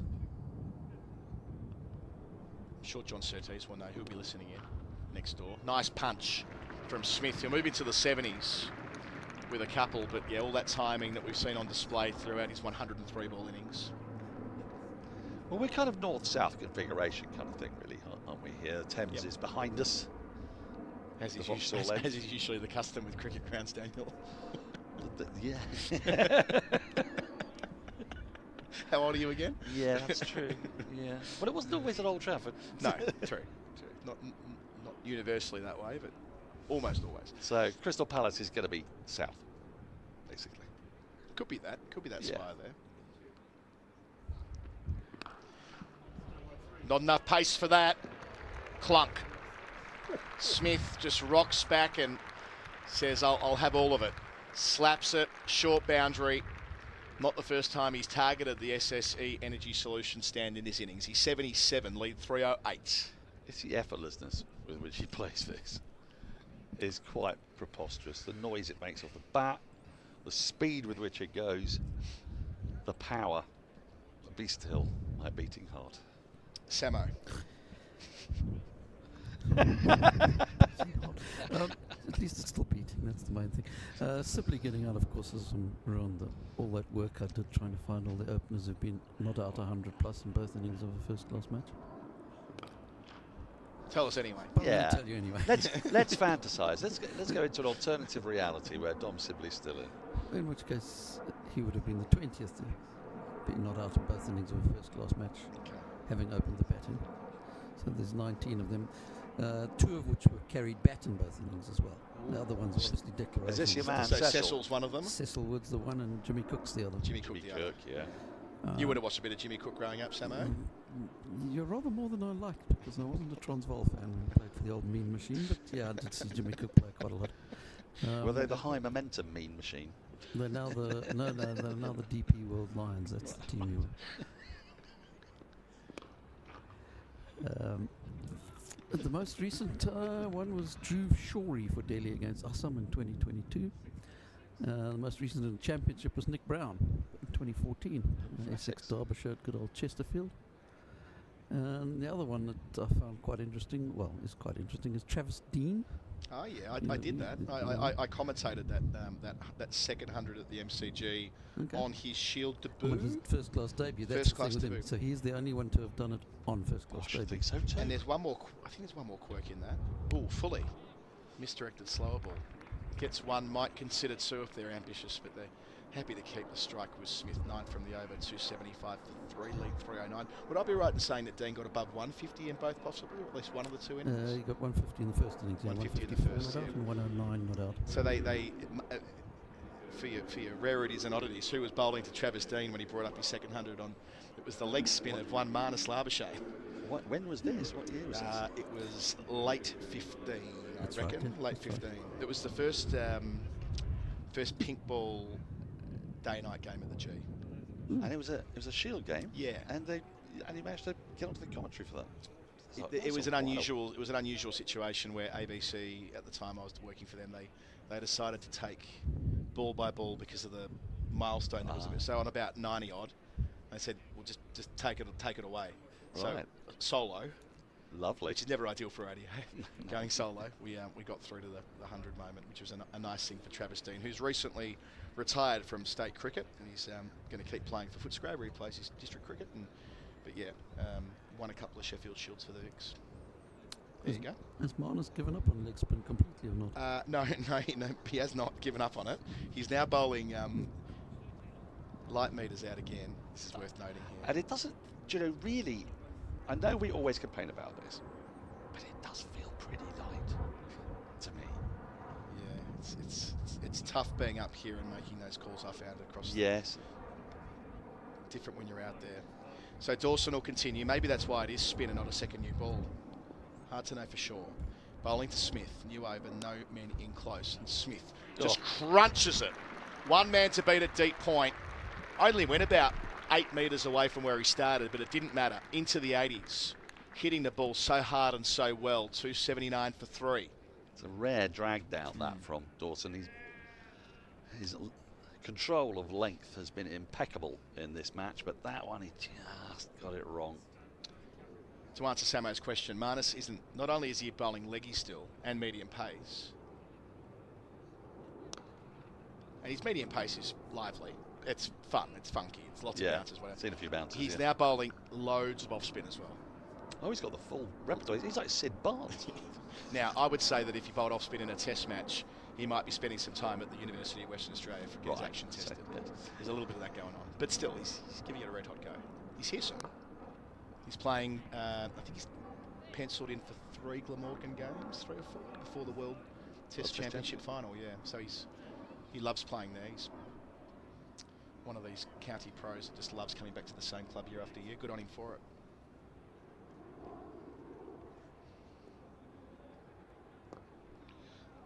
Wanted to really lift that, but didn't quite get part of the bat where he desired. So, 83 for Smith. This could happen quickly. In fact, I suspect this will happen very quickly if he's going to advance to 3 figures. Yes, well, he's definitely got his foot on the gas now. As to your question as to whether that's why they've kept spin on, you would have thought from a Hampshire point of view, getting off the field would be something of a priority. Good point. They might just take the second new ball. We've seen that happen before, haven't we? Oh, hello. Skid now. That's encouraging. I'm not sure who for exactly. Maybe Dan Lawrence, but it's you'll see here that he was right to play back here, folks. Well, I tell you, if Jordan Clark or Dan Worrell yeah. or Matt Fisher hits that spot at pace, then that's going to be pretty much unplayable.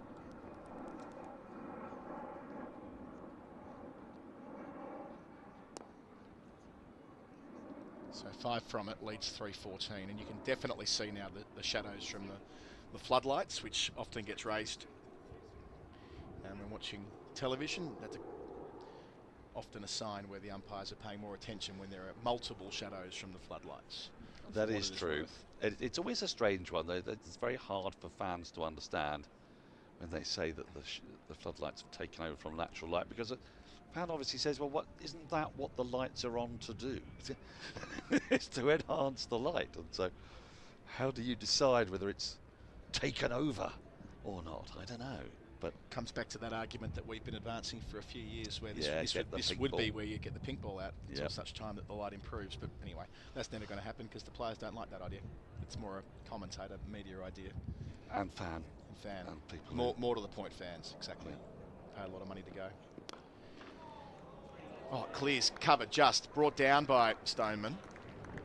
And he has nearly plucked it out of the sky. He took a really good catch to complete the first innings, moving away to his right. Seeing here, it was an attempted lofted drive, so he made a little bit of room. And yeah, it was a one-handed effort, needed to be to get the elevation. Would have been a spectacular grab if it had stuck. Results in taking some pace off and keeping it to 1. But yeah, they get Smith there and acknowledging the weather that's around. It's been a bit of a novelty having rain, isn't it?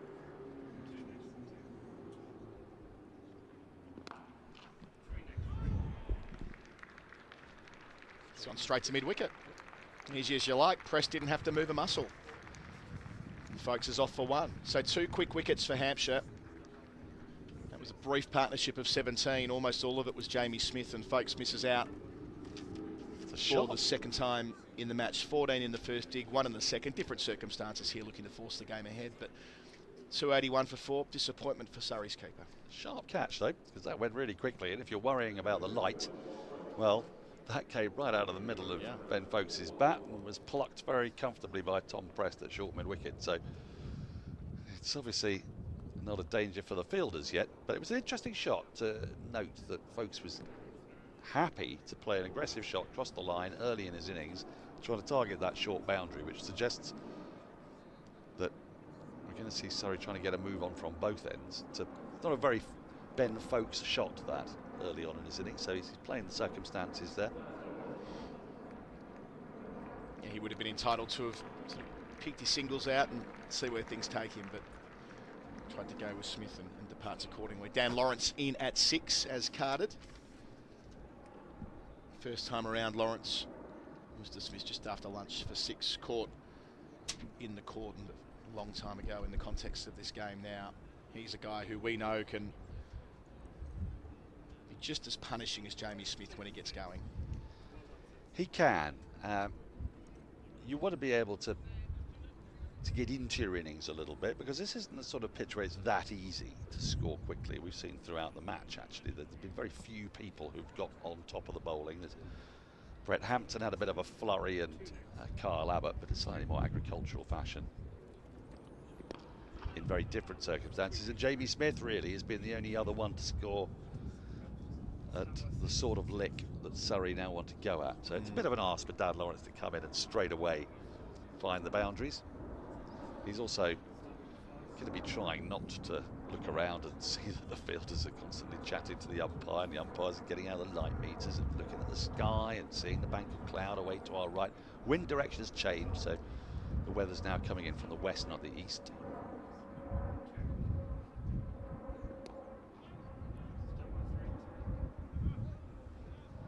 Yeah, from Hampshire's perspective, it's little marginal gains here. So the wicket of Folkes following the wicket of Sibley. If they do get to leave the field, by definition that'll mean they're chasing less, or they'll have fewer overs to bat. In either scenario, it's a positive being this far behind in the game. Seems remarkable they're this far behind, given after 1 hour of play yesterday, when they hadn't lost a further wicket. They were at one stage 84 for 1. 84 for 1, and look, that's still a long way to go to 253, but still they were in a good position to control the second day. But hours 2 and 4 were disastrous for them, as were hours 5 and 6 really, when you look at the way that Surrey batted yesterday, which is why when we got here today they needed a lot to go right, and not much has. Well, they were 169 away from Surrey with 9 wickets in hand at that point, and then they were 170 behind. Off the mark. Ends the over, 2 runs and the wicket of Folkes. Caught for 1. Gets Hampton in the book for the first time in the game. 282 for 4, lead of 316. They were 170 behind at the close of play. So yeah, it was just one of those sort of curious oddities. You put in all that effort and you've gone nowhere. In fact, you've gone backwards. So the umpires look like they're going to come together again here before the next over begins. So you can see above the pavilion that the clouds that are sat there, and the light meter will return, I suspect. Here it is. Umpires Saggers and Lloyd this week. Remembering that they will be informed they're going to be off, and we should provide that context, Daniel. They went off yesterday with 6 overs remaining. A reading would have been taken at that point, and that is the benchmark. So it's what's happened yesterday which has had an influence on the decision that's been made here as the players depart for bad light. 282 for 4 the score. Smith on 84 has batted so well. Lawrence new to the crease. A couple of wickets since lunch. Sibley caught on the rope for 105 twin hundreds in the match. That was when the score was 264. Well, my app is saying that rain is going to start in 3 minutes. Right, yeah, so this might be timely, getting the covers on quickly. It could well be. And the other wicket to fall, just to finish off that point, was when the score was 281 when Ben Folkes was caught in the previous over from the bowling of Hampton for 1. So the covers, the Hessian initially, and the big covers probably not long after that, for the reason that you state that rain is on the way. Daniel, now your thoughts in summary before we take a pause here on the Surrey live stream. Well, Surrey will be very frustrated by this break in play because they've just got some nice momentum going in their batting, notwithstanding that couple of wickets for Hampshire. J.D. Smith going nicely on 84, and it'll make for different calculations when they come back. We expect them to come back to play at some point today. There's a little bit of rain due now. You would then expect that an early tea might be taken. They won't be able to take it until 3:10, I think, is the earliest you can take tea, but if the rain is falling then, and even if it's stopped, but there's a clear-up operation to be done, then they may very well take tea then. We will have time to claw back some overs that are lost. And even in a scenario where there weren't to be another ball bowled today, improbable as it is, let's say rain hits and light sets in and so on, 3:16 ahead would provide Surrey the confidence to, if they needed to, they could declare overnight. Like they've got... They'd probably bat half an hour. They might bat on, but they'd have the ability to dictate terms, do things on their terms rather tomorrow. They're not going to be denied a chance at pushing for victory at some stage. Absolutely, absolutely. So it's not catastrophic for the match situation just yet, and we're expecting this to be a relatively short shower and for it to blow through, but it'll take a bit of time because they will. If the rain does come, they're going to have to put down some covers. You've got to take them all off again. So look, we're not going to have any play for a little while. The clouds have set in, so I don't see the light improving anytime particularly soon. But if you just keep the live stream burbling on in your background, then you'll hear when we get back. Yeah, keep ticking it over. We'll try and put something on between times. I'm sure we've got something in the catalogue ready to roll. I think we've got half of that Kimar Roach interview from lunch to return to at some stage as well, with Surrey with bad light stopping play with 49 overs remaining on this third day. 282 for 4. Jamie Smith 84, Lawrence on 1, and the lead 316. Hopefully talk to you very soon.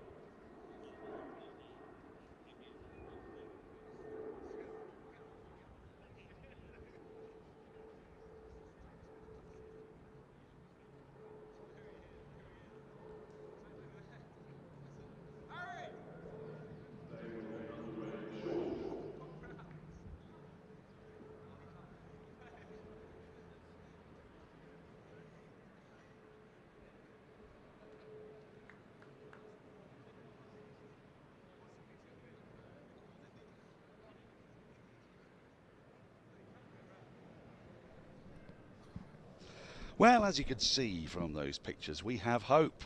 They've done the hokey cokey. They've come in, they've gone out, come in, they've gone out. And now it looks like the phony hokey cokey is about to come to an end. Katya Witney is alongside me. Surrey about to resume. There won't be 35 overs left because we'd have lost an extra 10 minutes or so probably 32, I would think. And whether we get all 32 in before bad light comes, they've got quite a strict definition of bad light today, which was sort of started yesterday, so I'm not sure we'll manage to make it all the way through. 32 overs would take until about 6:45, which this time of day, if the skies are clear, is fine, but 32 overs have been confirmed. I hear that from the stadium announcer. As you can see, that's just gone up on our board. Jamie Smith is going to resume. 32 overs left. Let's do a little bit of game playing here, scenario building, Katya. What are you thinking? Well, they'll want Jamie Smith to get his 100, and they'll give him the opportunity to do that, as we can see by the fact they're coming out again. But you've got to be slightly careful. You don't know what time's going to be taken out of this game tomorrow. You've mentioned the strict definition of bad light that we've got.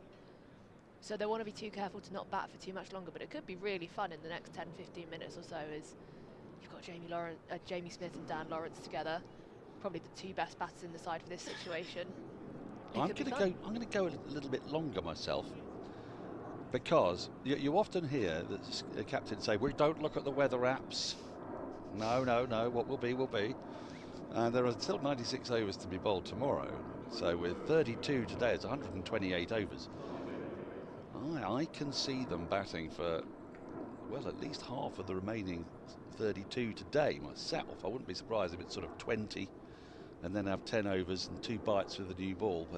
A bite tonight and another more than a nibble tomorrow morning. But look, time will tell. I think you're absolutely right that whatever does happen will probably happen quite quickly. Not immediately quickly, because you've got 2 batters who've got to get themselves back in. In the case of Jamie Smith, he was going so well, and it was 2 hours ago or so that we came off. It was around about 2:40. It's now 4:40. We've had tea. But this is the length of session that Andrew Sampson appreciates. It's a 32 over session in the evening session. So, yeah, you're not on yet, but you will be soon, I've no doubt. Here we go, first ball after the resumption. Sonny Baker going round the wicket, and let's take a look at this field. Maybe we can get a little bit of a pullback, because this is very much end of days kind of field. Absolutely everybody is not saving one. And it gets more insane than that. We've got 1, 2, 3, 4, 5, 6, 7, 8 fielders on the boundary. Mark Stoneman at long on is about 10 yards inside the boundary. And keeper. And Sonny Baker coming round the wicket. All Lawrence needs to do is get battered it, and it's a run. And he's had a swing and a miss. Well, they're almost telling Surrey what to do rather than waiting for them to do it. Yeah, but I kind of think that Surrey can say to themselves here, well, let's take a run a ball. You know, I mean, it is just tap and run, isn't it? And then at some point, a bowler's going to stray, and the short boundary to what is the offside at the moment for Dan Lawrence would come into play. Sonny Baker bowling around the wicket is sort of making it much harder for Lawrence to access that offside boundary, and it's tenanted by many a fielder.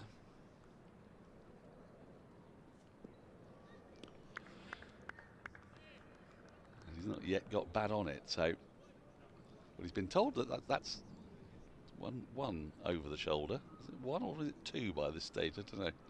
The umpire will be keeping count. The clouds are high. There should be a bit of sustained action for you now, according to the weather apps and whatnot. Yeah, you can see the skies breaks in the cloud. We've had barely any rain. I mean, we've been off for 2 hours, but there was no mopping up operation. There was a little bit of a rope around the outfield, but the rain was so light and inconsequential. It was the bad light that was really the issue.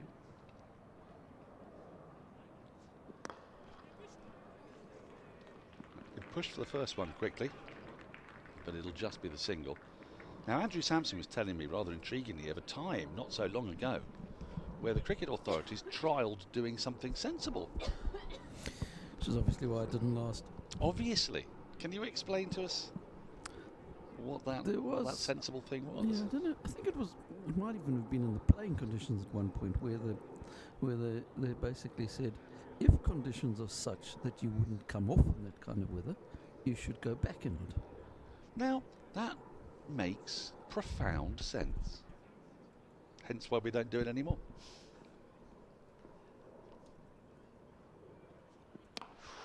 Now then, that's gone high in the air, and it's going to be out.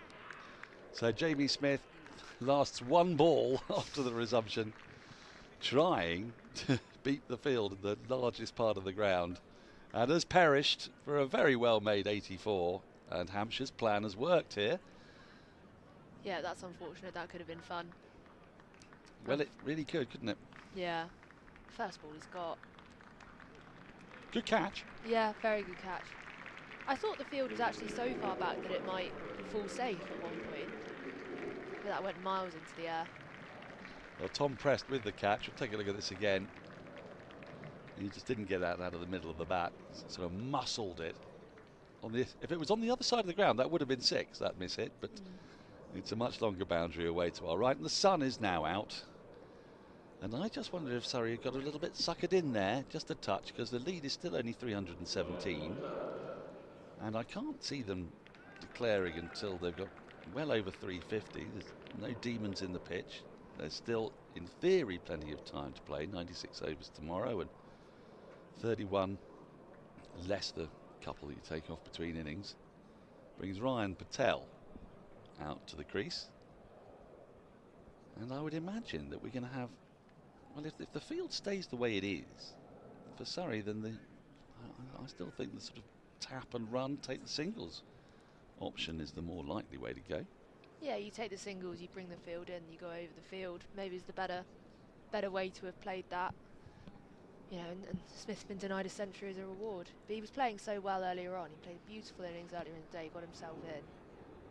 Must be so frustrating, wasn't it? You're 84 not out, you're playing gloriously, off you go for bad light, the most ineffectual drizzle, mizzle, barely even that. Strap your pads back on, walk out, face one ball, off you toddle. Yeah, decent bit of cricket nonsense in between that as well, going up and down the stairs. Yes. Playing chicken with going down the stairs. Yep. Yeah, showing willing, going down the stairs where there are no Hampshire fielders as well, all those sorts of things. The pigeons gobble away on the grass seed by the practice pitches. Right, new batter, Ryan Patel. Very wide. That surely is a wide, and it's been given as a wide. I think actually one thing that he was pondering there, the umpire, was it actually a no ball, because it was almost off the cut strip. I'd like to see how close that got. Yeah, Ben Brown did well to take that one. Here we go, let's have a look, because if the ball doesn't land on the cut strip, it's advanced to a no ball from a wide. Oh! Just. Well, is it? I thought I saw a little indentation there. Just inside the cut strip, Yeah. I reckon. It's very tight.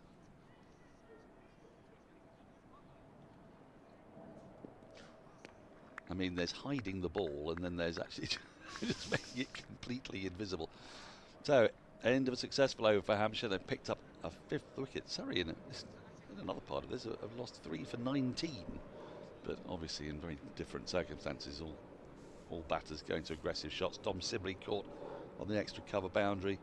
Ben Folkes caught playing an aggressive shot. Nice sharp catch in the inner ring, mid-wicket, and then Tom Prest with that very good catch running in from the deep square leg boundary and diving forward. Now it's going to be Brad Wheel who's going to bowl for the pavilion end. This makes sense to me. You don't want to put more miles in Carl Abbott's legs, do you, at this stage? No. Somebody's got to do the bowling is what I mean, Katya. Yeah, exactly. And there's no telling how long they'll be out there. Feels like a good short, sharp burst from Wheels the way to go. The lead, though, as I say, is only 318 with lots of time left. You're far more conservative than I am in these situations. I am very conservative. Well, it's a long process to county championship, and Hampshire are a very fine side, and I'm absolutely sure Surrey won't want to gift Hampshire a chance in this game, having dominated the last couple of days. Now that little fumble has allowed them to get back for 2.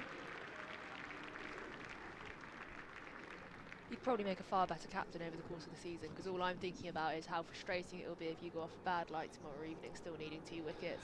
I'd rather lose, to be honest. Well, yeah, I totally get where you're coming from, but I am an antiquated old fuddy-duddy, and it's my detestation of losing would be driving my decision. So I think I'll probably be a worse captain. Now he's trying to get the short boundary. Goes across his stumps, doesn't quite get it because there's plenty of fielders out there. It's essentially the same field. There's just a bunch of fielders patrolling the boundary. It reminds me of the run chase almost this time last year. Surrey against Somerset, when using the Kookaburra ball, it took a long time to eke out those last few Somerset wickets, and Surrey ended up being set 200 or so, or 220 in 20 overs, and Jamie Smith got them off to a cracking start with all of Somerset's fielders on the boundary. Now we do have a mid-wicket who's not saving 1, but is saving 2, you could argue. Everyone else on the boundary.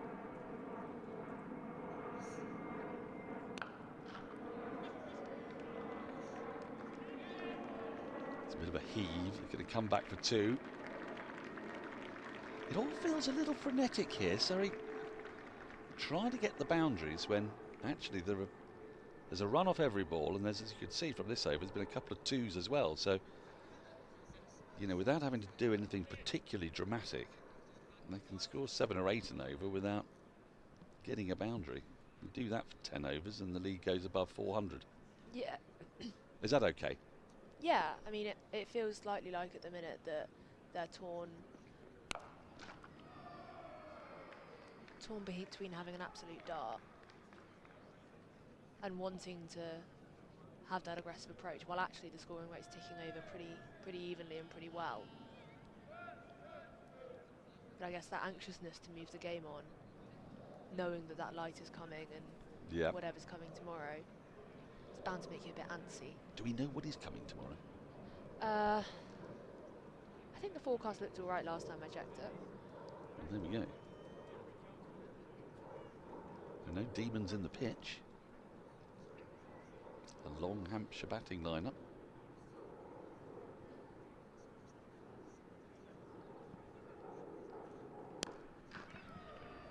That's nicely crunched away. He's found the gap. That's expertly done by Dan Lawrence. Finding the long boundary when you've got that many players on the boundary is a particular skill. He had to get that as square could be, and it's exactly where he got it. There's a deep backward point and a deep cover.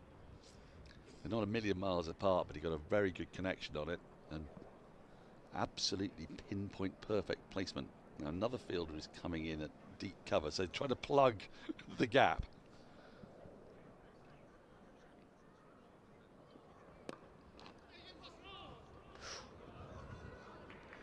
It's almost a bit of a mix-up there, but runs coming off every ball of the over.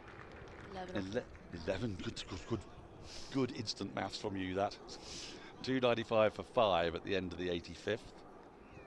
And the lead now up to 329. Just slipped a bit there, Dan Lawrence. Looked like he got slightly disorientated to see where the ball had gone. By that point, Brian Patel was already halfway down the pitch and he had to go. Well, it'll be a little bit greasy out there.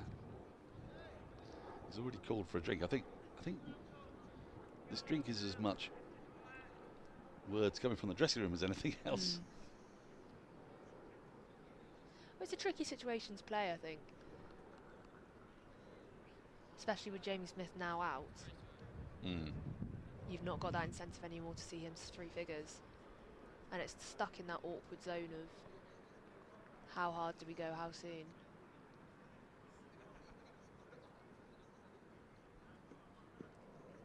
Sonny Baker's going to continue. Fires the ball down the leg side. Now there's a certain amount of discretion umpires are going to give, but you might see the umpire just having a word with Sonny Baker here. Yes, you can see, and it'll be deliberate negative bowling down the leg side. That's sanctionable, isn't it, by wides, Andrew Sampson, if it's continued? Yep, you can wide them if you think it's deliberate.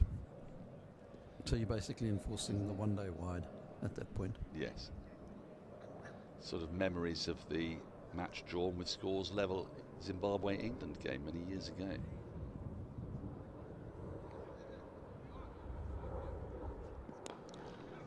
And England were aggrieved at the Zimbabwean tactics. Seemed perfectly reasonable to me. We flippin' murdered him, wasn't that what Bumble said? Yeah, He was the coach at the time. Yep. Well, you could understand his frustration, I suppose. Scores level and they had plenty of wickets in hand, but well played to Zimbabwe on that occasion. They played a canny game. Conversation here, Sonny Baker. He wants a towel. It's slightly greasy out there to dry the ball. Yes, it will be a little. We haven't, as I said earlier, we didn't have anything like a deluge, did we? But just a little bit of moisture clinging to the top of the grass. Yeah, it was that fine stuff that you go out in it and then you come home and you can't work out quite how you're so soaked. Yeah. Yeah, and the dampness immiserates you and gets into every crevice.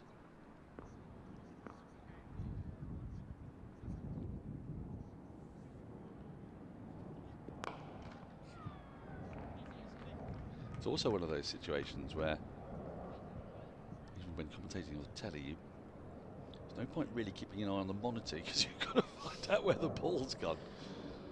Much of the time, you know, you keep your eye on the monitor and see what the bowler's doing. Well, the ball can go anywhere here, inside edges, top edges, off the middle of the bat.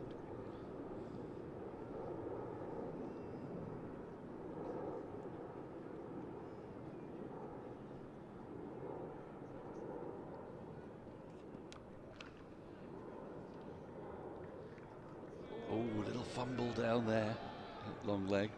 It won't cost them any runs because you hit very firmly to the fielder. He fielded well for the most part, Hampshire, this game. Yeah, I'm trying to think. I can't think of many drops. No, you had that good one from Mark Stoneman in the... Oh. Just let that through his legs there. You had that good catch from Mark Stoneman in the first innings. Was that Ryan Patel, was it? You had Sonny Baker's brilliant catch, yeah. Brilliant diving effort from Mark Stoneman yesterday on the boundary as well. Full again. Should just be the single. I guess you had that boundary chance earlier in the day, but I'm not quite sure that can go down as a drop. I don't think so, you know, because I think he got his hands to the ball. But he came down on the rope. Came down on the rope, didn't he? Yep. Yep. So I think technically I'm not going to make that a chance. So we're getting close now to 300, the lead up to 333. Going to want at least another 20, you would think, but I still have a sneaking suspicion they want a little bit more. Well, we were talking about this before coming on air, that the difference between points from results for drawing and for winning is the same as drawing and losing.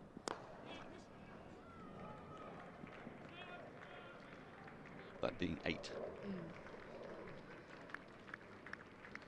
So 5 off that over, 5 singles, 300 up. A ripple of applause from many people who have stayed here today. It's been frustrating for them, gazing up at the sky constantly, looking for breaks in the cloud. But they're being rewarded by some frenetic and mad cricket at the moment. Sunday evening entertainment. It is Sunday, isn't it? That's what I've got to remember. It doesn't feel like Sunday. I think when the championship does start, I do tend to lose track of days at the weekend. Do you get days off in lieu? In lieu? In lieu. Working on bank holidays, I'll get days off if I work on bank holidays. Right. Generally on non-commentary. Yeah, so you're just full on next week. I get one day off during the week and one day off at the weekend, so I never work a full 5-day week, which is nice. Nice. Cunning. Wheel to continue. Goes right outside the off stump. He's going to be going after everything here. It is just a matter of trying to lay bat on ball. Is there a preferred boundary option? I mean, if you could ramp it up and over fine leg, perhaps. It's not really offering that. There's a very, very fine deep third and a deep backward point. A forward deep cover and an deep extra cover, long off, long on. Deep mid-wicket, deep square leg and long leg. So now all 9 Hampshire fielders are on the boundaries. You can see from that shot there.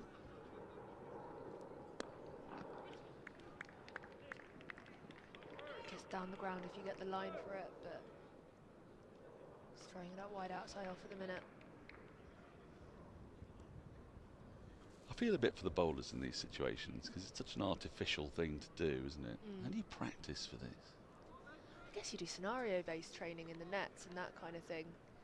Tell a batter that they've got ODI style, that they've got X amount of overs to get X amount of runs, and you've got X amount of overs to defend X amount of runs. And you've got 9 fielders on the boundary. Yeah, 9 fielders on the boundary.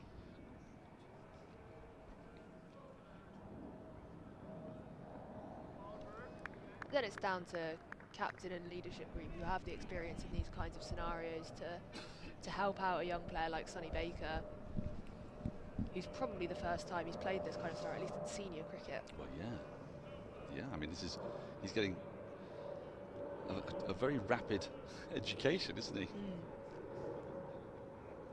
After the win last week, now finding yourself bowling in this fashion. He's been up to the job so far.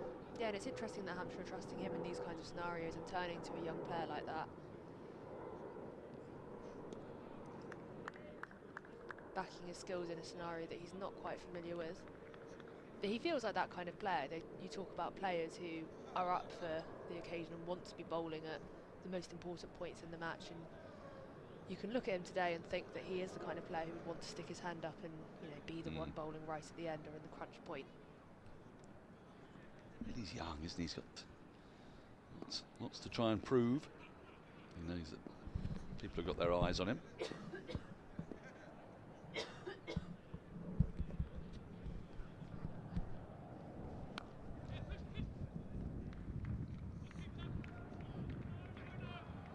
Just be the one again. It's been a good over from Wheel.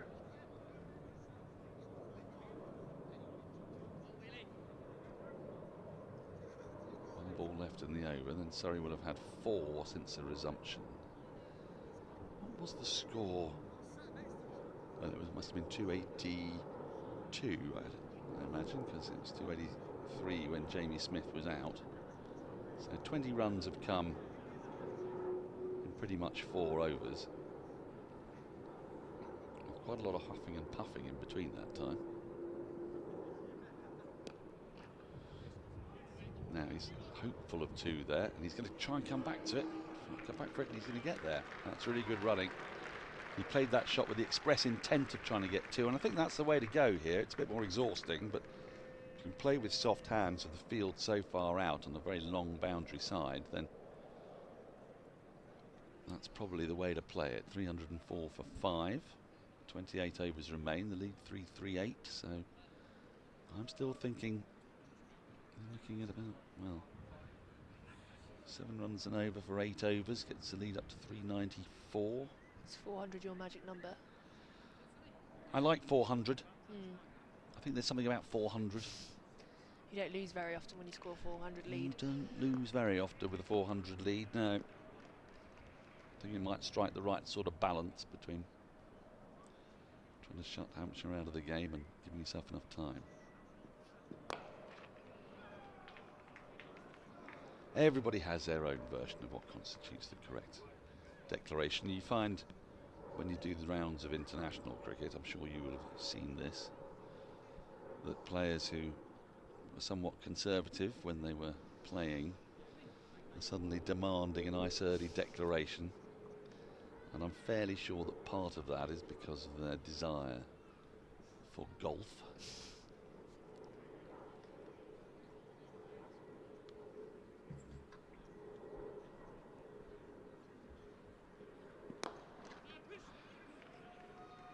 Fairly sure our producer would quite like the game to end early today, so we can go in and, I say producer, our head honcho, who shall not be named for these purposes. He wants to go and watch the Masters. I'm aware. As Rory McIlroy attempts the career Grand Slam. Can you have an early declaration to watch golf or only to play golf? Well, the idea of the early declaration to play golf is that you win or lose, try and get a day to spare, isn't it? That's what people want. As if the fifth day is really an anomaly or very much unwanted. I personally rather love a fifth day, but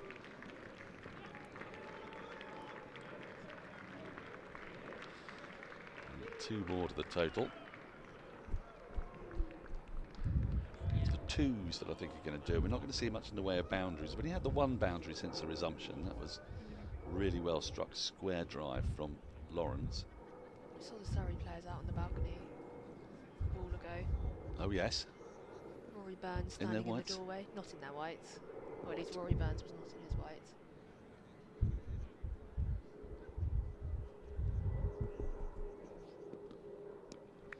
Well, we'll keep an eye on that balcony for you because it's often quite a good indicator. Do you have something for me, Ian? Well, just confirmation of your earlier statement. There's a lot of players who I've seen captain teams and then come up to the commentary box, and I've yet to meet one of them who didn't declare a lot earlier in the commentary box than they ever did on the field. Yes. I'm trying to think about Jeffrey. I'm not sure he really opined on the subject of declarations too often, although he was a little bit more attacking, it seemed, in the commentary box. Yeah, Jeffrey. Yeah, I'm not sure actually. I'm trying to think of Jeffrey and declarations.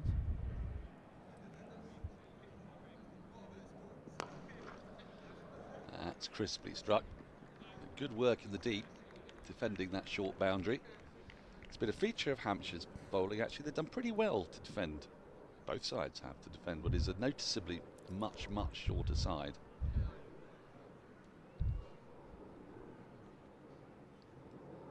And this is also why it's a great test for Sonny Baker, isn't it? Because he's got to be able to control his line here. No signs so far that Lawrence has jumped outside leg stump to try to access it, the offside, for example. Oh, now that's gone fine enough. That'll be 4. That wasn't quite the right line. It was just a little bit too straight and on the pads. So, 9 off that over.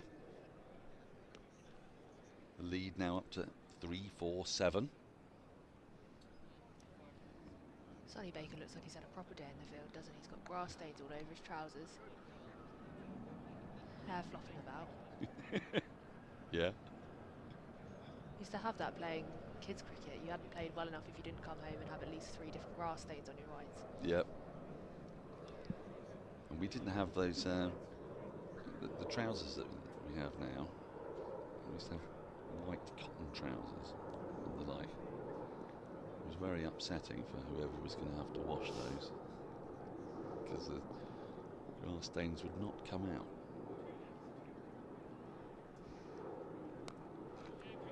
It's well pulled away. Again, it'll just be the one. Struck it so firmly. I wonder if Lawrence is going to try and repeat the trick of the last over, but he just basically came forward, dabbed and ran immediately. And Patel will be backing up at the non-striker's end. Keeping a little eye on that as well.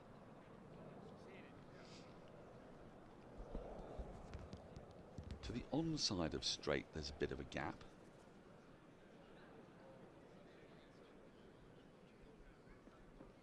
But you're not getting the ball the onside of straight from that. Yeah, that was slightly wild. There you can see this field. Everybody out.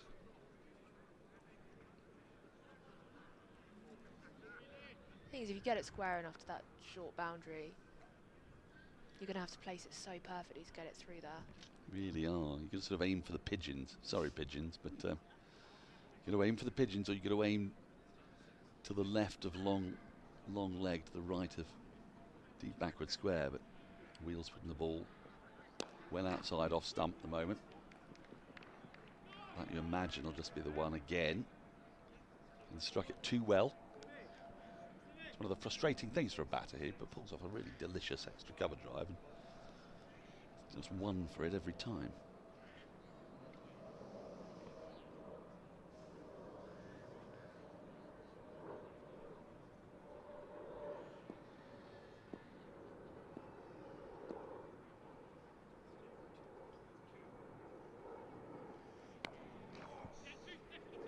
Has he got this? No, it's just going to be one again.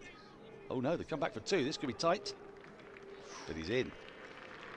I think in a way, you're sort of like, you're going for one on the throw because it's such a long distance. Ryan Patel looks like he's in a bit of pain there. Dived and landed on his shoulder by the looks of it. Well, he is in pain, isn't he, here?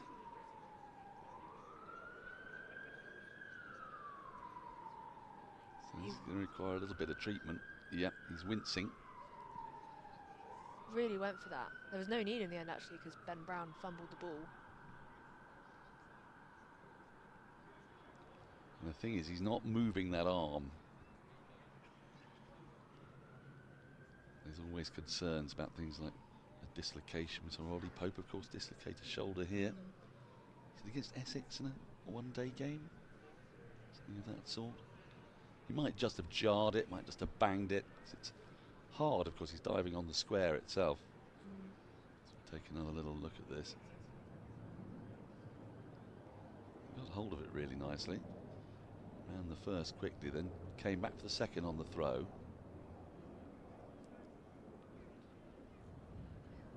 Yeah, when I don't think he's landed on the shoulder there. He's dived correctly with his left arm out. Maybe he's just jarred that elbow up.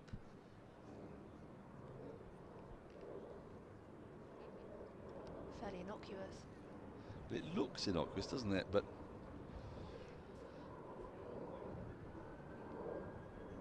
let's see, he's moving it. Oh, well, he's moving it gingerly at the moment. It's going to be quite sore. The physio comes in on you there.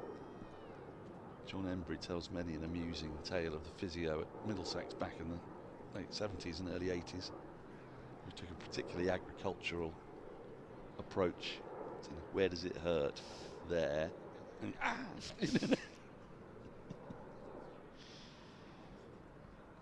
sort of thing. Lawrence is going to be asking him, can he continue, or shall we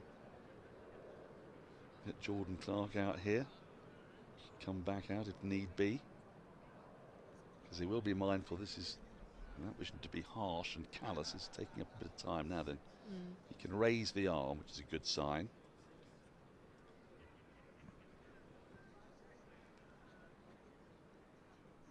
But then if they're going for these quick singles, there's going to be issues diving again. Yes. That might also be in his mind.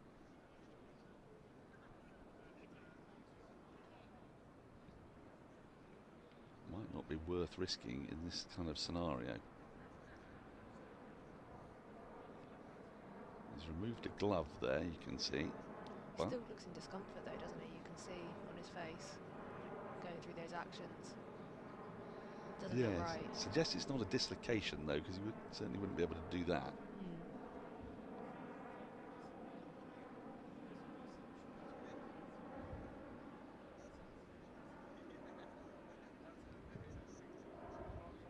So he's just checking the flexibility, seeing how far that's going to go round. What do you think here?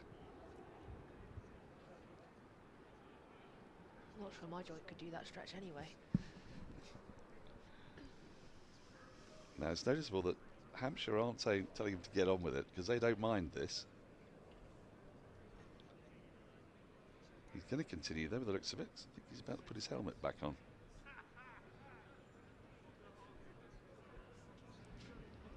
Or is he? No? I think he is. Yeah, so the helmet goes back on, so he's gonna resume. Get a pat on the back from Dan Lawrence. Presumably with the words, yep, might have to do it again in a moment. We look at the players' balcony there. Ben Folkes with the bobble hat on. Training gear still on, not whites. And you can see in the whites there, Jordan Clark due in next. Be interesting to see how Patel plays this now and how much that limits him. That soreness.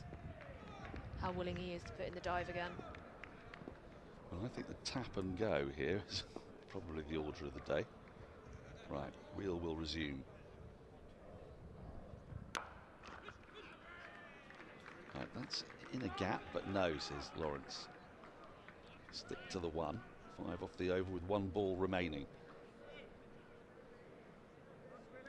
Lead up now to 352. If you're just joining us, yes, it's all very peculiar. We've had a break for bad light and for rain, which has taken how many overs out of the game in the end, was it? 17. 17. So Surrey have had to adopt a very different approach, and in part because Hampshire spotted that they were going to have to, and to put everybody out on the boundary, which is well within their rights, of course. That's nicely struck, but it'll just be the single. Lawrence will keep strike. Poor old Jamie Smith was dismissed at the first ball he faced after the resumption, caught in the deep. And Surrey looked to build a lead and declare. We're all speculating as to when that might be, but we don't know. Kind of feels like we're in a kind of holding pattern of Hampshire putting all those men on the boundary and waiting for Surrey to come to them, and Surrey just milking the 1s and 2s, both waiting for something to happen. Hampshire to take a wicket or Surrey to go all out attack. You feel the onus is more on Hampshire at this point to force something to happen, to force Rory Burns into a declaration. You almost feel like it should be allowed to have a negotiation in which the captain just comes down and Like they how write many on a do you piece of paper, what is it? And then spend 10 minutes negotiating rather than half an hour playing weird cricket. Now, has he got a bit of bat on that? And yes, he has. I thought he got a bit of bat on that. Then Lawrence is going to have to go. Umpire's finger goes up. I heard a noise. It sounded a little woody. Flicked down the leg side. So that might slow things down a touch. Lawrence goes for 23. Baker strangling him down the leg side. Good bowling, really. He's bowling to his field. And Lawrence will be thinking, oof. Yeah, that did sound woody. Another kind of stop in this game. Stops and starts after tea. Feels like there's no real momentum being built up. No. Well, let's take a look at it again. Well, I don't think it's come off the pad and it's deviated, so... Yeah. Well, that feels like it's come straight out of the middle of the bat, doesn't it? Well taken by Brown. I say middle of the bat, but, you know, a healthy glancing blow at the very least. Yeah, there's almost no reaction from the Hampshire fielders. And really, you know, they should be looking at this and thinking, 353. And their plan coming out after tea with that plan would be to get Smith and Lawrence out as quickly as possible and get into these bowling all-rounders. Which they have done. And even with the change between innings here, there's still, you know, there'd be 23 overs left today, plus 9619. That's still under 3 and over. Required. You're not going to convince me on this declaration. I would have been bowling a couple of overs ago. You would, wouldn't you? I can tell. Very aggressive. Are you a captain? No. Oh. I had 1 year of captaincy of Alton girls under 13s, I think. Didn't see you? Well, we got to the cup final. Oh, so it did? Without playing a match. Ah. My proudest achievement of that year was winning the semi-final on the toss of a coin. Oh, well done. Yeah. What did you call, or did you not have to? Can't remember, but I did it in the car park of the club in the pouring down rain. That is so cricket.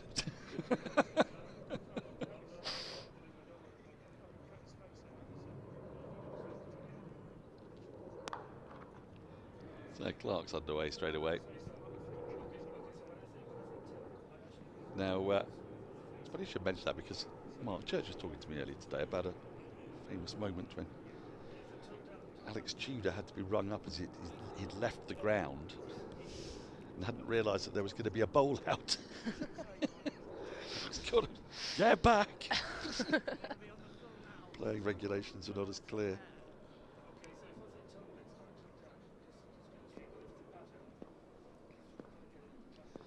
So I've got a slightly wounded Ryan Patel one end, new batter Jordan Clark at the other. Surrey still probably 30 or 40 runs away from where they would like to be before declaring. He's coming back for 2 here. Doesn't put in the dive this time. He's fleet of foot, he's a nimble man, Ryan Patel. It's back for a couple.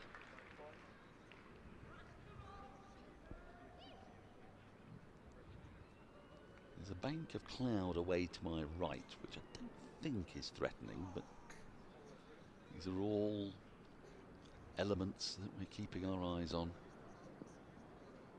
Crazy, isn't it? We've just been basking in glorious sunshine for the best part of 3 weeks. Get to the Oval for the first game, get 2 days of glorious sunshine, and now this. Now then, high in the air, it's going to land safely. It'll just be the single this time. Yeah, didn't quite time that one. Or depending on how you look at it, timed it perfectly.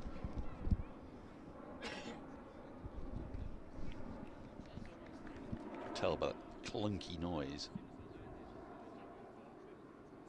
Staying round the wicket. This is good stuff from Baker. He's picked up a couple of wickets, and it's the resumption of 2 not out batters, Lawrence and Smith.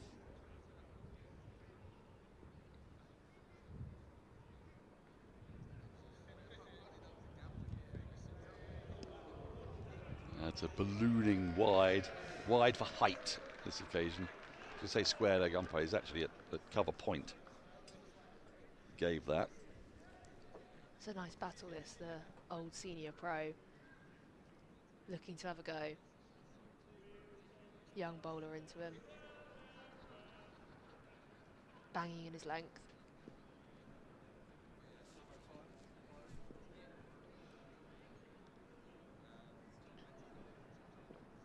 Still a couple of balls left in the over.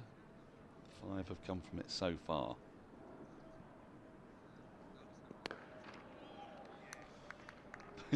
Pretty unlucky there, Jordan Clark, to get bat on ball and for it to go to the one place where he wasn't going to be able to get a run. Just looking around the ground, it's a really interesting match developing between Durham and Warwickshire. Durham with 275 ahead with 6 wickets down. Notts are 168 runs ahead against Essex with 3 wickets down. Somerset have lost 2 wickets in pursuit of an unlikely, let's say, 596. That's so. Let's ask you here, Katya. Oh, he's gone straight through him. Really good bowling from Sonny Baker. Block hole delivery.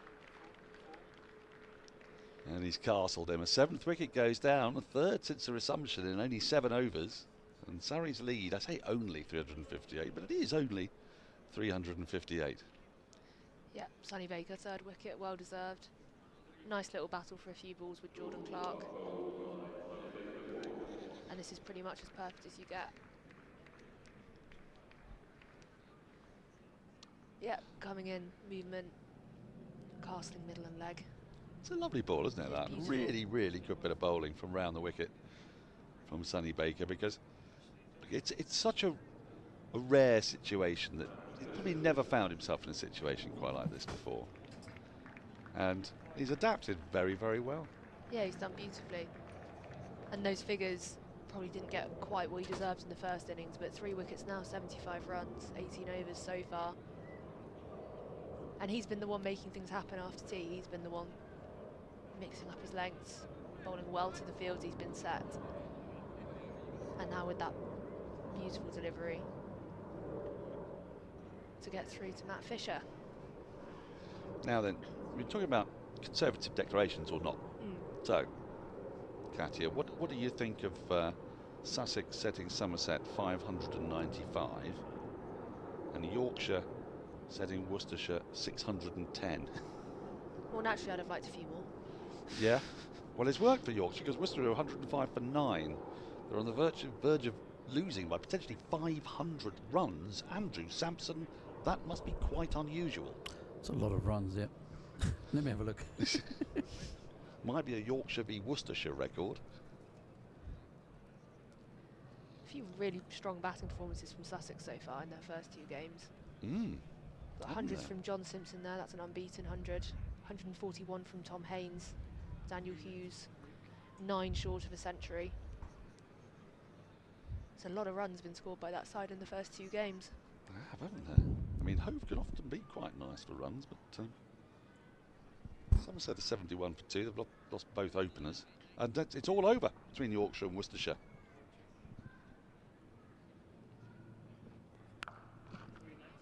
Now then. Oh, he's found the gap. He's going to pick up 4. Terrific shot from Ryan Patel. 2 men out on the boundary. Well, many men out on the boundary, but 2 who were interested in that one. The deep backward square and the deep forward square. And he's, again, picked the spot absolutely perfectly.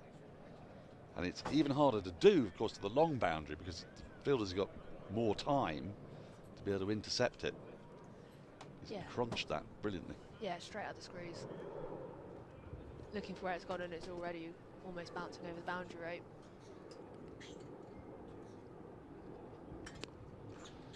And that's nicely clipped. They might think of 2 here, but no, says Matt Fisher.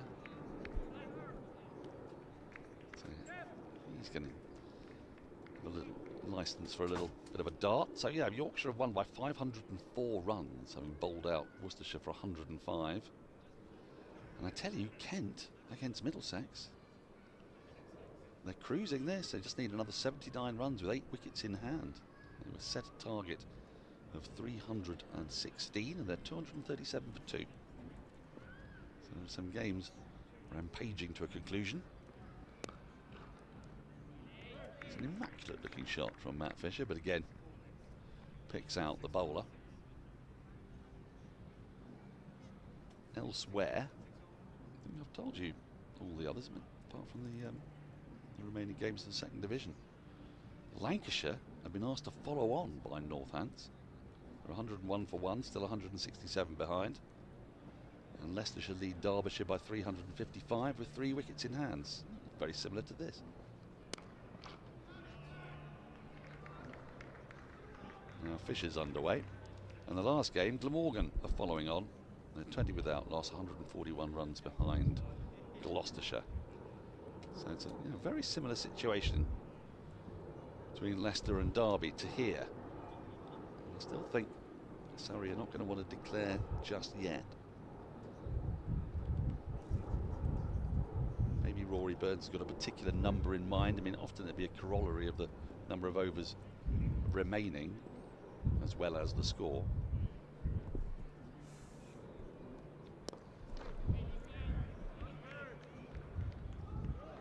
This over has brought 7 runs. Been interesting contrast between Wheel and Sonny Baker, isn't it? You'd have to say that Sonny Baker's performed superbly in this unusual circumstances. Andrew, I have good news and bad news for you. oh dear. Okay. Well, in the county championship, 504 runs is the biggest ever victory margin. Is it? By runs, yeah. By runs, is that correct? Yeah. Well, I never would have time to be alive. I knew something was going on. Bad news for you is? I think I can guess. Has it broken a Surrey record as this is guided down to deep backward point? 483 runs Surrey beat Leicestershire by in 2002 at the Oval. Well, records are there to be broken. End of the over. We've had 8 since the resumption.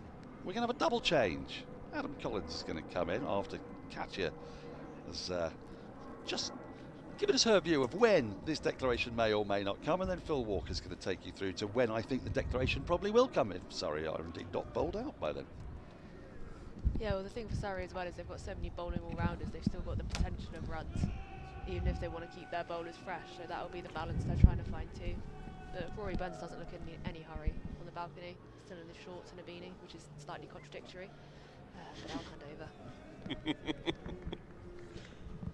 Slightly contradictory Rory Burns. The lead is 366. Well bowled again. Probably doing too much. Looks like he's getting a bit of reverse almost. He's whacked Fisher on the left toe. And he's clearly in some discomfort here. He's bowling again with real ticker. It's been a mark of his performance here. Not out, it's pitched outside leg, but got rid of Jordan Clark with a similar Sandshoe crusher. Yeah, I think there's a lot to take from just when you've got 9 fielders out and you're on a hiding to nothing a little bit in terms of where the game position is. Rain about, bad light about. He's bent his back throughout this spell. Taking something from this as a young professional. Exactly. There's that skewed down to one of the few spots available for Ryan Patel for more. Every man on the boundary but you can't defend every single corner of this vast outer and pick up another 4. It's got misdirected, but yeah, he's shown aptitude for the scrap, I would say, Sonny Baker, and that is so much the battle, especially when you're playing the number of games that we do in this country. You have to really love it. You have to love the fray. Overcoming sapping energy is part of a fast bowler's job, really, and he's got a bit of vim and vigour about him. He'll get better as well for every experience he has here. Copy and paste, but a bit squarer, and so just a single, and he's scampered up Ryan Patel, but will just be a single. Yeah, this will be good for him. Young, developing cricketer who has a bright future ahead of him. It won't be the only time in his career he's bowling in conditions. Well, I say conditions, of course, there are overheads, and yeah, maybe there is a bit of reverse and so on, and whatever else. But conditions that are not well suited to ending up on the right side of it as a bowler. Often you can get clouted or you can be completely neutralised. Well, he hasn't been. Yeah.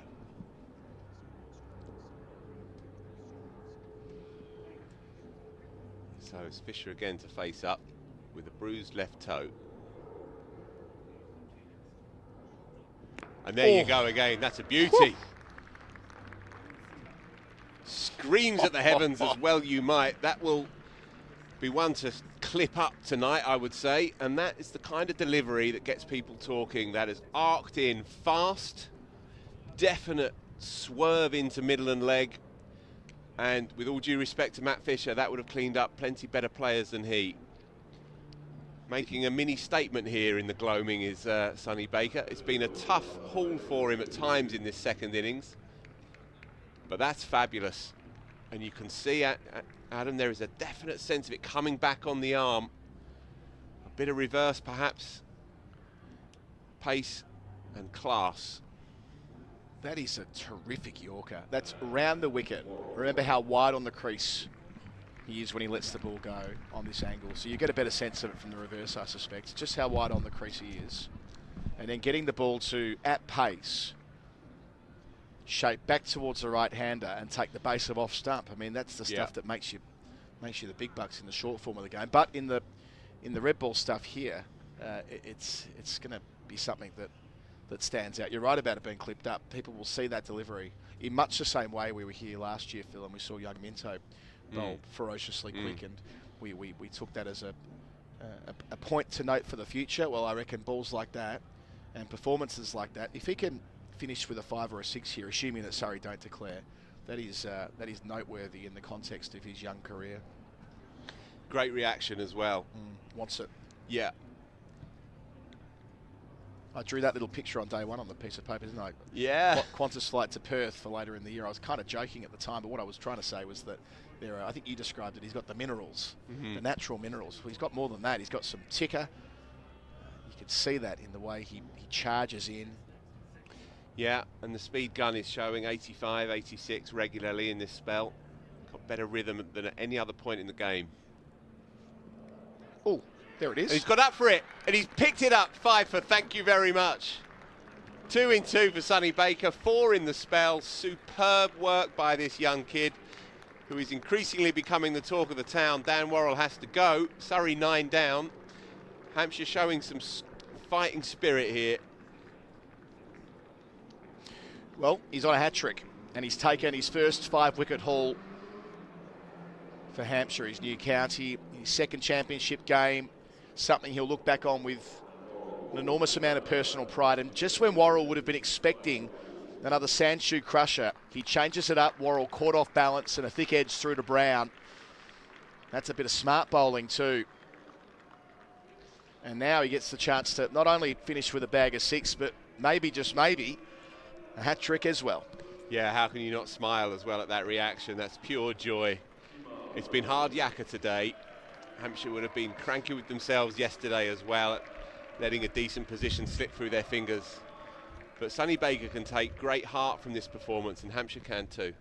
4 for 10 on the last 11 balls he's bowled. 4 for 10 in 11 balls. Superb stuff here.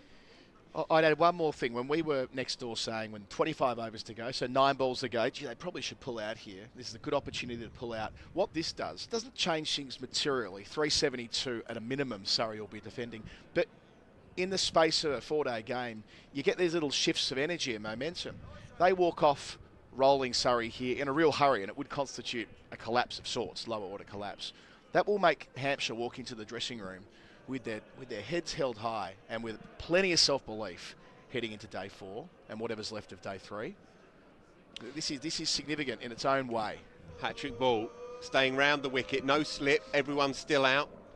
Square leg creeps up.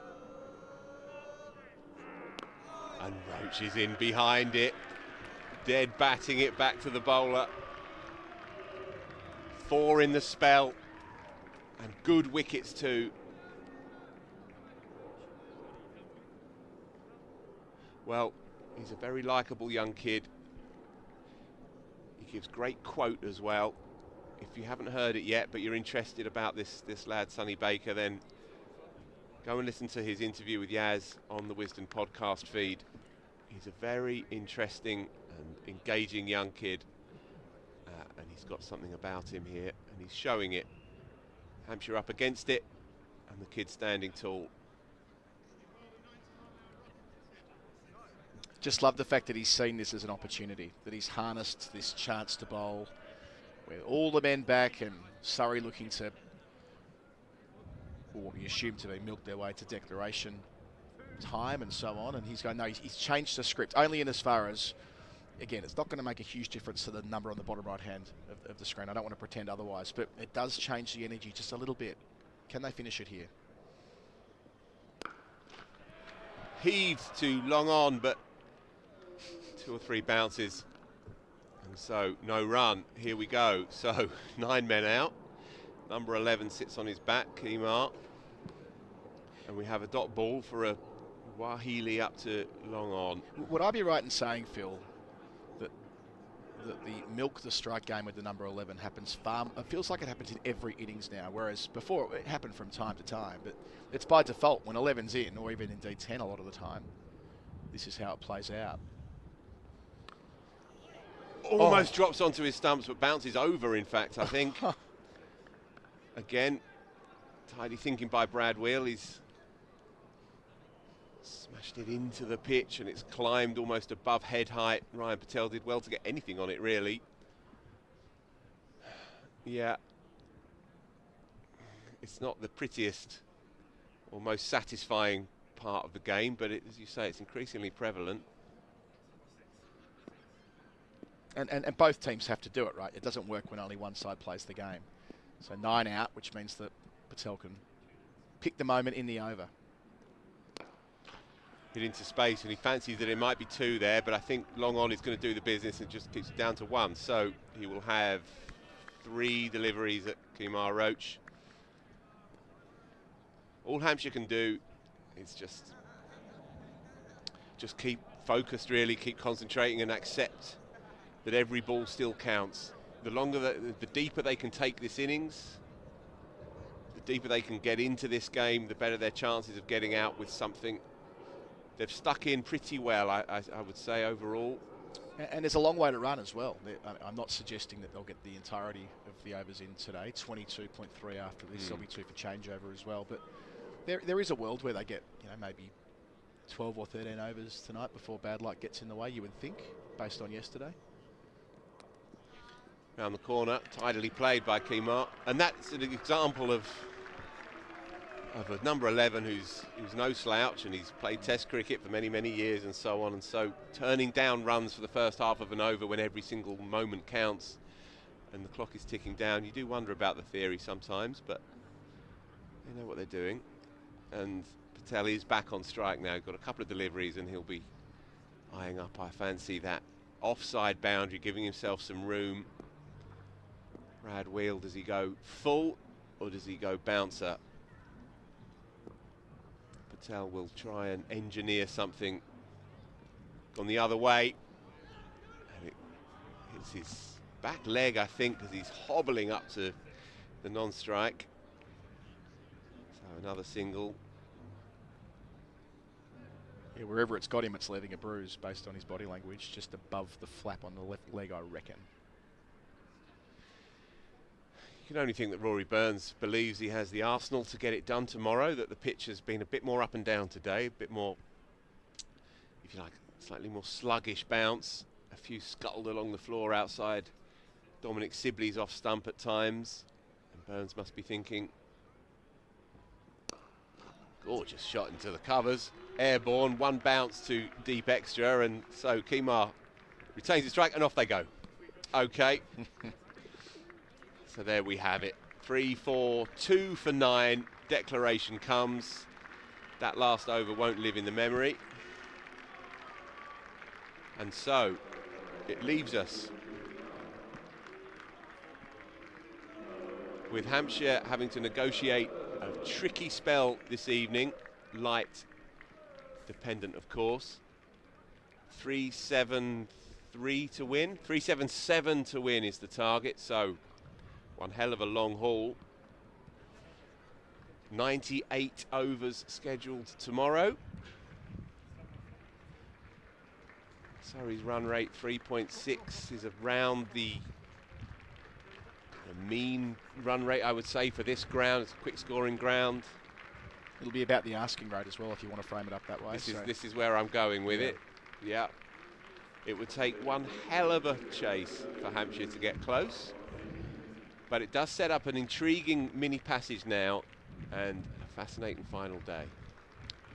Yeah, it should do. So 377, the target, as you say, would be a mighty chase if Hampshire pull it off. And on the basis of what we saw yesterday, Surrey bowling so well, to even give themselves permission to have a real dart at it, they'd need to bat for, gosh, 3 or even 4 hours from now and then accelerate towards the end. So a lot to play out between now and then. But Surrey, let's not discount just how well they played through late yesterday and early today. Initially with Burns and Sibley, a partnership of 56 that laid the foundation.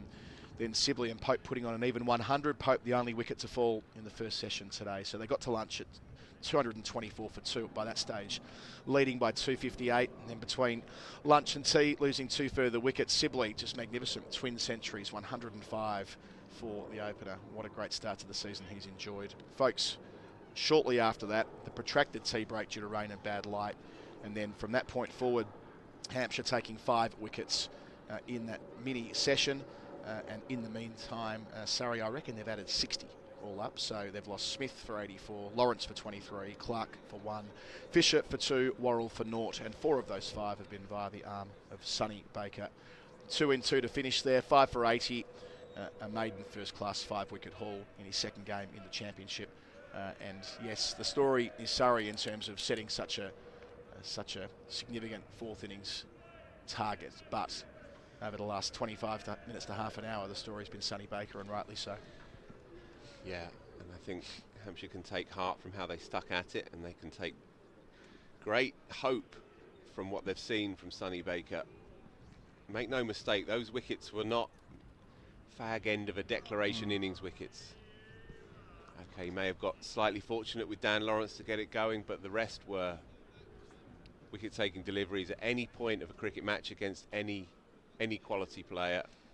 Jordan Clark upended, Dan Worrell bounced out, and Matt Fisher as well cleaned up, and it was just electrifying stuff, really. And impressively, he seemed to be bowling quicker and with more energy at that point than at any other point in the game. That bodes well for him. First 5 in first-class cricket for Sonny Baker in the championship. Surrey already out there, of course. They were ready to go, actually. As soon as the batters passed them on the steps, you could see the opening bowlers, Worrell and Clark, kitted up, ready to go. Already practicing out there. Fisher as well, getting loose. Key moment, I would say, for the next hour or so.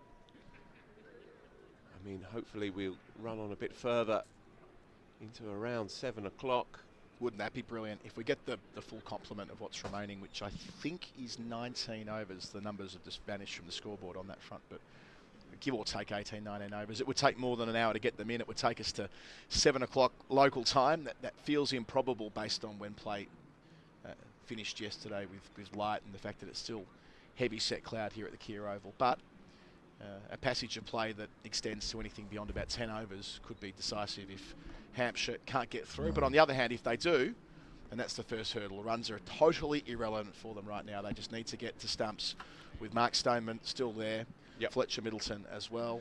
A night to think about it, a night to dare to dream. But, you know, with Worrell charging in from the JM Fin stand end and in all probability Roach running away from the pavilion, it will be hard yakka. Yeah, no doubt about it. Stay glued to the channel if you can, because this is going to be high intensity stuff. Surrey are going to come screaming in, you feel.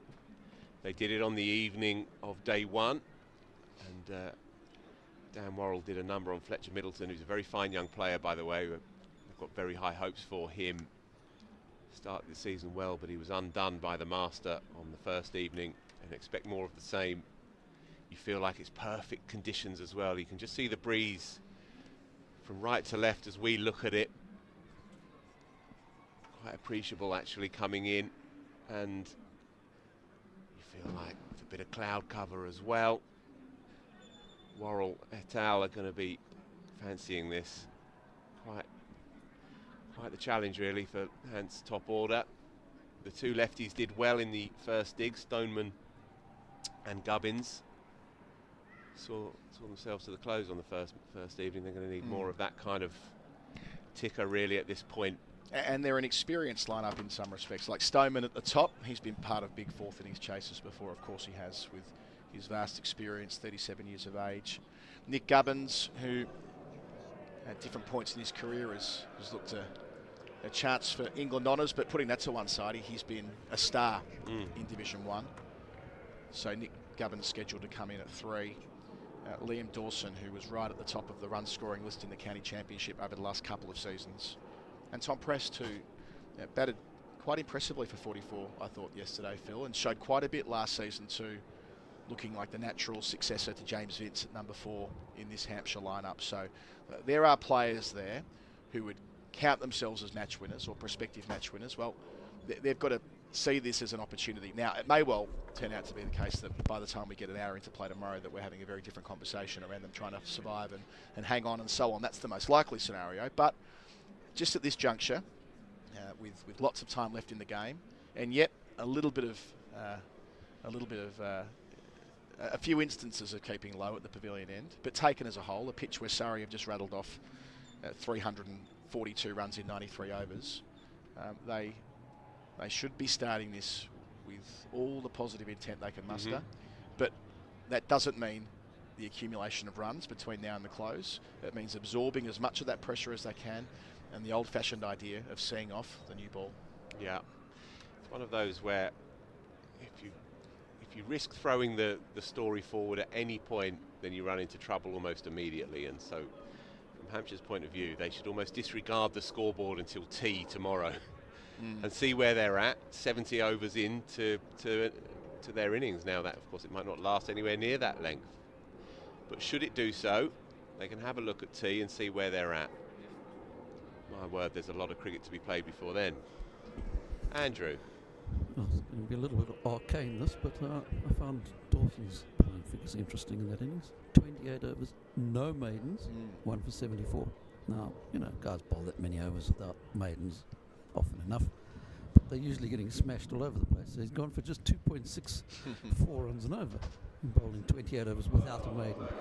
And in the history of the county championship, there's only one bowler who's bowled as many overs without a maiden and gone for fewer runs per over, which is Alf Gover. Surrey, Lancashire, Old Trafford, 1934. He bowled 28 overs, no maidens, 4 for 73. That is the good stuff, is it not? Hold on to your hats. That's a stat and a half. Alf Gover with his fabulous cricket school, of course, just up the road. So many, many, many good young cricketers come through his doors.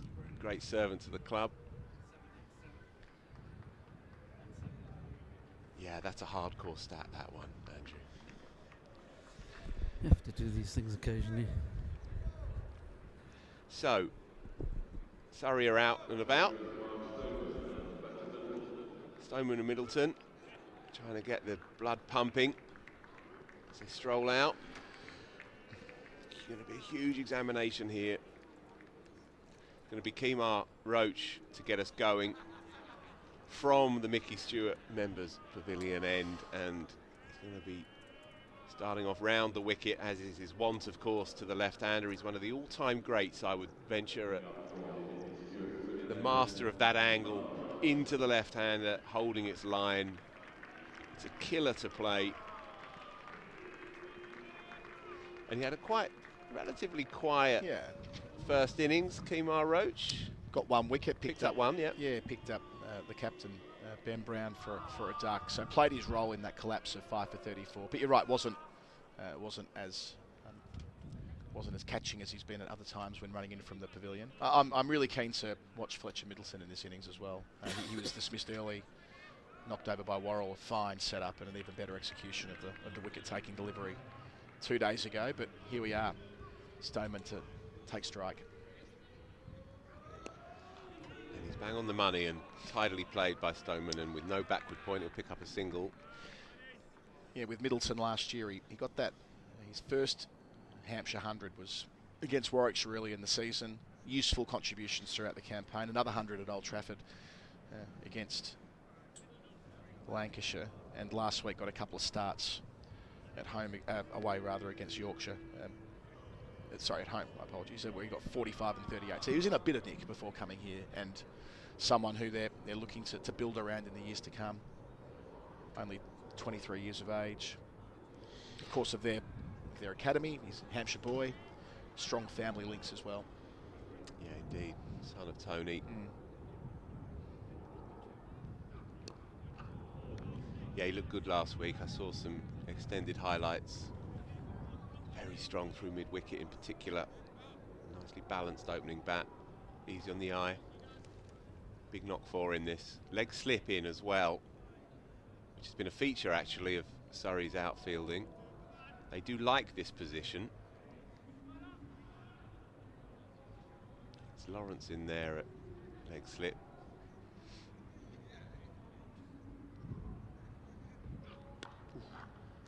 Tidy shot. No ball. No stepping by Roach. It was Connor McCurr in there last year, wasn't it? The leg slip who took that screaming one-handed catch, which was set up quite nicely by our colleague Cameron Ponsonby on comms at the time. And beautifully caught by our cameraman as well, I remember, right on the line. Seeing shot there, Dan Lawrence warming up. Don't think he'll be required today, but you know. But then I do wonder, as the shadows lengthen. True, they might need to use him. Solidly in behind it. Could be one of those funny ones if it gets to that where Lawrence is called upon and they can only use spin, whether it actually remains in Surrey's interest to remain out there. There reaches a tipping point where all you're doing is running the risk of putting overs into the ball. I think the rewards outweigh the risks personally. Yeah. With 3-7-4 required. And they'll want plenty of time with the second new ball tomorrow if they require it to, I guess. And of course you have the power to just bring back a quick if it doesn't work for an over or two. But we shall see. Certainly, to my eye, it does seem like it's got a tiny bit murkier. So now we play on. Yeah, we're back to where we were before the players came off for bad light earlier with the four shadows across the fielders from the floodlights, the new floodlights here at the Kia Oval.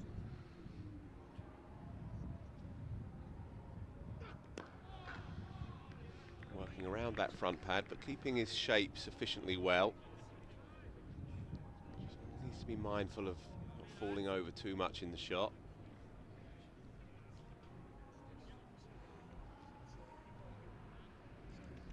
Big old challenge this, Kemar Roach. Gloomy conditions, brand new dark dukes in his hand. It doesn't get much harder, does it? In these conditions at this particular juncture. Again though, tidily in behind it.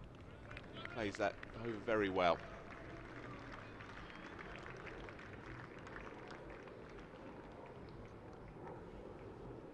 think we've got a number now on how many people need to be here tomorrow, Right. in order to break the record for the most well-attended game. What's the caveat? Is it the 21st century best attendance here at the Kia Oval for a first-class game? Even acknowledging there have been fewer people in today with bad weather. About 3,000, 3,100, something like that. I'm sure John Surtees will put it on the screen for us. It's not a massive number. It's 3,050 something, I think it was. Right, So just a yeah. tick over 3,000. If we can get that done, be a part of history tomorrow, folks. Oh, Roll in yeah. if you can, and especially if the game gets to tea. If you have to work for much of the day, pop your laptop in your bag, get along free after tea. And let's make up those numbers. I'd flip it around. Laptop 11 a.m. Work from home. Where better to? There are plenty of places I've sleuthed here at the Kia Oval beneath us here, where people get their laptops out to work. There's different benches you can rest your computer on. So tell the boss you're at home. Here's Frankie Worrell, full driven into the covers and straight to the man. That's going to be his length, though. He's going to be more than prepared to be driven, because he knows that all he needs is one to banana away from the left-hander. So tomorrow's a day to live a little. Tell the boss you're at home, and if you have to be on a video call, turn the camera off. There are ways around this. We've all done it. And be here from the first ball. Witness what could be a really outstanding final day here at the Oval. You don't always get outstanding final days. The nature of red ball cricket is that most games are won heavily by one team or the other, or drawn. Plays inside the line there. Yeah, very well played by Stoneman. May have been bad on pad, which may have caused the flutter behind the stumps, but he was nowhere near that and played comfortably enough inside the line. So when you get a day like tomorrow, especially if Hampshire don't lose a wicket overnight, you get a day like tomorrow where there are a number of different ways the day could go and results in the offing. 3,058 was what we hear yesterday, which I think we're looking for the number tomorrow that we would need. Either way, it's about 3,000. Be part of that and work here all day and follow it here with us at the Oval. Into the pads, stifled appeal. That is the ball that got Mark Stoneman. Similar kind of delivery from round the wicket from this very bowler in the first innings. He was palpably legged before. Just needs to be mindful of covering both sides of the bat. That's the challenge with Worrell.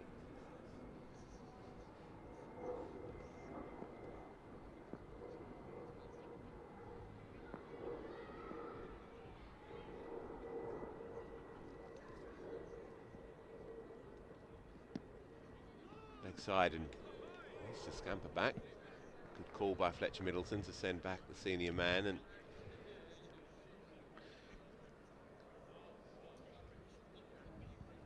I like that we still have the soundtrack from the congregation singing in the church that meets in the stand we're in at the moment. A couple of times on a Sunday, often we get the first session with it bursting out around the ground and back in for a second run late in the day. yeah, it was packed as well. Yeah.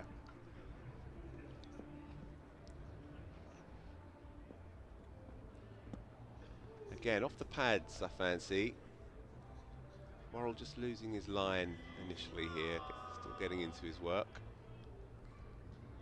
I think he'll prefer this.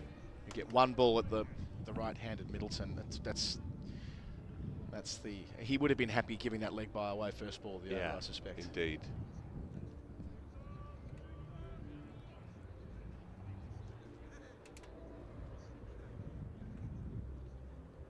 Four slips. At second is Ollie Pope, who snaffled 8 catches off Worrell in that position in this fixture last year. 4 in the first innings, 4 in the second. So keep an eye on him. Well played again. Good work by Fletcher Middleton. So another one ticks by, 2 down. Hampshire will be mentally ticking them off one after the other. I think in terms of light, this is it, isn't it? I think another degree or two. I mean, no. In fact, no, the umpires Did I see it? doing the thing. I think I saw a light meter. I saw Rory Burns talking to umpire Lloyd, and I saw him reach into his pocket. Now he's coming down towards our end, the Vauxhall end, and on it goes, and we'll find out shortly whether we're good to go or not. With bated breath and nod of the head. Looks like Lawrence has pushed himself forward here. Call me up, Skip. Available if needed. Now the bails are off again. Now what's happening here? So the bails have gone on and now they've been removed. The conversation. Here he is, Lawrence. Burns. Yep, it's going to be spin. Yeah, Lawrence cap off immediately. He's up for this, as well he might be. Much to gain and nothing to lose here. And in fact, first innings, he did get things rolling on that second morning. It had been a relatively benign first hour, really, and Stoneman and Gubbins both in fine fettle, saw off the seamers quite comfortably, and it was Lawrence who came in and affected change with that excellent leg side snaffle by Ollie Pope, and he'll be utilising a similar kind of style here to the left-hander. Pope already in at leg slip. And he did this last year, the first home game last season against Somerset. Lawrence took the new ball and burgled a wicket in the second innings straight away. I can't remember how he did. Samo will tell me. I don't remember how he got the wicket, but it was more the fact that Burns has faith in Lawrence bowling early in an innings. And of course, he's well grooved. He bowled nearly 38 overs in the first innings last week, and as you say, picked up a couple in the first innings here. Yeah, he bookended that day. He took the second wicket to fall, which was the first of the day, and then he took the 10th as well. He's become a very key part of this attack. It enables them to play the seam-heavy attack. Stoneman is comfortable enough to lean on that, and there is space available for him to pick up the single. And of course, with the new ball, it should, in theory at least, bring both edges more into play if he can hit the shiny side of the ball and go straight on, get that wrist position right. More so with the left-hander, but still, it's might bring first slip in to play if he can get it spot on and not turn. Well bowled, good start.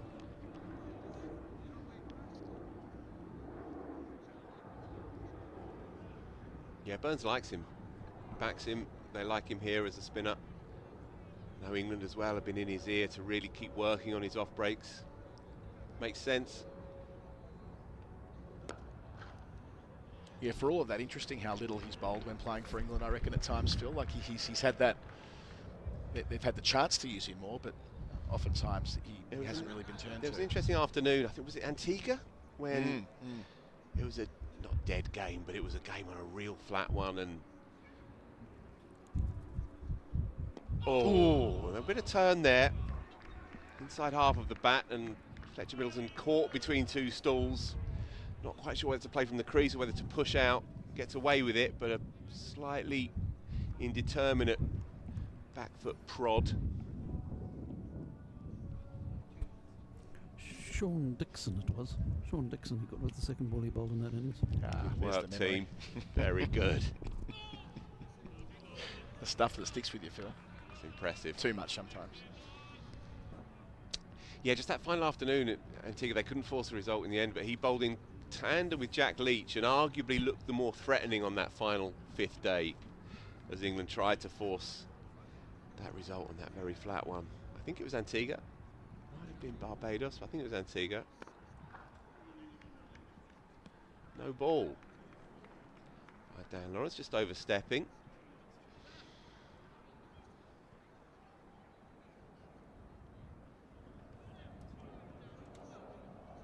Getting into the spirit of things of bowling early on, like a seamer, overstepping. Yeah.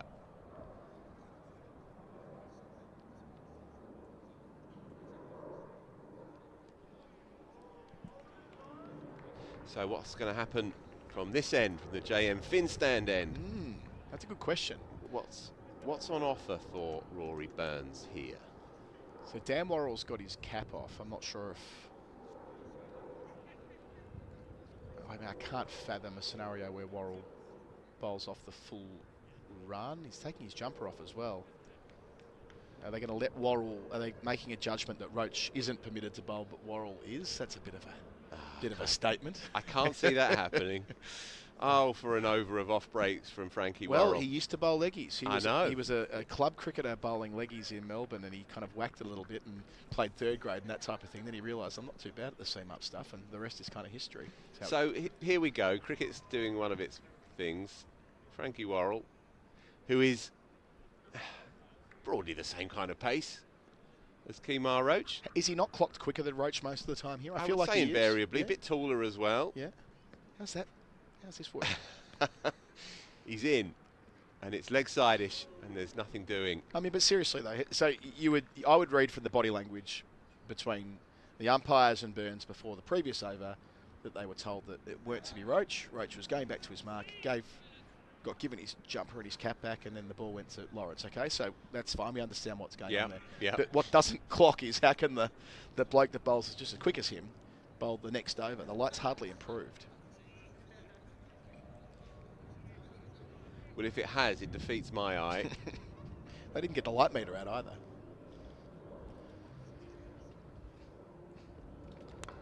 Beautifully played. Easy on the eye, isn't he, Fletcher Middleton? Yeah.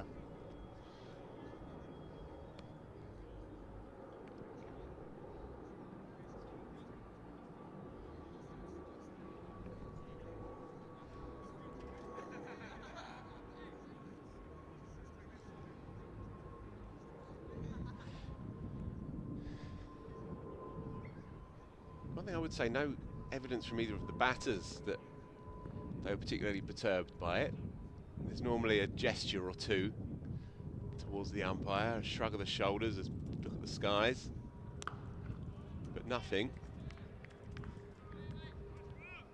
yeah, curiouser and curiouser. We should just be happy that we're still out there, really. But I wonder what happens next over. Does Dan Lawrence continue? I mean, we won't. We're making way in a couple of balls' time, so it'll be for Yas Rana and Daniel Norcross to decode.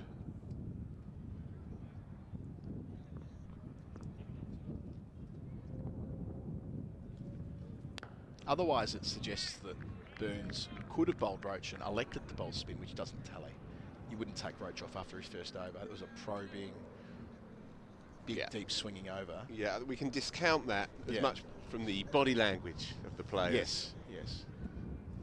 And how quickly Lawrence scampered up, seizing his moment.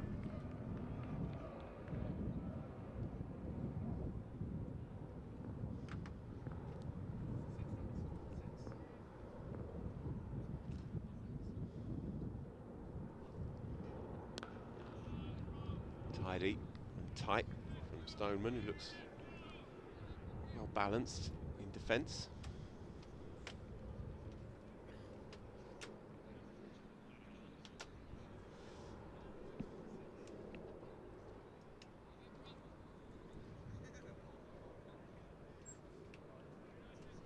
So every delivery counts here.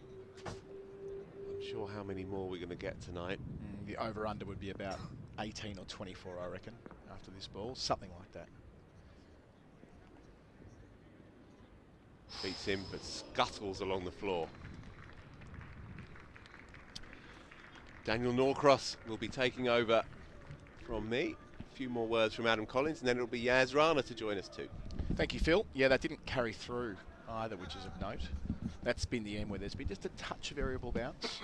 And it is going to be, would you believe it, Kimar Roach to return to the attack after one over from Daniel Lawrence. We are bewildered by this. I'm sure you are as well, having been watching next door, that it felt and sounded and appeared like they were told no more Roach. Yeah. So Lawrence bowls the over, then Worrell bowls the next one, and here's Kemar Roach. So Daniel Norcross, you can work that Thank out. you. Well, You the can do light- so with Yas Rana. Light must have improved. I went outside. It was a little bit gloomy, I've got to say. And Surrey will be delighted at that, because it's not that you're wasting overs by having Dan Lawrence, but it's a new ball. They want to jealously guard that new ball with its fresh hardness. I'm going to be spending it on off spin, probably. You wouldn't have thought. Hello, Yas. Hello, Dan. It's very chilly in this box. It is isn't quite chilly. Yes. I've got the full-on winter shirt on and the coat. This is altogether more like it. I always think there's a danger if you're the fielding side in a situation like this, that the drama around whether the seamers are allowed to actually bowl sort of takes away some of the intensity of the moment. You know, we know how important the new ball period is for the bowling side. We've seen through this game it's been hard to create wicket-taking opportunities once that new ball ages a little bit, so it's a really important time in the game for Surrey here. And particularly hard, you would think, for say slips, because you've got sort of slight anxiety about the game's going on. Basically, it's something else to think about that you don't really want to be thinking about. You want to be focusing on the ball and it coming to you. Got a leg slip in place. Incidentally, Surrey have enjoyed employing a leg slip. There is no fine leg. Yes, there is. Is there? Where? Oh, he's hit. He'd gone. He'd hidden, and then he's come back. Right. And it sort of, yeah, very long leg. He's lost a fielder then, camouflaged against the white advertising hoarding. How do you see the game at the moment? Surrey obviously favourites, but given the way the pitch has played over the last day and a half?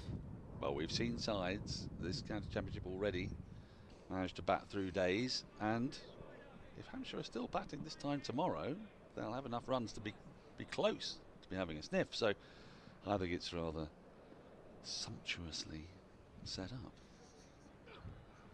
You'd be crazy not to join us tomorrow.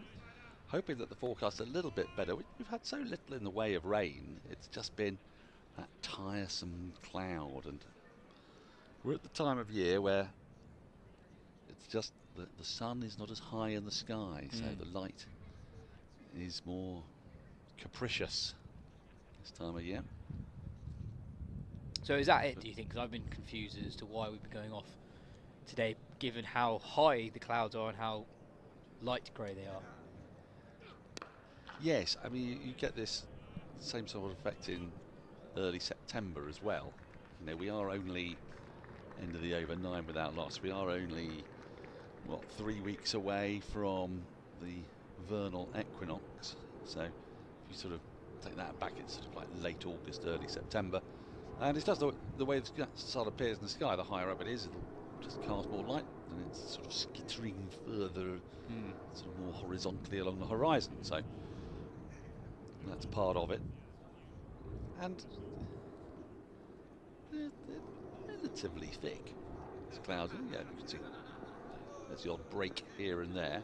Worrell is allowed to continue, still got the 3 slips in place.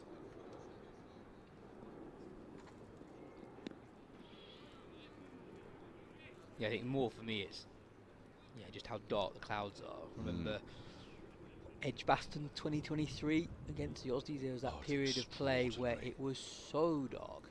Yes, it was a source of some irritation to me that poor old Ben Duckett got out at that point, because the thing was, I know these are very marginal things, but he's a left-hander, and the weather was coming over the Holly stand.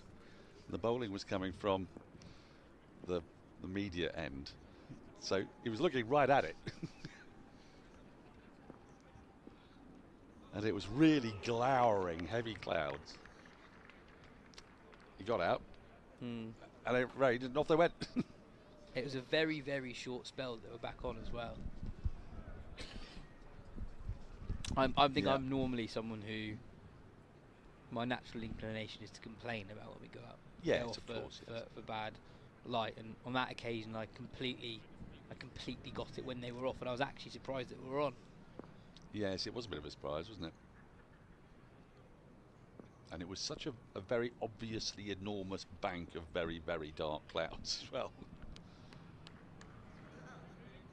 It's one of those things where you didn't need to be thinking, oh well, let's see what happens. You could see what was happening. Again, deeps low through to Folks. You half wonder, especially the way Stoneman's playing, whether an edge would carry even to the keeper. So take a look at this again. That was my question really about tomorrow. Yeah. We've seen a lot of balls, particularly in the last day, really die on the keeper. There was that edge earlier today from Ollie Pope where he played at the ball. He didn't play it with soft hands and it didn't carry to the second slip. So I think it will be difficult for Surrey to actually create these wicket-taking opportunities. The other side of that, though, is that we also saw a couple of balls from Liam Dawson keep low from the Vauxhall end, and they were a little bit straighter. So, you know, if somebody's banging the ball in straight and it keeps low, then that becomes a slightly different proposition. We've not seen much in the way of popping or rearing. A couple have hit the gloves, but really not many at all. As we see, members of the crowd have stayed. Doughty bunch, because it isn't like it was the first 2 days where the sun blazed down and there was a kind of carnival atmosphere of glorious glee. Well, that has carried and has beaten the outside edge. Yeah, I think whilst with some of Mark Stoneman's leaves early in the over, you could say that he's playing within the line. I think this is a genuine attempt from Middleton to play the ball. Yeah, without a doubt. Interesting question that I'm sure some Hampshire fans are asking, Dan. Ali Orr was extremely highly rated when he came over from Sussex. I know he was injured for a lot of last season. He played against Surrey last season. Yeah, but missed a lot of the second half of the season. Nice drive in the gap between cover and extra. A little too full from Worrell. Just had to get that on that. Nice use of the feet, or front foot. And it whistles away, end of the over 14 without loss. Yes, Ali Orr. It's interesting that with James Vince's unavailability for Hampshire in the county championship, that even without him, a relatively high-profile signing is not in their 11 at this point in the season. He's fit and available, I believe. He was in the squad for this fixture, just not selected for either the first 2 games of the season. Who's coming in for, though? So I suppose with Albert, perhaps? Yeah, Albert, potentially. Tom Prest has impressed. Batted well in the first innings. It's funny how quickly things change. He leaves Sussex just over 12 months ago, partly to play Division 1 cricket. Further, his England aspirations had a very good first-class record in Division 2 with Sussex. Hasn't played a lot in Division 1, and now Sussex are in Division 1 and he's out of the Hampshire first 11. And Sussex are not just in Division 1, they are thriving in Division 1. Under the captaincy of John Simpson. He likes that, the umpire doesn't. Umpire walked away straight away. And I think that was snaking down leg, to be honest, the angle coming round the wicket. It's a good shout, it's very, very full. Interesting to see exactly where the impact was. Yeah, I think the umpire's got that right. That's just sneaking away. They pick up a couple of leg byes.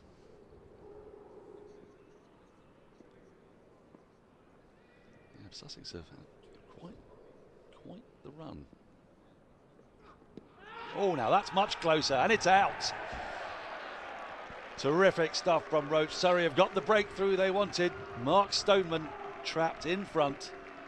Umpire with no hesitation. The previous ball was just tailing down leg side. This one straighter, thudding into the shin. Stoneman looking to work the ball into the onside, misses it. There is no hint of an inside edge.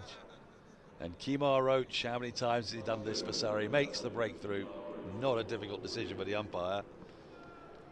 And Hampshire have lost an important wicket early on in this session.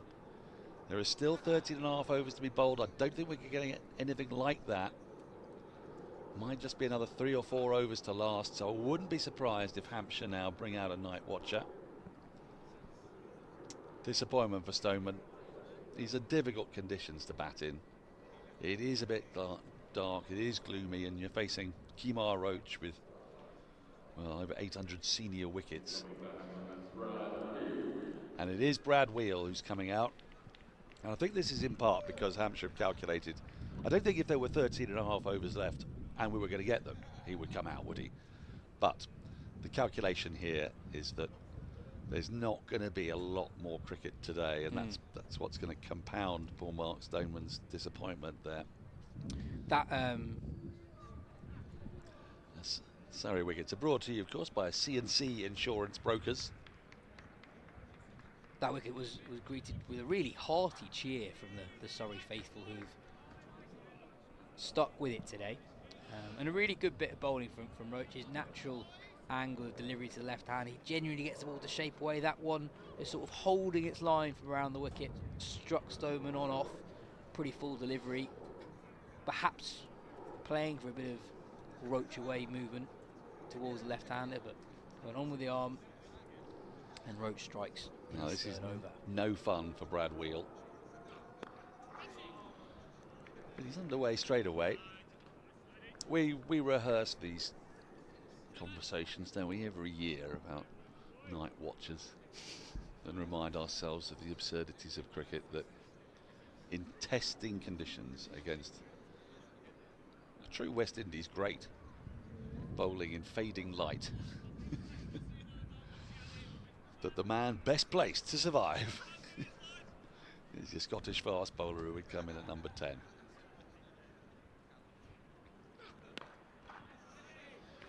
But that isn't what it's all about. Yeah, interesting that Wheel got off strike first ball. I suppose there's only one ball left in the over now.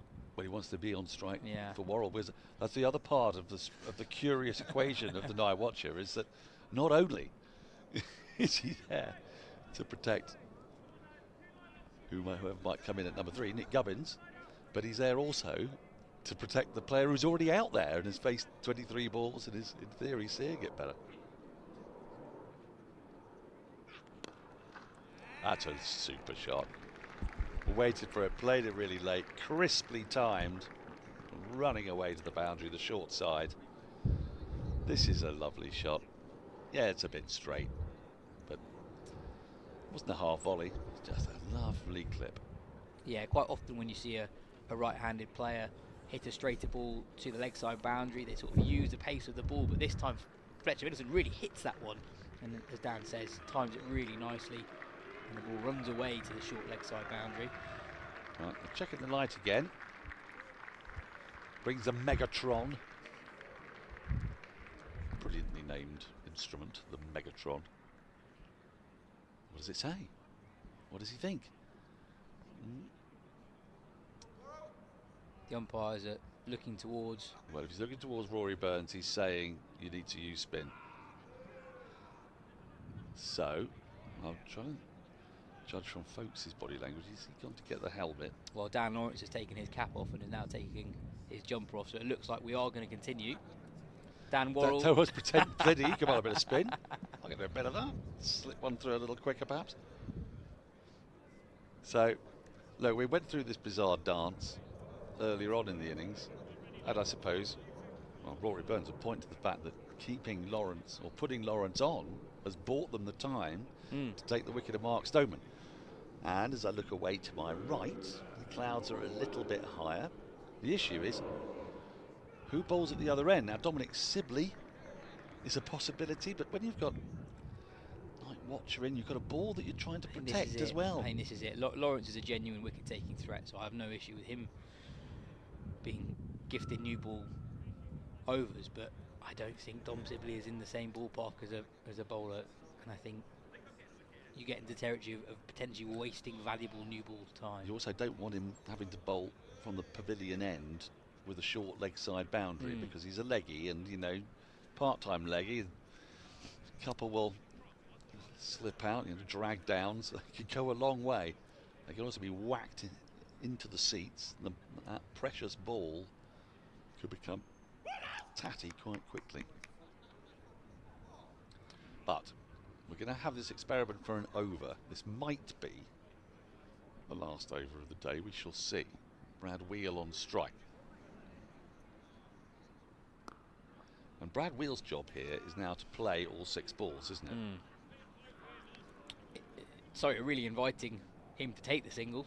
Massive gap in front of square on the offside that he can defend the ball into and take a single, but as you say, his job is to see out this over. Jordan Clark is rather hopefully warming up a bit on.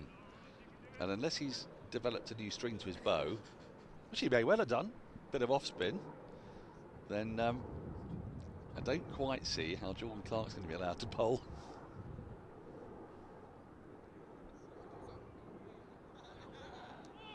Oh, it's well left. Yeah, quite a fun field from Surrey. One slip, a leg slip, man under the lid, a short leg, but also a catching short mid wicket in Dom Sibley. So they're on the attack.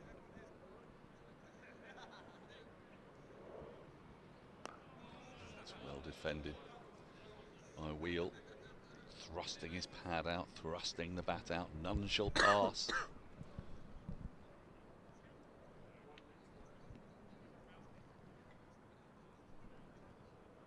Now he's going to come round the wicket.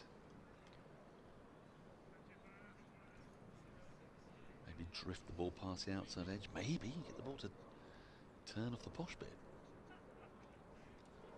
Back in.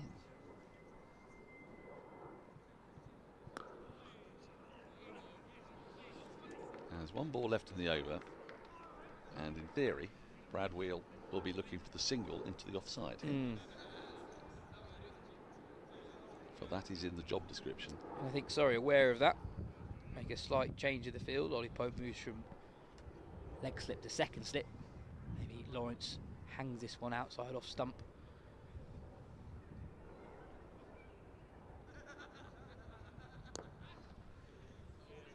And that's the single. That means that Brad Wheel will keep strike. I don't know if it's got a little bit brighter again, or whether that's the lights taking over. It suddenly feels just that little bit lighter to me. Yes, am I imagining that? It's difficult to judge because we have new floodlights here. Yes. And I'm told that they are stronger. And the shadows around the players certainly are pretty clear. Each player is surrounded by 4 shadows. They're pretty clear, which normally suggests that it's not hugely bright. And yet it feels brighter. Yes. Now they're checking again. So the last time this happened, it's fun, isn't it? Sorry, we're able to go back to Kimar Roach. Right. It looks like we're okay. This is absolutely extraordinary. Let's see. What's he going to? What is he saying to Rory Burns here? Yeah, it looks like he's saying you're going to have to bowl spin, and he's thinking, I don't know who I really want to do that. He's looking around and thinking, is it me? Dom Sibley walks forward from second slip. He's checking with Ollie Pope here. What's the thought? There's a balance here between trying to stay out there to take more wickets, because if they come off, that'll be it. There'll be no coming back from that. But it's not as simple as an equation as, well, you're going to have to bowl Sibley to the close. The hope is that it brightens up a little bit, so it might only be 1 over. Proper committee meeting happening right now, which is involving Dom Sibley, actually. But then they've also got to think about their own over rate. Yes. Because all the time they're doing this, they may be forced into bowling spin at a later date. Now then, Rory Burns, I did say. Right, well, this is commendable from Surrey. They're trying to stay out there, and in part I think it's a genuinely good point from you, Yas, that if they come off, I think it's probably close of play, because is that not how it works once we get to this stage of the day? But if they don't come off and the light does improve, then he can revert to the bowlers he actually wants to use. Now, I've seen Rory Burns bowl some trundlers before. What's he going to be bowling here? Don't know if he's thought too much about what field he'd like. 2 first-class wickets at 88. 88. Well, I tell you, there'll be quite a celebration if he adds to that this evening. Ollie Pope stationed at a wide-ish first slip, so still sort of on the attack. Well, and Folks is standing back, so... Well, this is interesting, isn't it? Because are we to understand that... OK, so let me put something to you. Ryan Patel. Now, he hurt his shoulder, but it was his left shoulder. when he was batting. He's out there, I think. So, is this noticeably slower than Ryan Patel? Encouraged by that first ball, there is now a second slip.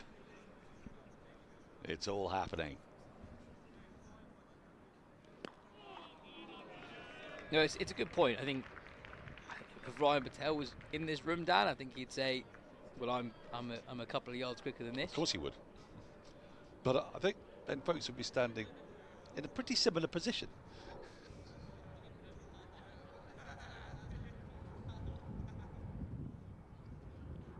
I think there's a general optics point as well.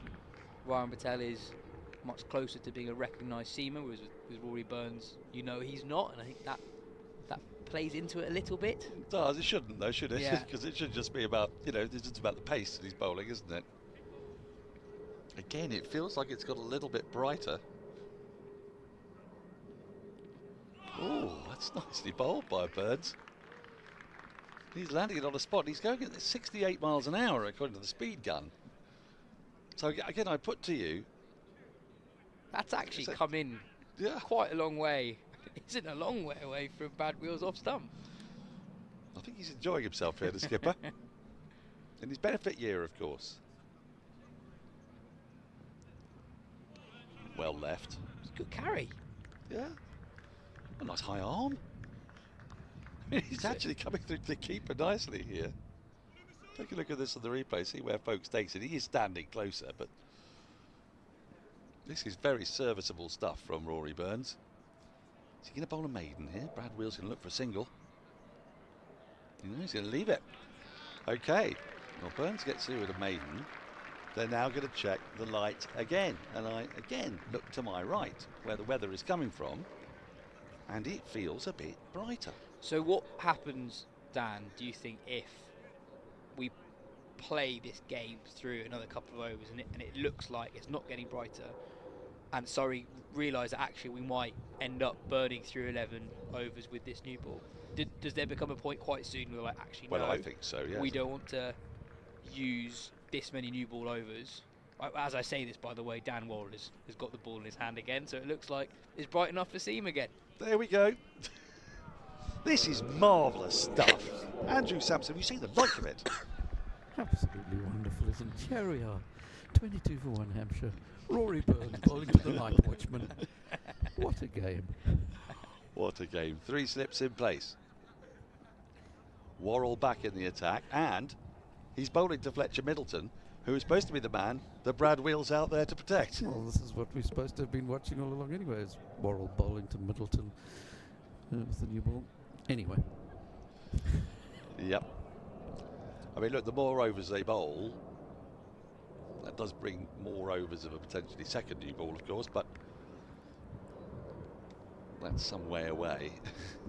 Jordan Clark getting into his warm-ups again. They just want to bowl, that's the thing. They just want to have Hampshire out there now. They're buoyed by the wicket of Mark Stoneman. It's hard for the bowlers though, because Dan Worrell's sort of bowling an over here and over there. It's hard for everybody. It's hard for the batters because breaks in concentration and the like. Will it be Roach or will it be Jordan Clark? Jordan Clark is warming up, but then who knows? By the end of this over, it might have to be Dan Lawrence again. Who knows? Kent have won, by the way. They've chased down 316. Were they 2 down? 2 down. It's quite something, isn't it? I mean, I think Surrey fans can have every one of those Kent victories being overseen by Adam Hollyoake, so it's basically just an extension. What a great start to the Hollyoake revolution down at Canterbury. 2 wins out of 2 on their return to Division 2. It's a great start, isn't it? Really tough year last year. Bowling was their issue. Yep. Penetration, the lack of. It's not a great start for Middlesex. Drew the first, looked good in it, but couldn't pull off the victory, and then losing the next. It's been angled, I think, quite deliberately down to deep third. Kimar Roach down there. Should give a couple of balls for Dan Worrell to bowl at Brad Wheel. It feels genuinely noticeably brighter to me now. As you look away to the right, Archbishop Tennyson's side. Those shadows that come from the artificial light of the floodlights are less pronounced than they were. Yeah, they're just slightly 10 minutes different, ago. aren't they? Yeah.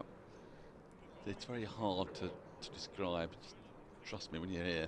It feels that there's something to do with the sun knocking about.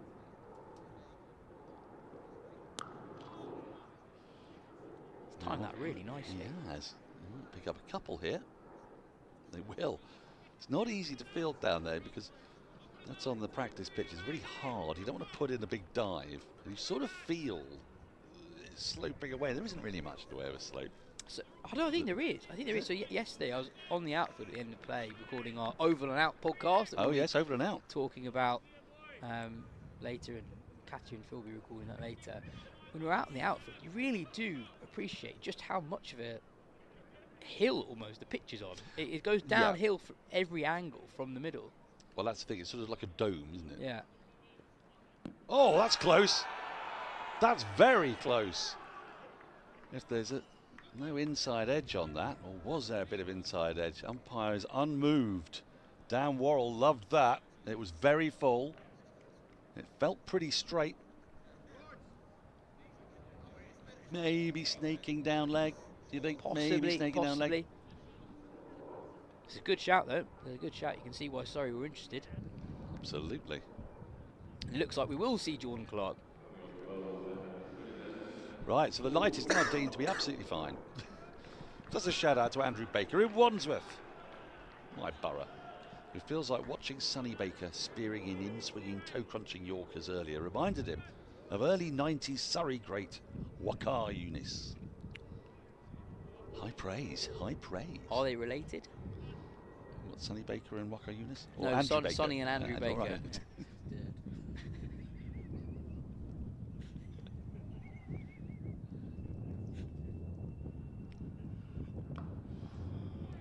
Right, so it's full out chair Middleton on strike.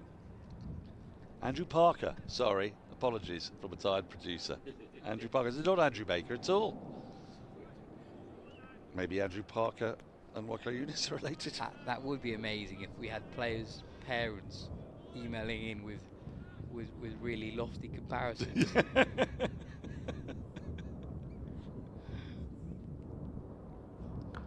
Mr. Yes. Middleton emailing and saying, hints of Len Hutton in that forward defence. Exactly. Yes. Bob Middleton. Yes. Relatives of Rory Burns. Jennifer Wheel writes in to say, get this lad up the order. Or relatives of Rory Burns saying it's like watching a young Jimmy Anderson out there with a new ball.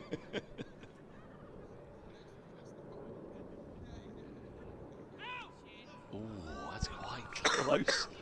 Quite close to feathering down the leg. So it's had a few strangulations, so to speak, in cricketing terms, in this game.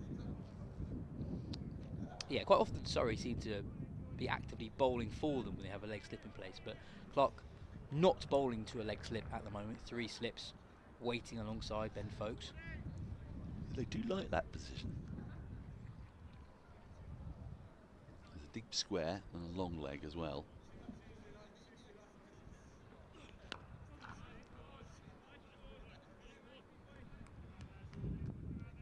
Well, I was very sceptical about the chances of getting all the overs in.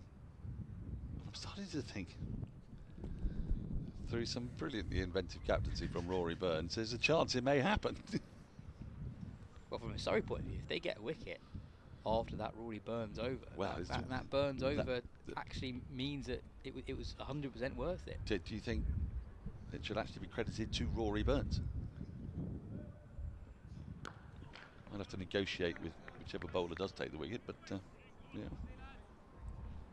Well, maybe we need to start petitioning Samo for statisticians to start recording officials' assists for wickets. Yeah. I would also argue that actually it was quite a good over. It must have been quite hard to take himself off after he bowled that over. That would have been amazing if The umpire said, "Yeah, you can have full pace on," and Rory goes, "Yeah, no." I think I've got this.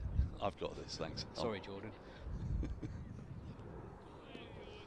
Left alone, a maiden over, 2 maiden overs in succession for the pavilion end as Surrey scuttle round. Yes. And if we do get through the full overs, there's a possibility that the night watchman could have faced 45 balls before the end of play. Yeah, that would be. Which would have to be a world record. Okay, I wouldn't get on it. No, but it's extremely unlikely that a night watchman faces as much as that in the evening. It is very unlikely, isn't it? Yep. Yeah. What a time to be alive this is. Right. Well, I've got one more over. I didn't think I was going to be handing back to Colo and Phil and whoever else there is next door.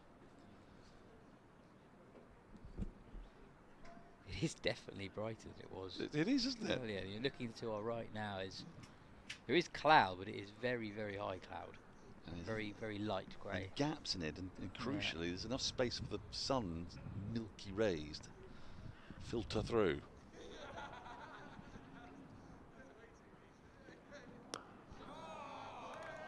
Well, that's a fine shot. Lovely square drive from Brad Wheel. Full, yes. But he's put his bat on it. He hasn't thrown his bat at it. He's just placed his bat on it and sent it whistling away. That's the second or third that he's timed really nicely. That's flown off the middle of the bat. Come on, Mother Wheel. Get in touch. Let us know. Just looking at his first class numbers, I can't believe he averages 11 after that shot. Well, it's because he's been hidden down the order. If he was given the same opportunities as Wally Hammond, who knows what he might have achieved. Dudley Norse.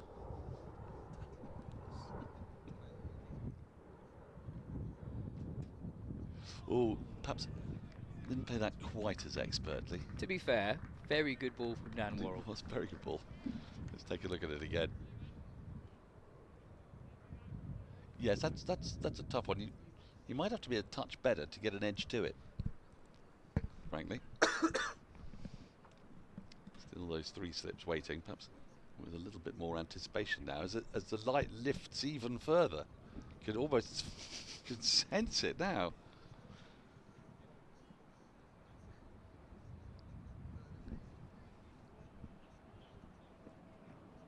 It's played inside the line of that one. That's well negotiated by Wheel. But Worrell's main method of attack to right-handers, releasing the ball slightly wide of the crease, angling it in and getting the ball to swing away. I always feel he has to get the angles completely right to endanger the outside edge. Because if he gets the angle of the arc slightly wrong, it's actually quite hard to nick. Yes. But he gets it right more often than any other bowler in the land, really, these days. I'm going to throw something else at you. Very good chance Matt Fisher's going to bowl. The way the light's going here. Do you think it's likely that Surrey would employ 6 bowlers in this 20-over session? That seems unusual too. Yes, it would be unusual. I think there's been a lot of very short spells. Very short Dan spells. Worrell's first one was 3 overs, but there's been quite a few 1-over spells because they kept changing between whether the light was good enough or not, and whether you could bowl spinners or not. Well, Dan Lawrence had a couple of 1-over spells. It's up on his toes, defends that nicely. 1 ball left in the over. I thought he might possibly have looked to take the single there. He'll look to take the single here.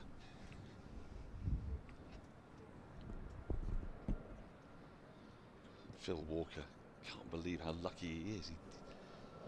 He walked off grumpily before, thinking, oh, I'm not going to get my full allocation of overs in.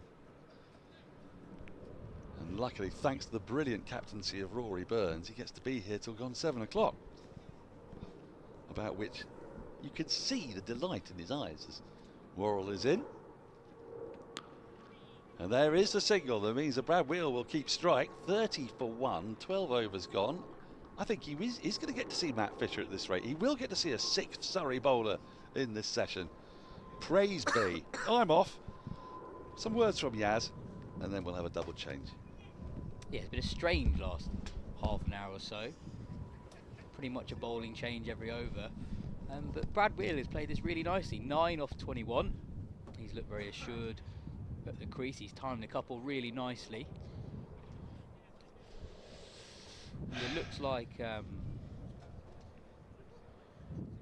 is Jordan Clark going to continue from the pavilion end? Yep.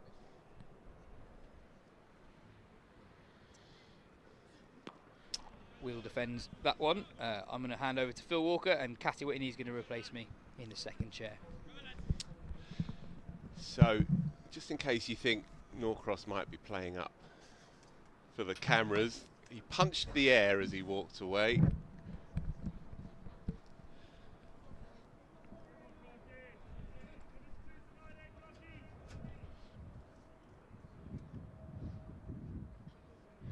So Clark in again. Played quietly enough, he's been good. Brad Wheel here. It's a long old stretch for a night watcher.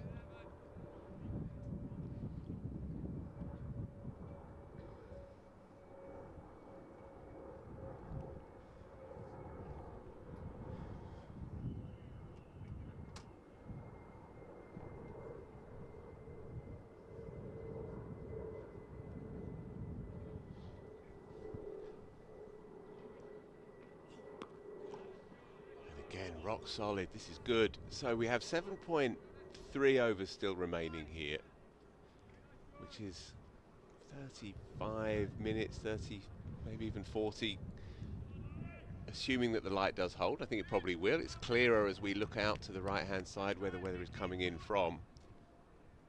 And Brad Wheel's already faced 24 deliveries. It's a long stretch, isn't it, for a night watchman, this? Best part of an hour. If he were to survive until the close, that's half a session. Yeah, he's done a solid job. Up to this point. Yeah, negotiated Rory Burns really well. As Dan says, smart bit of captaincy by Rory Burns, kept them out there. Must have had a sense that there was a bit of better light homing in.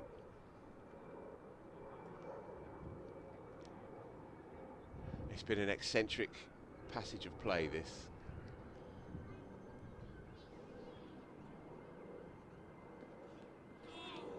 Playing a miss. But the upshot is that Surrey have taken one. Mark Stoneman done LB for the second time in the match. Fletcher Middleton's looked pretty solid up until now. 34 deliveries he's negotiated. He's on the non-striker's end at the moment, and he's looked in good order. It's a huge undertaking to face this new ball attack in these kinds of conditions, but he's been up to it. Inside edge onto the pads, nothing doing, moving on, and the players running round here. Dom Sibley picks up the two lids and sprints down pretty much. And they are moving round sharpish here. They want to get every last ounce of this session out of themselves if they possibly can. Trying to list all the eccentricities we've had since tea, or since just before they came on to tea. It's going to be a change of bowling then. Matt Fisher coming on, powered by SSE Energy Solutions, your business energy partner, meeting you where you are on your sustainability journey. First time we've seen Fisher this evening.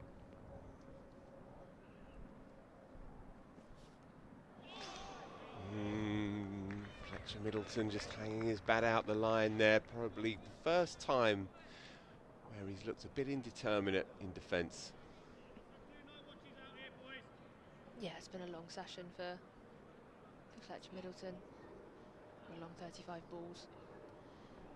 I guess when all that's going on around you, it's quite hard to keep focused on the job at hand when you've got bowling changes, different overs, not knowing who is allowed to bowl to you in the light.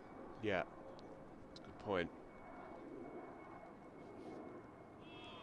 Yeah, you have to just keep your own head, don't you? Try and perhaps keep in your own box and not worry about any of these details that you can't affect yourself, and just face down whatever is going to come at you, whether it's Rory Burns with a few dibbly-dobblies or Dan Lawrence or the umpires consulting again, or another light meter, or a couple of quicks running in. Try and knock your head off. He's done well up until now. The other thing is, don't count it down, just play each delivery as it comes. He goes down to third slip, played reasonably well with soft hands. Again, just slightly iffy feet movement perhaps, shuffling across. He's hanging there. I like the look of him. He's played a couple of lovely shots through the onside. Tidy cover drive as well. Picked up a couple of fours.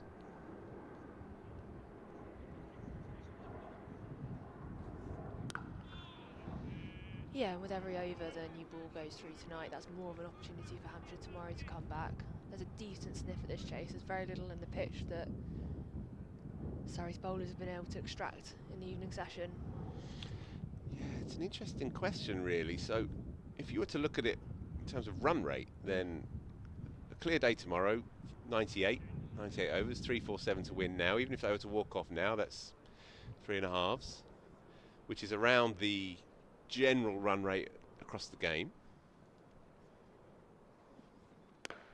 What I would say personally is, having seen how Surrey strangled Hampshire on the afternoon of day 2, it becomes very, very difficult to shift the momentum away from this attack and to put the pressure back on to Surrey. If it were to happen at all, it would happen late in the day, literally, and also in their mind, I think they almost put the scorecard away until tea and then see what they're looking at. But equally, I was talking to Dan about this earlier, the last stint.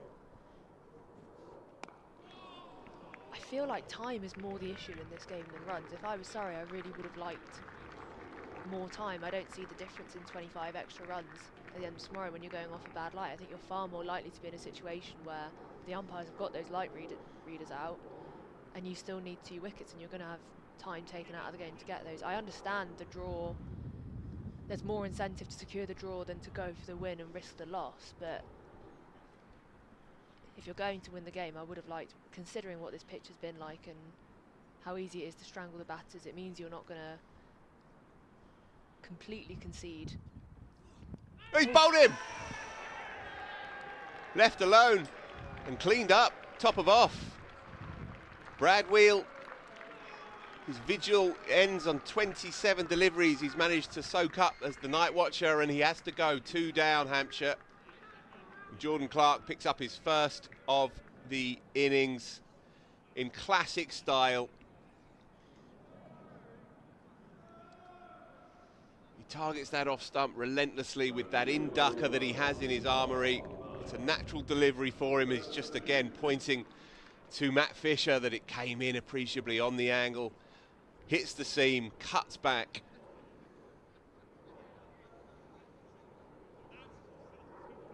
He's done a good job this evening, Brad Will, but that's a misjudgment. Just coming in at him, you would have thought it would go away slightly, perhaps bouncing over the top on the length, but it's just trimmed the bail off the off stump. Yeah, it's a beauty, isn't it? As you say, Cash, he's just gone slightly wider of the crease to give himself a better angle. And a second night watchman this evening, Sonny Baker now, had a good afternoon, picked up his maiden fifer in the championship. So 2 down now. Surrey wickets both brought to you by C&C Insurance Brokers. So can Sonny Baker do what Brad Wheel tried manfully to, but failed just at the last here? 5.5 overs on the card still to negotiate. Hampshire 2 down now. And a second night watchman. It's been, as I say, an intriguingly peculiar hour and a half just running through the bowlers. Kimar Roach, Dan Worrell, Dan Lawrence, Rory Burns, Jordan Clark, Matt Fisher. So they've already gone through 6 bowlers across 14 overs. Burns picks up his maiden, by the way. Lawrence, 2 overs for 5. 3 for Kimar, 5 for Dan Worrell. Jordan Clark into his third. Matt Fisher, just the 1.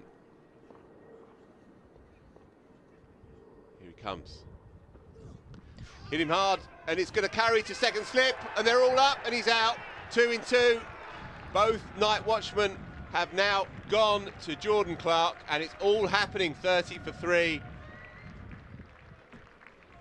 It's an absolute brute of a delivery. Sonny Baker could do nothing about it. Rebounds off the top of the bat handle perhaps, and loops to Ollie Pope, who picks up a comfortable enough catch. He doesn't drop them.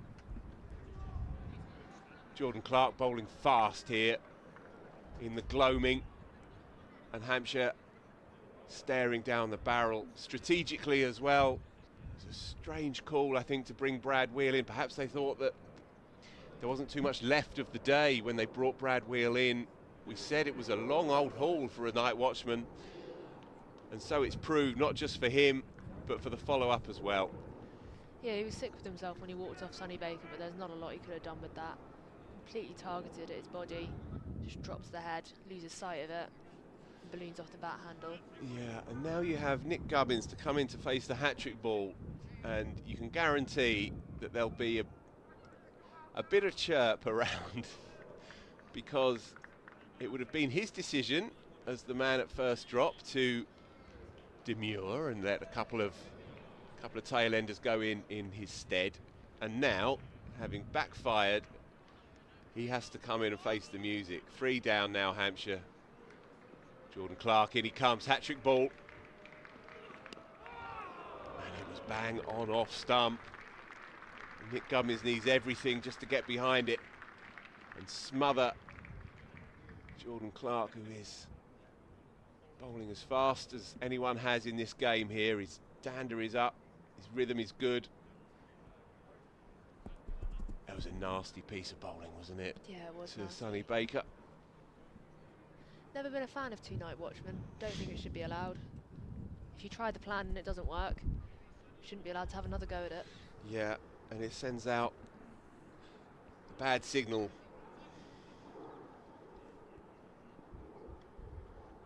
Man in at Boot Hill now.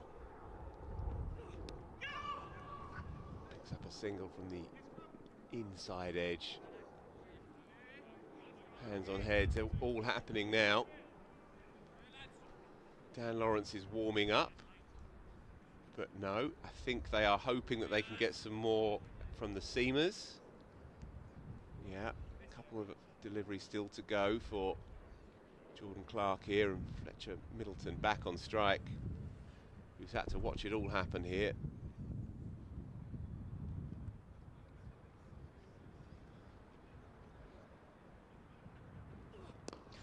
Played beautifully into the onside again.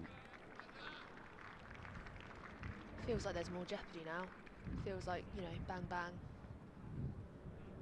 Suddenly we were talking about what do Hampshire do when they come back tomorrow, and now they're looking to getting through the play to the end of play without losing a force.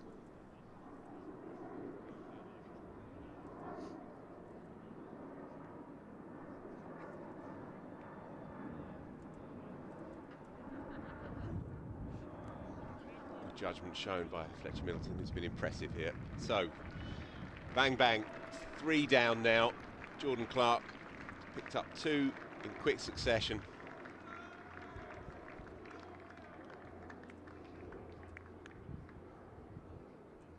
Seems whenever Hampshire come here to the Kia Oval, the best laid plans get scattered across the outfield, and it's happening again here. So, umpires yet again consult the light meter. Dan Lawrence yet again ready and willing. And it will be Dan Lawrence. And so, this is the pattern. As the light rolls in, we have yet another change of bowling, powered by SSE Energy Solutions, powering local businesses with the world's largest offshore wind farm. So, he picked up a couple in the first innings, one of which was the very man that he now faces down, Nick Gubbins. Having just faced a couple of deliveries here, having allowed 2 of his teammates to go in ahead of him, both now in the hutch. And he's got 5 overs to negotiate, 3 of which may be bowled by the bloke who got him out in the first innings. Tossed up, comfortably enough smothered, but I would imagine a polite word or two may find its way towards Nick Gubbins at this juncture. Yeah, just brought the field in there, Dan Yeah, Lawrence. they know what they're doing here. He's tried to push back against the pressure, but he can only find Dom Sibley. And they are crowding him. You're absolutely right here, Katya. It's a very tight field. They're the strangled appeals. Don't go back to that. Don't go back. The pressure is on. Yeah, they'll be up for everything from here. Yeah, this is a filthy time to have to bat. That's why there were 2 night watch that came out. Well, it's made filthier by the fact that there were. Bit of turn. Definite turn. From the footmarks, I fancy. So too wide to have any great effect, but useful signs for tomorrow. Turns quickly, back to his mark, and he's in again here. And he will pick up 4 off the hit. Sorry, don't mind that.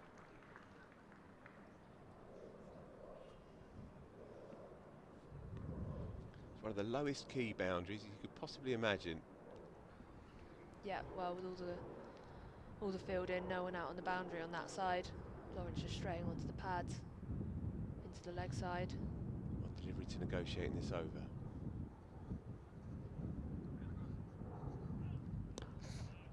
And he does so with a sigh of relief. So, will it be the skipper again, who remains entirely unmoved? Just been thrown the ball. He's waiting, rubbing it against his leg, just letting us all guess. Who is he going to call upon? Will it be himself?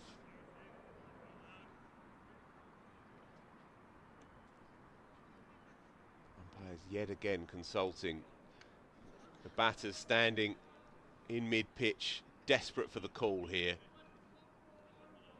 The question, how different is the light when you walk those 22 yards? How different is that reading? I fully support their right to take the reading from both ends, but I'm interested. It's cricket, Katya, it's cricket. What can one say? Martin Saggers is trying manfully to see the funny side of it. He's speaking to the skipper, Rory Burns. Some high-profile negotiations going on there. And he throws him the ball and he says, OK, we've had enough. And so there you go.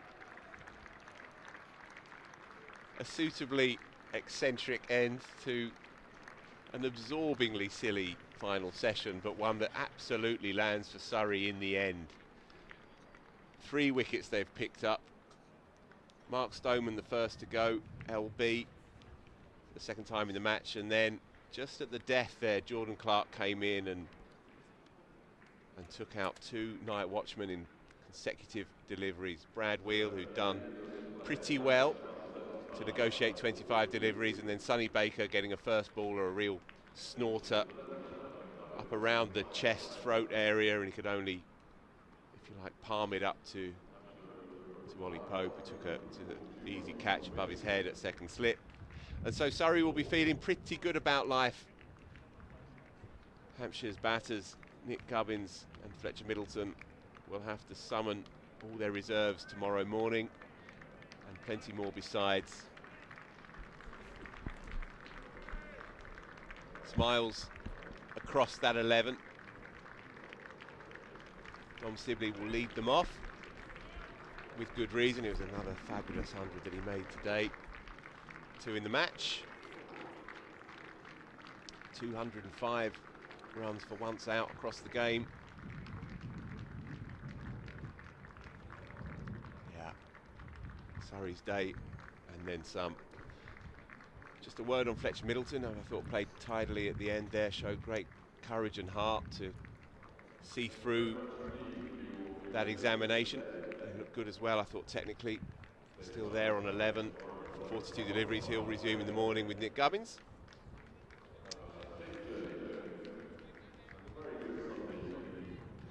So closing thoughts, Katya. Yep. Fantastic day for Surrey. More surprised than anything, Rory Burns didn't fancy a bowl at the end. He's had a busy day as captain. Made pretty good decisions. Didn't fancy adding a wicket to his end of the day's work, but you never know, we might see him come on again tomorrow at some point. Yeah, it wouldn't be a great surprise, considering what we've seen in the last couple of hours. Look, all the fun of the fair here at the Kia Oval. It's been an absorbing day, and Jamie Smith sparkled earlier on, making a breezy 84. Dom Sibley, as we say, made his second 100 of the match. Sonny Baker bowled beautifully, I thought, with the old ball, and got a bit of reverse swing and bowled fast and straight. A couple of sandshoe crushers to clean up the tail and bag his first county championship fifer. I hope there'll be plenty more from where that came from. And then Surrey went to town on Hampshire's top order in the gloaming here on a Sunday evening. Now, do, if you possibly can, get down tomorrow, because not only does it promise a cracking day's cricket, if we can get just over 3,000 in the ground, then we'll be breaking a record for the best overall attendance here for a championship game this century. If you can't get down, then make sure you join us on the streams. And if you have any comments, any thoughts, then surreybroadcast@gmail.com, get them in for us. Katya and I are going to go and deliver a quick podcast, which will be available for you soon enough, in an hour or so. Just rounding up the day. In the meantime, it's good night from me and good night from Katya.